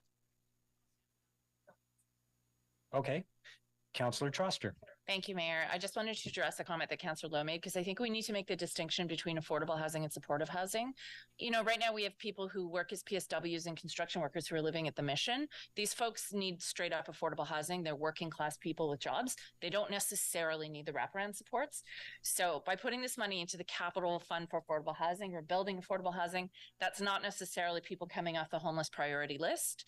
I see Clara nodding her head, because we do have an operational budget for those supports. And I agree we need to raise those things, but I don't think that building more affordable housing is going to take away from the funding that helps support people who are the most vulnerable in that kind of housing. So I just wanted to dispel that myth, because the vast majority of people on the wait list for affordable housing are just looking for straight up affordability. Could I respond to that? Because she said my name there. Pardon? Could I respond to that? Yeah, sure. She did say my name. That one of the things I was thinking of as well. I do understand that distinction. So, thank you for clarifying that for me. But one of the wraparound supports I was thinking of was also like money that goes towards subsidizing the low income bus passes for OC Transpo. So, I can see maybe I should have been clearer. But thank you for that. Okay, Councillor King, are you proposing to wrap up? Yes. Okay, because I just have a few questions first, if you don't mind, and then I'll also, okay, Councillor Menard, is your hand up or? Yeah, Mayor, just to say, I'm glad we're having this debate. If I can, just briefly, this is one of the 5 principles we had raised through the Better Lansdowne debates throughout. And obviously we were calling for not just the policy to be adhered to, but to be extended, but also the affordable housing on site. So, you know, I have a motion around affordable housing actually on site, or the cash equivalent to that, which was part of the original deal that will come back. I'm happy to see Councillor King's motion and support it. And I think we should try to be doing that in its totality, because we're selling at least $39 million worth of public land. We should be trying to get as much as we can back for deeply affordable housing in this deal. So just appreciate you know, the debates about this, and I hope we're coming to a council conclusion that, given the first report, would have had both a 25% affordable housing mandatory plus 10% on site. Those are two different things that sometimes is confused. There was supposed to be 10% affordable units on site as well that council directed would be deeply affordable, in addition to the 25% policy. So I just want to say, you know, I think we need to go as high as we can on that Councillor King motion. Thank you. Okay, thank you, Councillor Menard. I just had a couple of questions for staff, and then if I'll do a brief wrap up on behalf of Councillor Kitts, because I seconded the motion and her connectivity is not great. And then Councillor King, you could speak. So just to be clear, do staff support the Kitts motion to increase the amount of affordable housing to 25%? Is that supported by staff? Yes. Okay. And do staff support the Dudas motion that would have 50% of the proceeds from above $39 million going towards affordable housing, and the other 50% going towards reducing the debt? Although it impacts the financial strategy, it would have helped to reduce the debt, but yes. Okay. And do staff support the King motion of going all the way to 40% on affordable housing? That one is not consistent with policy and it does impact the funding strategy. So no. Okay. So your staff's preference would be to stick with the policy plus the additional amount from the Dudas motion. And is it fair to say that the more effective way for us to ensure more money is going to affordable housing is through the long range of financial plan for affordable housing rather than through increasing the amount from this project? Yeah, we're looking for more sustainable funding going forward, and that would be the Housing Long Range Financial Plan, looking for ways to make this a long-term plan that's sustainable. Okay. So for that reason, I support the amendment by Councillor Dudas, which I've seconded. I support the motion by Councillor Kitts, which I've seconded. I don't support the motion by Councillor King. I think that going to 25% plus 50% of anything above $39 million is striking a good balance because we want to protect the financial model and also invest in affordable housing through the long range financial plan. So that would be that would be my preference. And I'll let Councillor King wrap up then. Thank you, Your Worship. So I'm pleased that multiple motions have been introduced to better align this project with the city's affordable housing funding policy. Housing affordability has long been a pressing issue impacting our city. As we know, high housing costs are limiting the buying power of households, impacting businesses' ability to attract and retain talent, and are exacerbating homelessness rates. Housing costs have become increasingly unaffordable for most people, resulting in lower quality of life and well-being. Homelessness and housing affordability was at a level of crisis when Ottawa City Council declared an affordable housing emergency in January 2020, but the situation has only worsened. Not only is Ottawa not building enough new low-rent affordable housing, but we are also losing much of our older affordable housing stock, while young middle-income families are finding it near to impossible to find a home to either rent or buy. The road to homelessness is a stark reality for lower-income families if they lose their job or face a health crisis. On a regular basis, nearly 2,000 people, including children, sleep in shelters every night in Ottawa, and the number of people sleeping outside has doubled since the beginning of the pandemic. 2 weeks ago, the city launched an emergency shelter task force to address the unprecedented demand it is experiencing due to a lack of temporary housing for our most vulnerable. The lack of permanent housing solutions has led to housing precariousness for too many, leading to the increasing use of the city's recreational facilities as temporary shelters. Thousands of residents continue to face this risk of eviction because of the increasing costs of rent, which has not kept up with income. In the event of eviction, there is no deeply affordable housing for them to move to. Solving the housing affordability crisis requires long-term commitment to targeted housing policies and investments. Such policies ultimately must focus on building more affordable, purpose-built rental housing with deep affordability where people are not forced to pay more than 30% of their income on rent. We also need to build new social housing and preserve existing social housing stock. We enable these efforts through our city policies, which at a minimum requires 25% of the revenue generated from the sale of land, of public land for private residential use to go to the city's affordable housing budget. I think it would be unconscionable that during an affordable housing emergency, the city would contemplate waiving this policy and provide only $3.9 million, an insignificant sum in the context of Lansdowne 2.0, a $419 million project, one of the largest public works projects proposed in our city's history, and potentially the most expensive project that we will consider this term. During a crisis, an emergency response is required. This is why I introduced my motion, which aims to provide a higher percentage of the net proceeds to the sale of the city's air and subterranean rights to the Affordable Housing Reserve.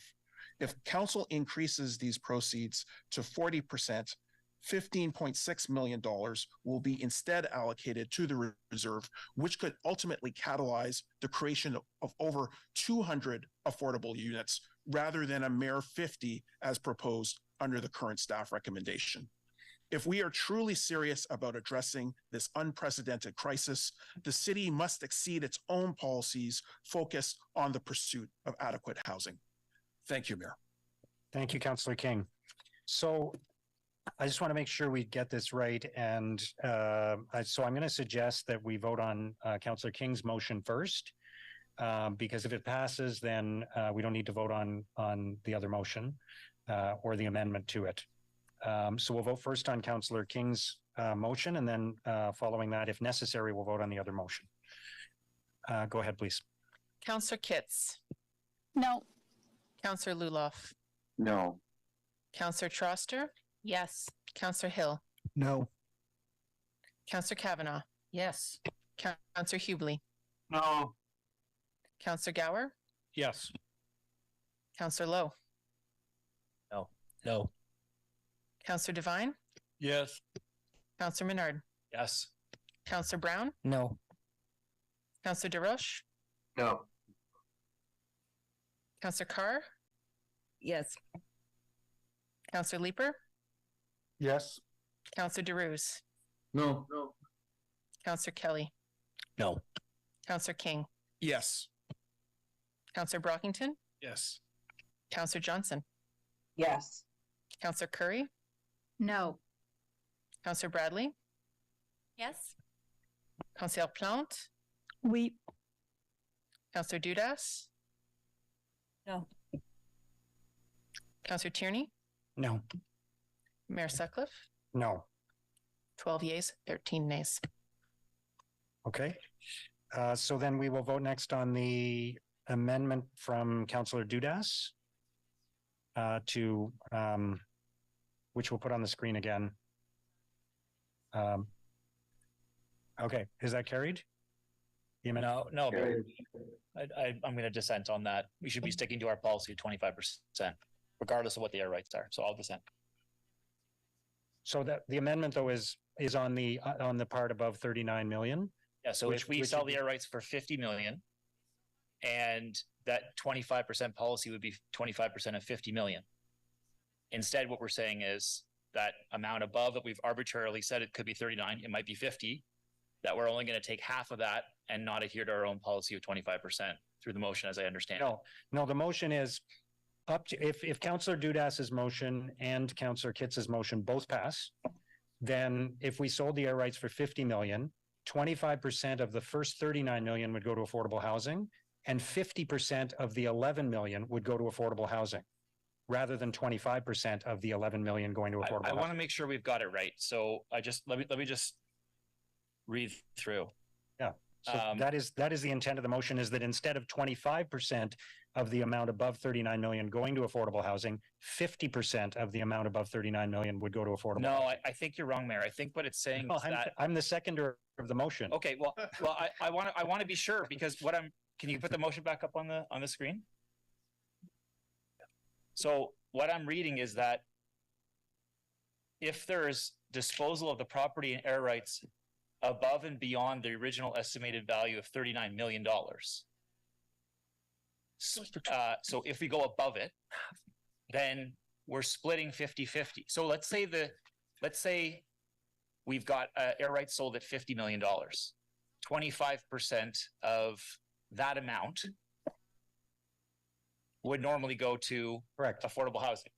But now instead of 25% of 50 million going, 25% of the 39 million will go to affordable housing, and 50% of the additional 11 million will go to affordable housing. Okay. I want to clarify. Thank you. Sorry. Thank you for clarifying. I thought we were reducing the amount total. So no. It's late. Okay. Thank you. Okay.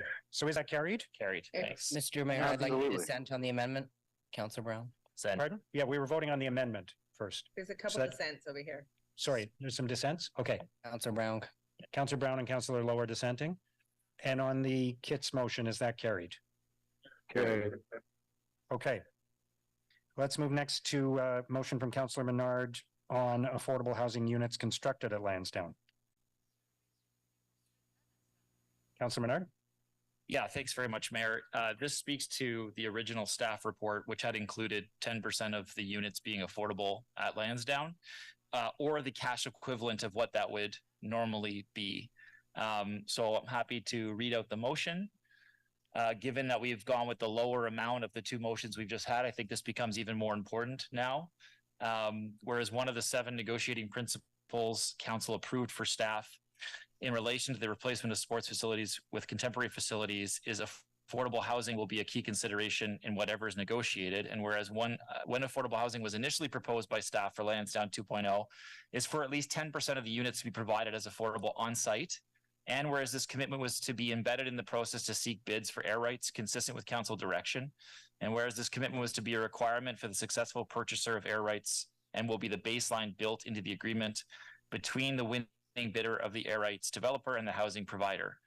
Therefore, be it resolved that the requirement that 10% of new residential units constructed as part of Lansdowne 2.0 by the future applicant be given to a non-profit housing provider to own and operate for the purpose of providing affordable housing on site, and that this requirement included in future purchase agreements for air and subterranean rights at Lansdowne Park stemming from the Lansdowne 2.0 proposal, be it further resolved that this requirement allows for a cash equivalent of the value of the units to be alternatively provided to the city for the purpose of building affordable housing. And I say that because we've heard from staff that it's more expensive to build affordable housing on site. So I've included that. Mayor, there is one caveat. I'm hearing that there could be another motion coming that would make one of the 2 towers affordable above a certain number of floors. And so I'm just, if that motion is indeed coming, this may be moot. But if it's not, if it isn't coming, then we need to make sure we're including this and voting for it. So I don't know if somebody knows if that motion is coming or if it's been included in the folders that we've got, but I don't see it there now. So, okay. Councillor Gower? Thanks, Mayor. I totally understand the spirit behind this, but I can't support it for 2 reasons. One is that we know from a cash perspective, it's far more valuable to have the money to build off-site than on-site. It's way 20% more expensive to build on the Lansdowne site. The other thing with the motions we just passed from Councillors Dudas and Kitts, adding more affordable housing on site will reduce the amount of money we get from air rights. And if we get below $39 million in air rights, we get less overall for cash to spend off-site and affordable housing. And the better we can achieve over and above 39 million, the more goes to affordable housing, shovel-ready projects. And so this will reduce the value of the air rights and we will make less money for shovel-ready affordable housing projects. So we're working against our affordable housing goals that I think we're trying to achieve overall here today. Thanks, Mayor. Thank you, Councillor Gower. Councillor Bradley? Thank you, Mr. Mayor. I just want to understand. So in the direction that the previous council provided for staff to move forward with Lansdowne 2.0, so the direction was to look at 10% affordable units on site?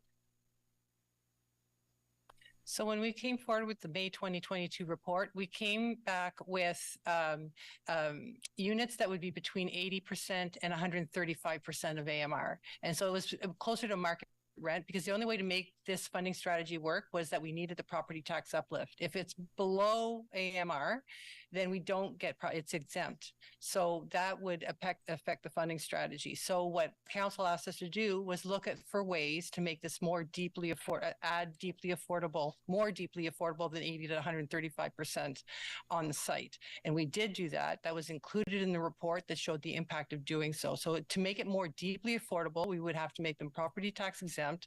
That impacted the funding strategy, reducing it by $330,000 per year. And then it would also be more expensive to build, and it was estimated $40,000 per unit, adding $3 million if you had 10%, 75 units. That would add $3 million that the city would have to contribute to equity to help to pay for that additional cost that you could build somewhere else. Thank you. I think I just wanted to understand the original direction, though, was to look at 10% affordable, whatever that ended up being average market rate rental, but that was the original direction. And we did do that. It just, to make it affordable, it couldn't be deeply affordable. Yeah, I guess I'm trying to understand in the context of this is that how did staff prioritize the negotiating principles? Like, was it revenue neutrality above all? Like, was that kind of the guiding principle, and then everything else was sort of nice to have? Because, you know, when we're exempting cash in lieu, when we're exempting affordable housing, all in the name of revenue neutrality, which was one of the negotiating principles that staff were to take away, how did you prioritize the remainder of them? We compared the options, and we thought for affordable housing, it was, as Councillor Gower explained, that it was more beneficial to provide cash to a priority list that's already shovel ready than to build on that site. It's to redistribute to a more and to be able to leverage senior levels of government funding. So and I, in terms of the I agree with Councillor Gower, and I agree that probably affordable housing offsite is the better option. But we were going to have, like, if we were following our policies to a T, the 25% from the disposal of air rights would have happened anyway. And then the 10% would be on site. And if we think it makes more financial sense and we'll get better bang for our buck to take those units off site, then there would need to be additional cash to do that. And right now we just have the 25% that we would have had anyway. So there's still a net loss contribution to affordable housing from what would have happened if we adhered to all of our policies in addition to the council direction. Is that an accurate statement? As it currently stands, we are adhering to the 25% policy, and to put 10% units on the site would have been a negative impact. So there is a net, like there would have been more affordable housing had we followed all of our policies plus the direction. So I'm trying to understand. So the 25% policy, that's a citywide policy, whether it's at Lansdowne. 25% would have provided more. So that we would have had that in addition to units on site. Now we've got our 25%, so that's great. We're whole there, but we still don't have the units on site. And what we're saying is that it would be cheaper to build those units off site, but we're not providing the cash in lieu of 10% on site to do that plus the 25%. So if we had adhered to our 25% at the outset, plus the 10% on site or cash in lieu of that 10%, we would be further ahead today than the proposal before council. Is that accurate? We weren't providing cash to affordable housing. It would have been a cost whether it's on that site or any other site. It's the same. We're not getting it on site now. We're not reducing a contribution to affordable housing. It's just not on that site. It's not a reduction to the overall contribution and investment the city is making in affordable housing. If I may, I don't think there was a provision for stacking, and that's kind of what I'm getting from the conversation that's happening here. The direction was for staff to look at 10% affordable housing. So we looked at that in terms of what it would cost to build on site.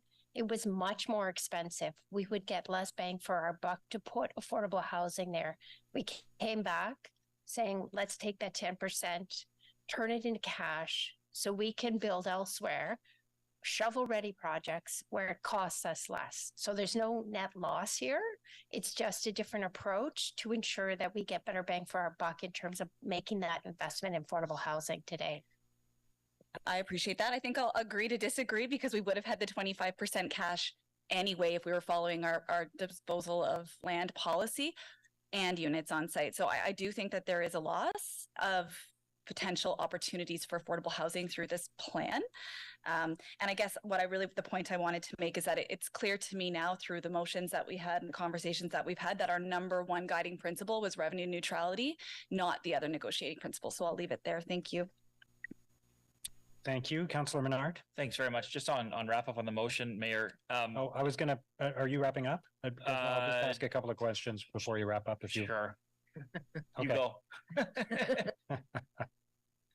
I just want to be clear then that staff do not support this motion because it is not the most effective way for us to build affordable housing and the most cost efficient way.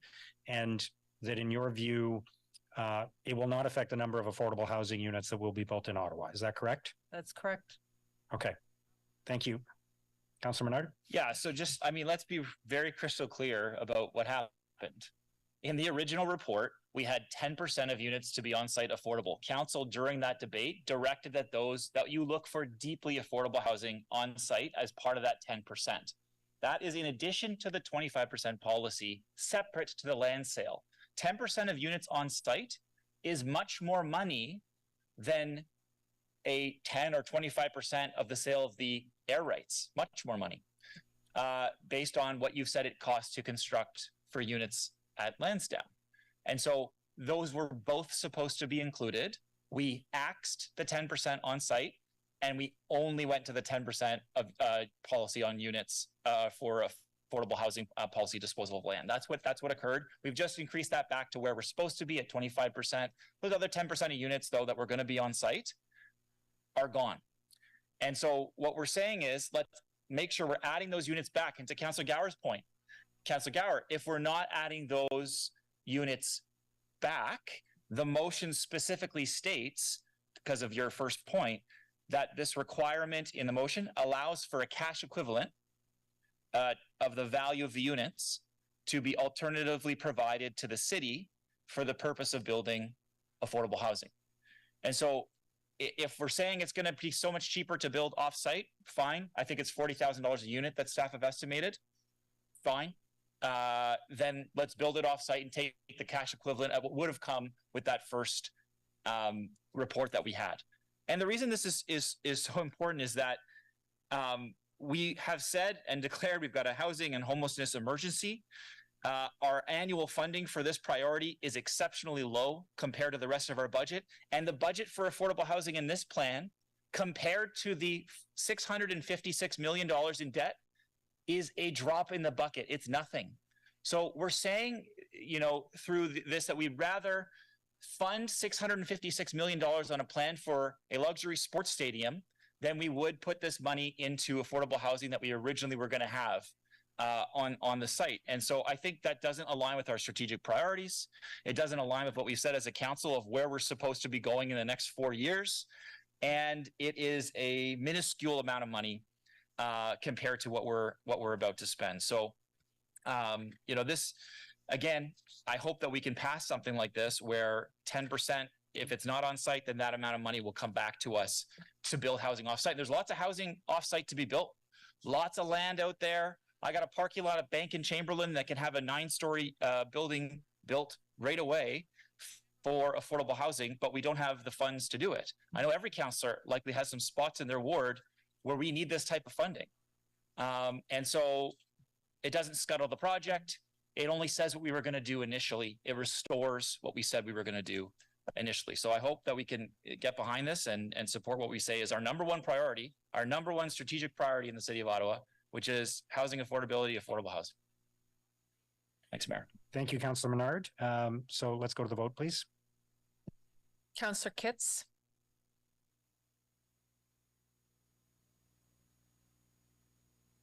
Councillor Luloff. No. Councillor Troster. Yes. Councillor Hill. No. Councillor Kavanaugh. No. Councillor Hubley. No. Councillor Gower. No. Councillor Lowe. No. Councillor Devine. No. Councillor Menard. Yes. Councillor Brown. No. Councillor DeRoche. No. Councillor Carr. No. Councillor Leeper. Yes. Councillor DeRuse. No. Councillor Kelly. No. Councillor King. Yes. Councillor Brockington. No. Councillor Johnson. Yes. Councillor Curry. No. Councillor Bradley. Yes. Councillor Plante. Oui. Councillor Dudas. No. Councillor Tierney. No. Mayor Sutcliffe. No. 7 yeas, 17 nays. Okay, thank you. Next motion is about active transportation projects to improve access to Lansdowne. Councillor Menard. Let's try another one, shall we, Mayor? Maybe this one can pass. Let's see if we can pass one. Let's see if we can improve the plan a little bit. We've been trying all day to improve a plan that badly needs improvement. Oh boy, Whereas one of the 7 negotiating principles council approved for staff in relation to the replacement of sports facilities with contemporary facilities. Nope, that's the wrong one. I'm going to go to the therefore be it resolved, Mayor. Just one second. You have the right one on screen. My apologies. I was reading on my own screen separately. So you've got the right one. Therefore be it resolved that staff be directed to assess the feasibility of the following transportation infrastructure concepts identified in document 3, Lansdowne Park proposed active transportation upgrades to the May 2022 Lansdowne Partnership Sustainability Plan and Implementation Report, and where practical and feasible to add the projects to the TMP active transportation project list, to be prioritized along with the other city active transportation projects as funding becomes available through future budgets. B, signalized active transportation crossing at Pinchus Way and Queen Elizabeth Drive. V, new PXO on Colonel By Drive from the multi-use path across from Pig Island. This is Pig Island. Yeah. L, a refresh intersection designed by adding protected cycling facility on 5th Avenue eastbound and widened westbound bike lane at Queen Elizabeth Driveway. H, new PXO at Homewood Avenue, 85 meters east of Bank Street. And C, extend the sidewalk on Echo Drive west of Bank Street to the gate dead end. I'll just motivate a little bit, Mayor, because that's a lot of detail. This is about the access to Lansdowne. I understand staff are supportive. This was in documents that staff had produced as getting more access to Lansdowne and making sure that we can do it safely and not solely just driving there, but walking, biking, taking transit, all the things we need to do to reduce congestion in this area. So this would help a lot in terms of people getting to and from Lansdowne, and again was in the report. So I hope we can carry this one, and it's going to go into the staff list that's already been produced on active transportation for to review and look at the results of all of those projects. So I hope that it's supportable today, and appreciate the time. Thank you, Councillor Lowe. Sorry to whoever said carried. Just a quick question. I think probably for the mover. The one question, and I really appreciate that these are prioritized against projects that are needed across the rest of the city. My one question is the one on Colonel By. It's kind of across the canal on the other side. I'm not contesting that it's needed and necessary for that community, but I'm not sure how that specifically relates to Lansdowne. Yeah, so these were projects that staff had pointed out. They may have been referring to QED there. I'm trying to. Pig Island is right in the middle between the two, so I want to make sure we do have the right one, and appreciate that intervention because staff had produced this list, and I believe that one was included. So I would make a lot more sense. If it was, yeah. There is that's right. In my head, Pig Island is closer to Colonel By, but it actually does make sense if it's like that weird driveway that's on QED. There is a connection with Flora Footbridge near there to get over the canal from the Colonel By side over to the QED side. Mm-hmm. And I believe it's speaking to that. I want to make sure though that we've got it straight from staff. So staff just confirm. Yes, it's DDG here, Mr. Mayor. And yes, that is actually, it's on the Queen Elizabeth side. It's just pointing to the location. Across the way would be Pig Island. It's just the closest landmark, I guess, but it is on QED. Friendly amendment, I guess. Okay. Yeah. Let's make sure we get the QED in there instead of Colonel By. It is there. Okay. Thank you. Oh, sorry. It's not, but that's, we do understand what it means. Okay, thank you. It might have just been a version control piece too. There's been a lot of motion, so thank you very much to staff. So sorry, are we talking about the second point in the bullet points? The new PXO on Colonel By Drive from MUP across from Pig Island? Is that what we're talking about? That's my understanding. So that should say Queen Elizabeth Driveway instead of Colonel By Drive? I believe so. Okay, I just want to make sure we get it right. Okay, so are we changing that then? Okay. Yeah, that's great. Thank you. All right. Councillor Johnson. There we are. Thank you very much. I would like to seek some clarification from staff because I know we do have a few motions on the floor that relate to the transportation plan for the site. And I'm just trying to understand to what extent these motions are necessary now versus at a later time when we're going to be looking at the overall transportation plan for the site and what's already in play. Are there financial implications in terms of the deal that is being considered at FinCorp? Because I do want to understand exactly how this all fits in before we begin to vote, because I wouldn't want this to be the last conversation about transportation, but I am not certain exactly where these pieces fit in terms of our process. Okay, I'll take that one. The active transportation pieces are here, and it was in document 3, which was back in the May 2022 report. It was just a long list of potential projects. So we'll look at these and roll them into our regular active transportation program if they're practical to implement, because they were just concepts prepared last year. There is the transportation on Bank Street in terms of regular transportation, everyday use of the Bank Street corridor. And I have a feasibility study to look at transit priority from the canal to the Queensway. And also as part of that study, look at what we can do for improving active transportation and the safety of cyclists in the corridor as well.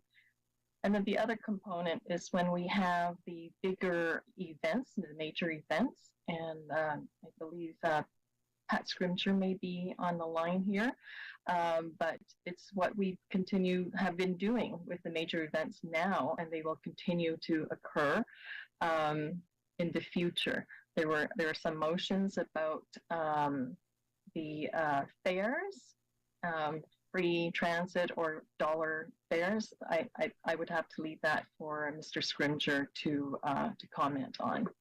But in terms of the infrastructure, the capital projects, that's in my area, in my service area, and then we're looking at both active transportation, transit, and whatnot to improve the mobility of people coming to and exiting and living in the area. Okay, thank you. Yes, no, I don't need Mr. Scrimger to comment further on transit. What I am referring to is the active transportation piece in this motion and several others. Although I don't doubt that improved transportation would increase the viability of the site. If they are still subject to the funding framework and evaluated against all of our other citywide transportation priorities, does putting them at this phase accelerate their implementation or something like that I should understand? I don't think so. It's part of the work that we do all around the whole city to improve mobility. So some of the projects that are listed here are accesses around Queen Elizabeth and safety of cyclists on cycling lanes, improving them. So this is what we would do as part of the regular work. Okay, thank you for that clarification. So on that basis, I won't be supporting this motion, even though I very much care for active transportation linkages. I know we're going to be seeing this likely within the transportation budgets and at Transportation Committee as we move forward. And I'll look forward to having those conversations at that time. Thank you. Thank you, Councillor Johnson. Councillor Devine. I just want to get more clarity from Vivi there. I couldn't hear what Councillor Johnson said, whether it was I will or I won't support that, because I had a similar concern, just wanting to know if the support of these motions would compromise how all of the other active transportation projects line up. But it sounded, Vivi, like you were saying that these will just be taken in consideration with all the others. Okay, thank you. I think I'm glad now that we're at a series of motions that are all aimed at ultimately just improving access to the site. So does it sound like, Vivi, can I assume that at least on this motion here, the first of several transportation motions, staff is in full support of this motion? We are. Thank you. All right. Thank you, Chair. Okay, so let's vote on that then, please. Well, I've heard at least one dissent already, right? So we can just, is it carried? Dissent. Okay, dissent from Councillor DeRuse. Okay. Okay. Next is Expanding shuttle and park and ride service, Councillor Menard. Okay, thanks very much, Mayor. Yeah, I think all of these are aimed at transportation, which we heard so much from delegates during their deliberations and with us. So whereas traffic congestion on site along Bank Street and throughout the neighborhoods adjacent to Lansdowne Park is a serious issue that hinders the success of Lansdowne Park, and whereas in surveys conducted by both the City of Ottawa and the Capital Work Councilor's Office, residents identified transportation to Lansdowne Park as a concern. And whereas existing shuttle service and park and rides used for large events at Lansdowne is a proven method of mitigating traffic impacts on the neighborhood and increasing accessibility of the site, whereas providing greater transportation options for residents who do not live in close proximity to Lansdowne Park to access large events that do not meet the 15,000 threshold can help boost attendance at Lansdowne Park while mitigating the traffic woes that negatively impact surrounding businesses and the surrounding neighborhoods. Therefore, be resolved that staff be directed to negotiate with OSEG to see the free park and ride shuttles service currently provided for major events over 15,000 attendees be expanded to be provided for events over 10,000 attendees, and be it further resolved that staff work with OSEG to see changes to ticket surcharges to offset this cost, or that this otherwise be absorbed by the transit budget. And Mayor obviously is speaking to a lot of residents that come in not from the area, but that might want to get there by transit and shuttle service, and that there's problems a lot with those mid-size events. We're seeing the large events are actually doing quite well. The Red Blacks events do fairly well because of the measures that we put in place, but the mid-size events, we're seeing a lot of congestion coming in and out. I know there's people interested in reducing that congestion, so that's the nature of this, and appreciate staff working with us on it. Okay, thank you. Councillor Carr. Yeah, thanks very much. And thanks to Councillor Menard for this motion and for all his work. I certainly understand the spirit of this motion as somebody that walks to Lansdowne, but frequently looks for transit home, just because it's uphill. I completely sympathize with the need to have this. I'm just wondering from a staff perspective, if there's work underway already with respect to looking at locations for future shuttles. That's my first question. I'll do one at a time.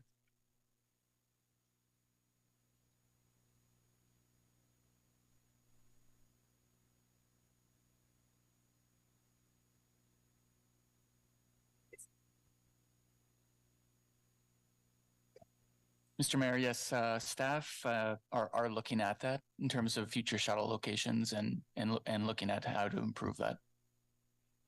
So that work is underway. So my second piece, my second question is just with respect to the transit piece and potentially increasing costs there.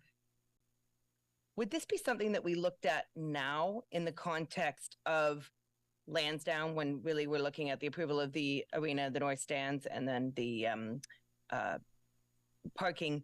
Or is it something that we would prefer to have deferred to transit later on, just because it's going to be a bit of time before this is established and done, and we've just gone through the route review? I'm just wondering staff's view on that.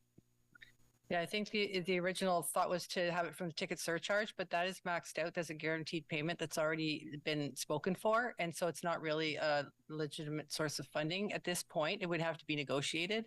And so there's not room in the funding strategy to make it from the ticket surcharge. It would have to be moved to transit as a transit pressure, and that would be as part of the regular budgeting process. Okay, so I take it staff don't support that portion of the motion, or don't support the full motion? Because certainly exploring parking lots, shuttle locations, etc., is critical to the success of Lansdowne and moving traffic down in the future. So, Mr. Mayor, staff do not support it as currently worded. It requires a funding source and further feasibility. That's not complete at this point. Okay, thank you for that clarification. Thank you, Councillor Carr. Councillor Brockington. I just want to make sure we're all talking about the same thing here. Shuttle service. What exactly is that?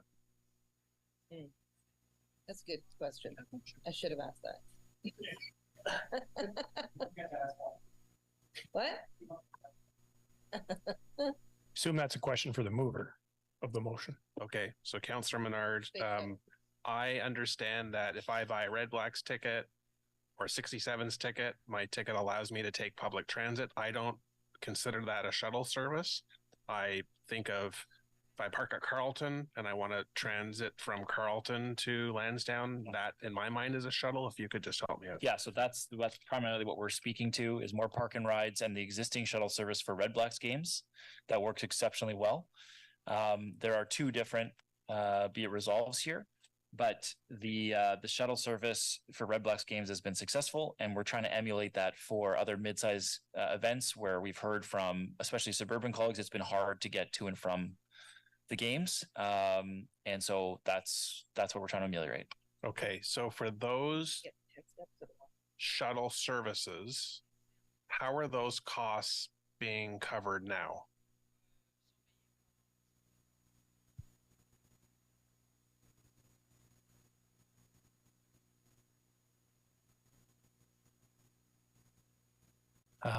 Mr. Mayor, Mr. Scrimger had to step away. He will be back shortly, and I think it would be best that he respond with a complete answer. Fair enough. So, Mayor,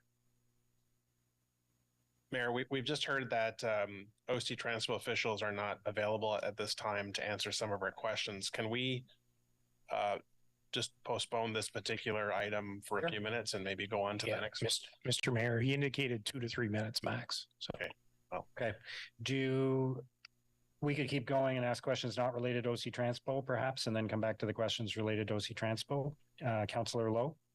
Thanks, Mayor. I kind of want to build on what Councillor Brockington said. I think at least when Lansdowne first opened in 2014, reopened, I guess, in 2014, there were OC Transpo buses that served the site specifically. They're 450s, extra 6s, I think 1s at the time.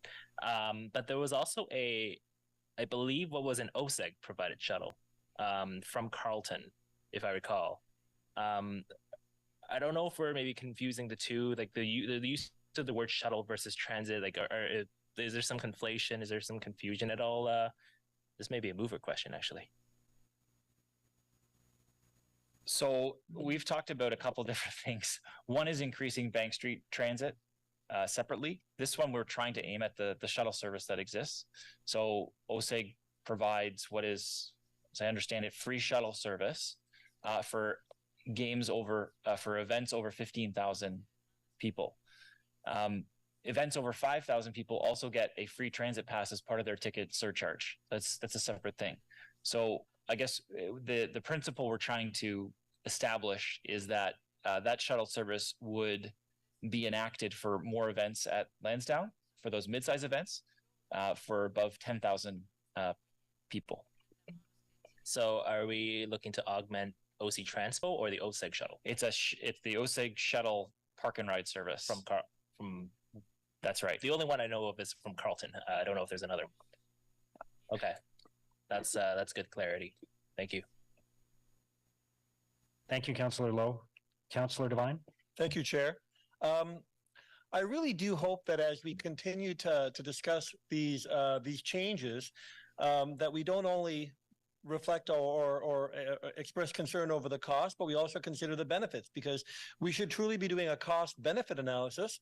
I'm sure there might be additional costs for these additional park and ride shuttles, but I can also assume there are additional benefits. And if one of our goals is how can we get the most out of this asset, how can we get more and more people frequenting it? So a question to the mover, just so I understand, because you know the site better than I. When you say that you'd like to extend this to events over 10,000, where it's currently events over 15,000, what kind of events do we have there between 10,000 and 15 people? Like escapades and... Yeah, there's a lot. So like if you're going to say a 67's playoff game, for example, you're going to get to a lot of folks that are going to be, crowding into the site. So right now, for large events that don't meet the 15,000 threshold, transportation can be an issue. So we're trying to reduce that threshold, and we're trying to do it in the best way possible so that there's negotiation that can occur. We know that this is not going to occur automatically. That's why in the wording of the motion, we say that staff has to go away, discuss with OSEG. I know OSEG is concerned about transportation too. that's the best way to do this, is to say, look, there's a desire here to see more park and ride shuttle service from all areas of the city. Please go away and negotiate as a principal council would like to see more of this. That's what we're trying to get at. And so fundamentally, this would address one of the site's core issues, if not the city's core issues, which was transportation to and from this event. But if the shuttle rides at 15,000 have incentivized more people to go there and have made the site more and more successful, but if those 15,000 plus events are really just Red Blacks games, but we're looking to incentivize a wider, more diverse experience of Lansdowne, have we done any kind of cost estimates of what? So I think, Mr. Crimger, the question was going to be, getting to from whence does this funding come from? But have we done any kind of estimate of what kind of additional costs might be drawn from whatever budget covers this park and ride if we extend it to events of 10,000 and above? 10,000, the delta for the events at between 10,000 and 15,000. Mr. Mayor, we've done some approximate calculations, some rough calculations, and here's how they go. The full incremental transit service that we run for a football game costs about $85,000 per game. That is charged back to the event organizer, OSEG. They put it on their ticket price. They build it into their budget. They put it on the ticket price. So depends how many people go to the game, but that might be $3 or $4 per ticket when you divide 85,000 by the number of people who bought tickets to that game. If we scale back the number of trips, but still run trips from all of the destinations, we figure that would cost about $50,000 for a smaller event. So if that event brings in 5,000 people, that would be about $10 a ticket, which is a lot different than 2 or 3 or 4. If that event draws 7,500 people, 10,000 people, it would be in between. But there's a base cost of running some number of trips from all of those places, from Gatineau, from Terry Fox, from Baseline and Fallowfield, from Trim. What we have been doing up till now for smaller size events is just increasing service on Bank Street. So on Route 6 and 7, which provide the connection to the O Train Line 1 and will provide the connection to O Train Line 2 when it reopens at Carleton. And but every ticket that's sold for a ticketed event at Lansdowne gets free transit already. We just don't have a lot of experience with events that are more than 5,000 but less than, say, 20,000, because there's just not that many of them. And when you say that every event, every ticket that's sold for an event at Lansdowne, if they don't get the shuttle, they at least get the free transit. Does that apply to events only at the stadium or the arena? Would that apply to does that apply to any event at the 5,000 and above? The decision of council which we administer is every ticketed event includes free transit from 3 hours before the event starts to 3 hours after the event ends to the complete OC Transpo and STO network. And that would include music concerts at this event? Yes. All right. Thank you. Thank you, Chair. Thank you, Councillor Devine. Councillor Brockington. Thanks, Mayor, and thanks, Mr. Scrimger. So on an event day at Lansdowne, what's the service that OC Transpo provides? I can take my local route, normal buses that are available, but what is the net additional service you provide on an event day for Lansdowne? Mr. Mayor, once again, it depends on the size of the event. If that event is a 67s game, it's a few extra buses on Bank Street and connecting to Billings Bridge and South Keys and Carleton and downtown. If it's a football game, then it's buses from park and ride lots in the east end of Gatineau, west end of Gatineau, Orleans, Barrhaven, Kanata, and Greenboro. And plus the additional service on Dyke Street. Okay. So the shuttle that runs from Carleton University, people who park at Carleton and come to Lansdowne, that is not covered by OC Transpo?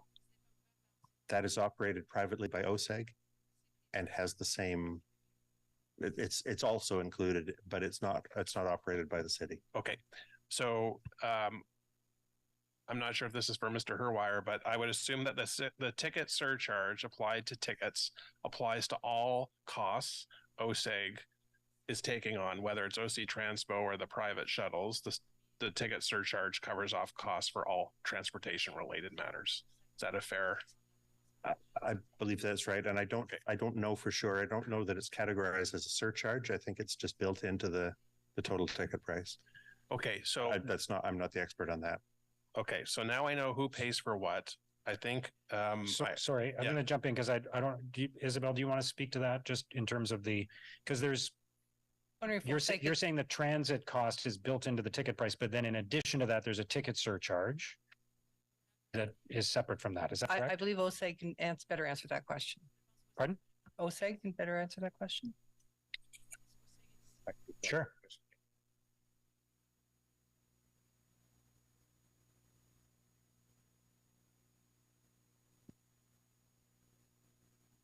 Councillor Brockington, are you referring to the ticket surcharge that's part of the financial model? I'm talking about existing tickets today. I want to go to a 67s game this week. My ticket price includes, I assume, a transportation component. Yeah, so there is no ticket surcharge. There's no surcharge of any sort on tickets. We just pay for it. So we were talking about for Red Blacks games, as Mr. Scrimter was saying, there's enhanced service that happens. We also run a supplemental shuttle from City Hall and from Canada Post. So that's what's covered for big events. I think Councillor Menard talking about events over 15,000 enhanced service. We both pay as Mr. Scrimter said, for the OC Transpo enhanced costs and for our shuttle. What you're talking about is a shuttle that we run voluntarily for 67s games from Carleton University. So that's nothing that we have to do. It's just a good practice for us to be able to get people for 67s games to Lansdowne. So that's something we do. And we do it not only for 67s games. We look at the day of the week, the event, how many people are going to be, and if it makes sense for us, we'll run a supplemental shuttle that we pay for as well. So the motion before us says lower the threshold for major events from 15,000 to 10,000. Are you already doing this, or does this motion add value? We want to provide a service so more people, take the transit or shuttle service than feel they need to drive. Do I get to provide my opinion at these meetings? I don't think it adds value. We're already doing this where it makes sense anyways. And if you're making it rote, then we're going to be looking at, I think, things like the Christmas market, that we have very few stadium events that have between 10 and 15,000, right? And we'll have no arena events that have between 10. We don't have any now because the capacity is 9,500 and it's going to 5,500. So we'll have no arena events.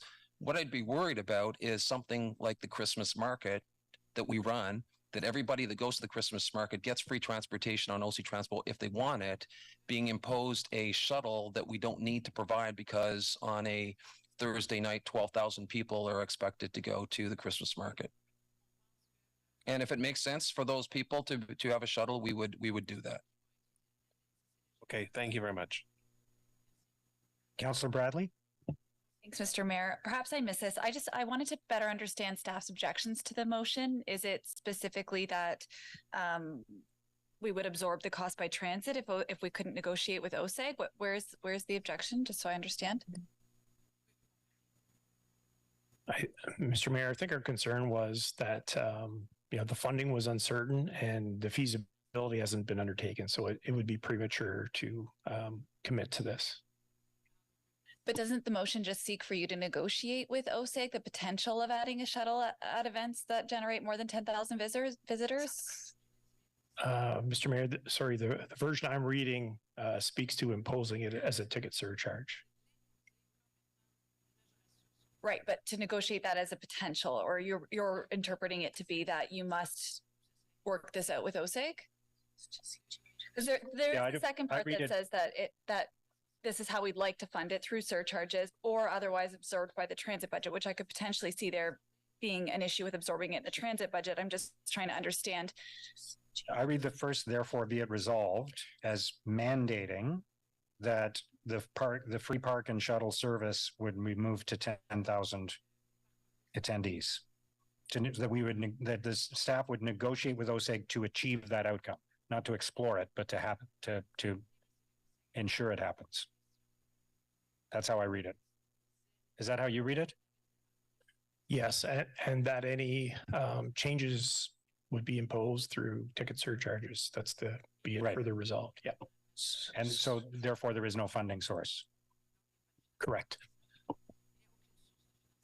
So okay, I mean, I just read it more as a negotiation. Like, let's ask, because if we're acknowledging that there's congestion in the area and that the shuttle service is of value to those who attend events there, that this could just be a negotiating principle, which we've seen other principles that we don't end up getting the result that we want, but that we might as well ask to see if there's a will to do that. That's how I read it. I just wanted to understand staff's objections. Okay, thank you. Councillor Gower? Yeah, I had a concern about the second, be it further resolved, around being absorbed by the transit budget. And I do think that leaves, well, it's too broad, and I don't think it's appropriate. And I would ask if the mover would consider a friendly amendment to strike that piece from the motion. So I'm happy to strike that. And I think what we're trying to get is conversations about the more mid-sized events and from transportation from areas that have trouble. So I am happy to strike it. I am thinking it might be best for us to, because there were so many motions that staff had to look at. There wasn't a ton of back and forth with staff and us on this one. So might be beneficial to take it back, get that back and forth, and get this in a better shape for when we come back to other motions. So with the will of the mayor and council, maybe I'll take this back, try to make that type of amendment, and then work this out with staff so we come back with something that's more feasible. Okay, so you're withdrawing the motion? Yeah, I think so, Mayor, with the intention to bring it back, I assume tomorrow. Okay. Okay. Everybody okay with that? Okay. So the next item is about removing the unit cap, and I think we're going to have a fulsome discussion on that. And since we said we wouldn't go past 7 o'clock tonight, I'm going to suggest we recess now and pick this up tomorrow, if everybody's good with that. Okay. Carried. You don't actually have to carry it. I can just say it. So we will see you tomorrow at noon. We will resume tomorrow at noon. Thank you. Thanks, everybody.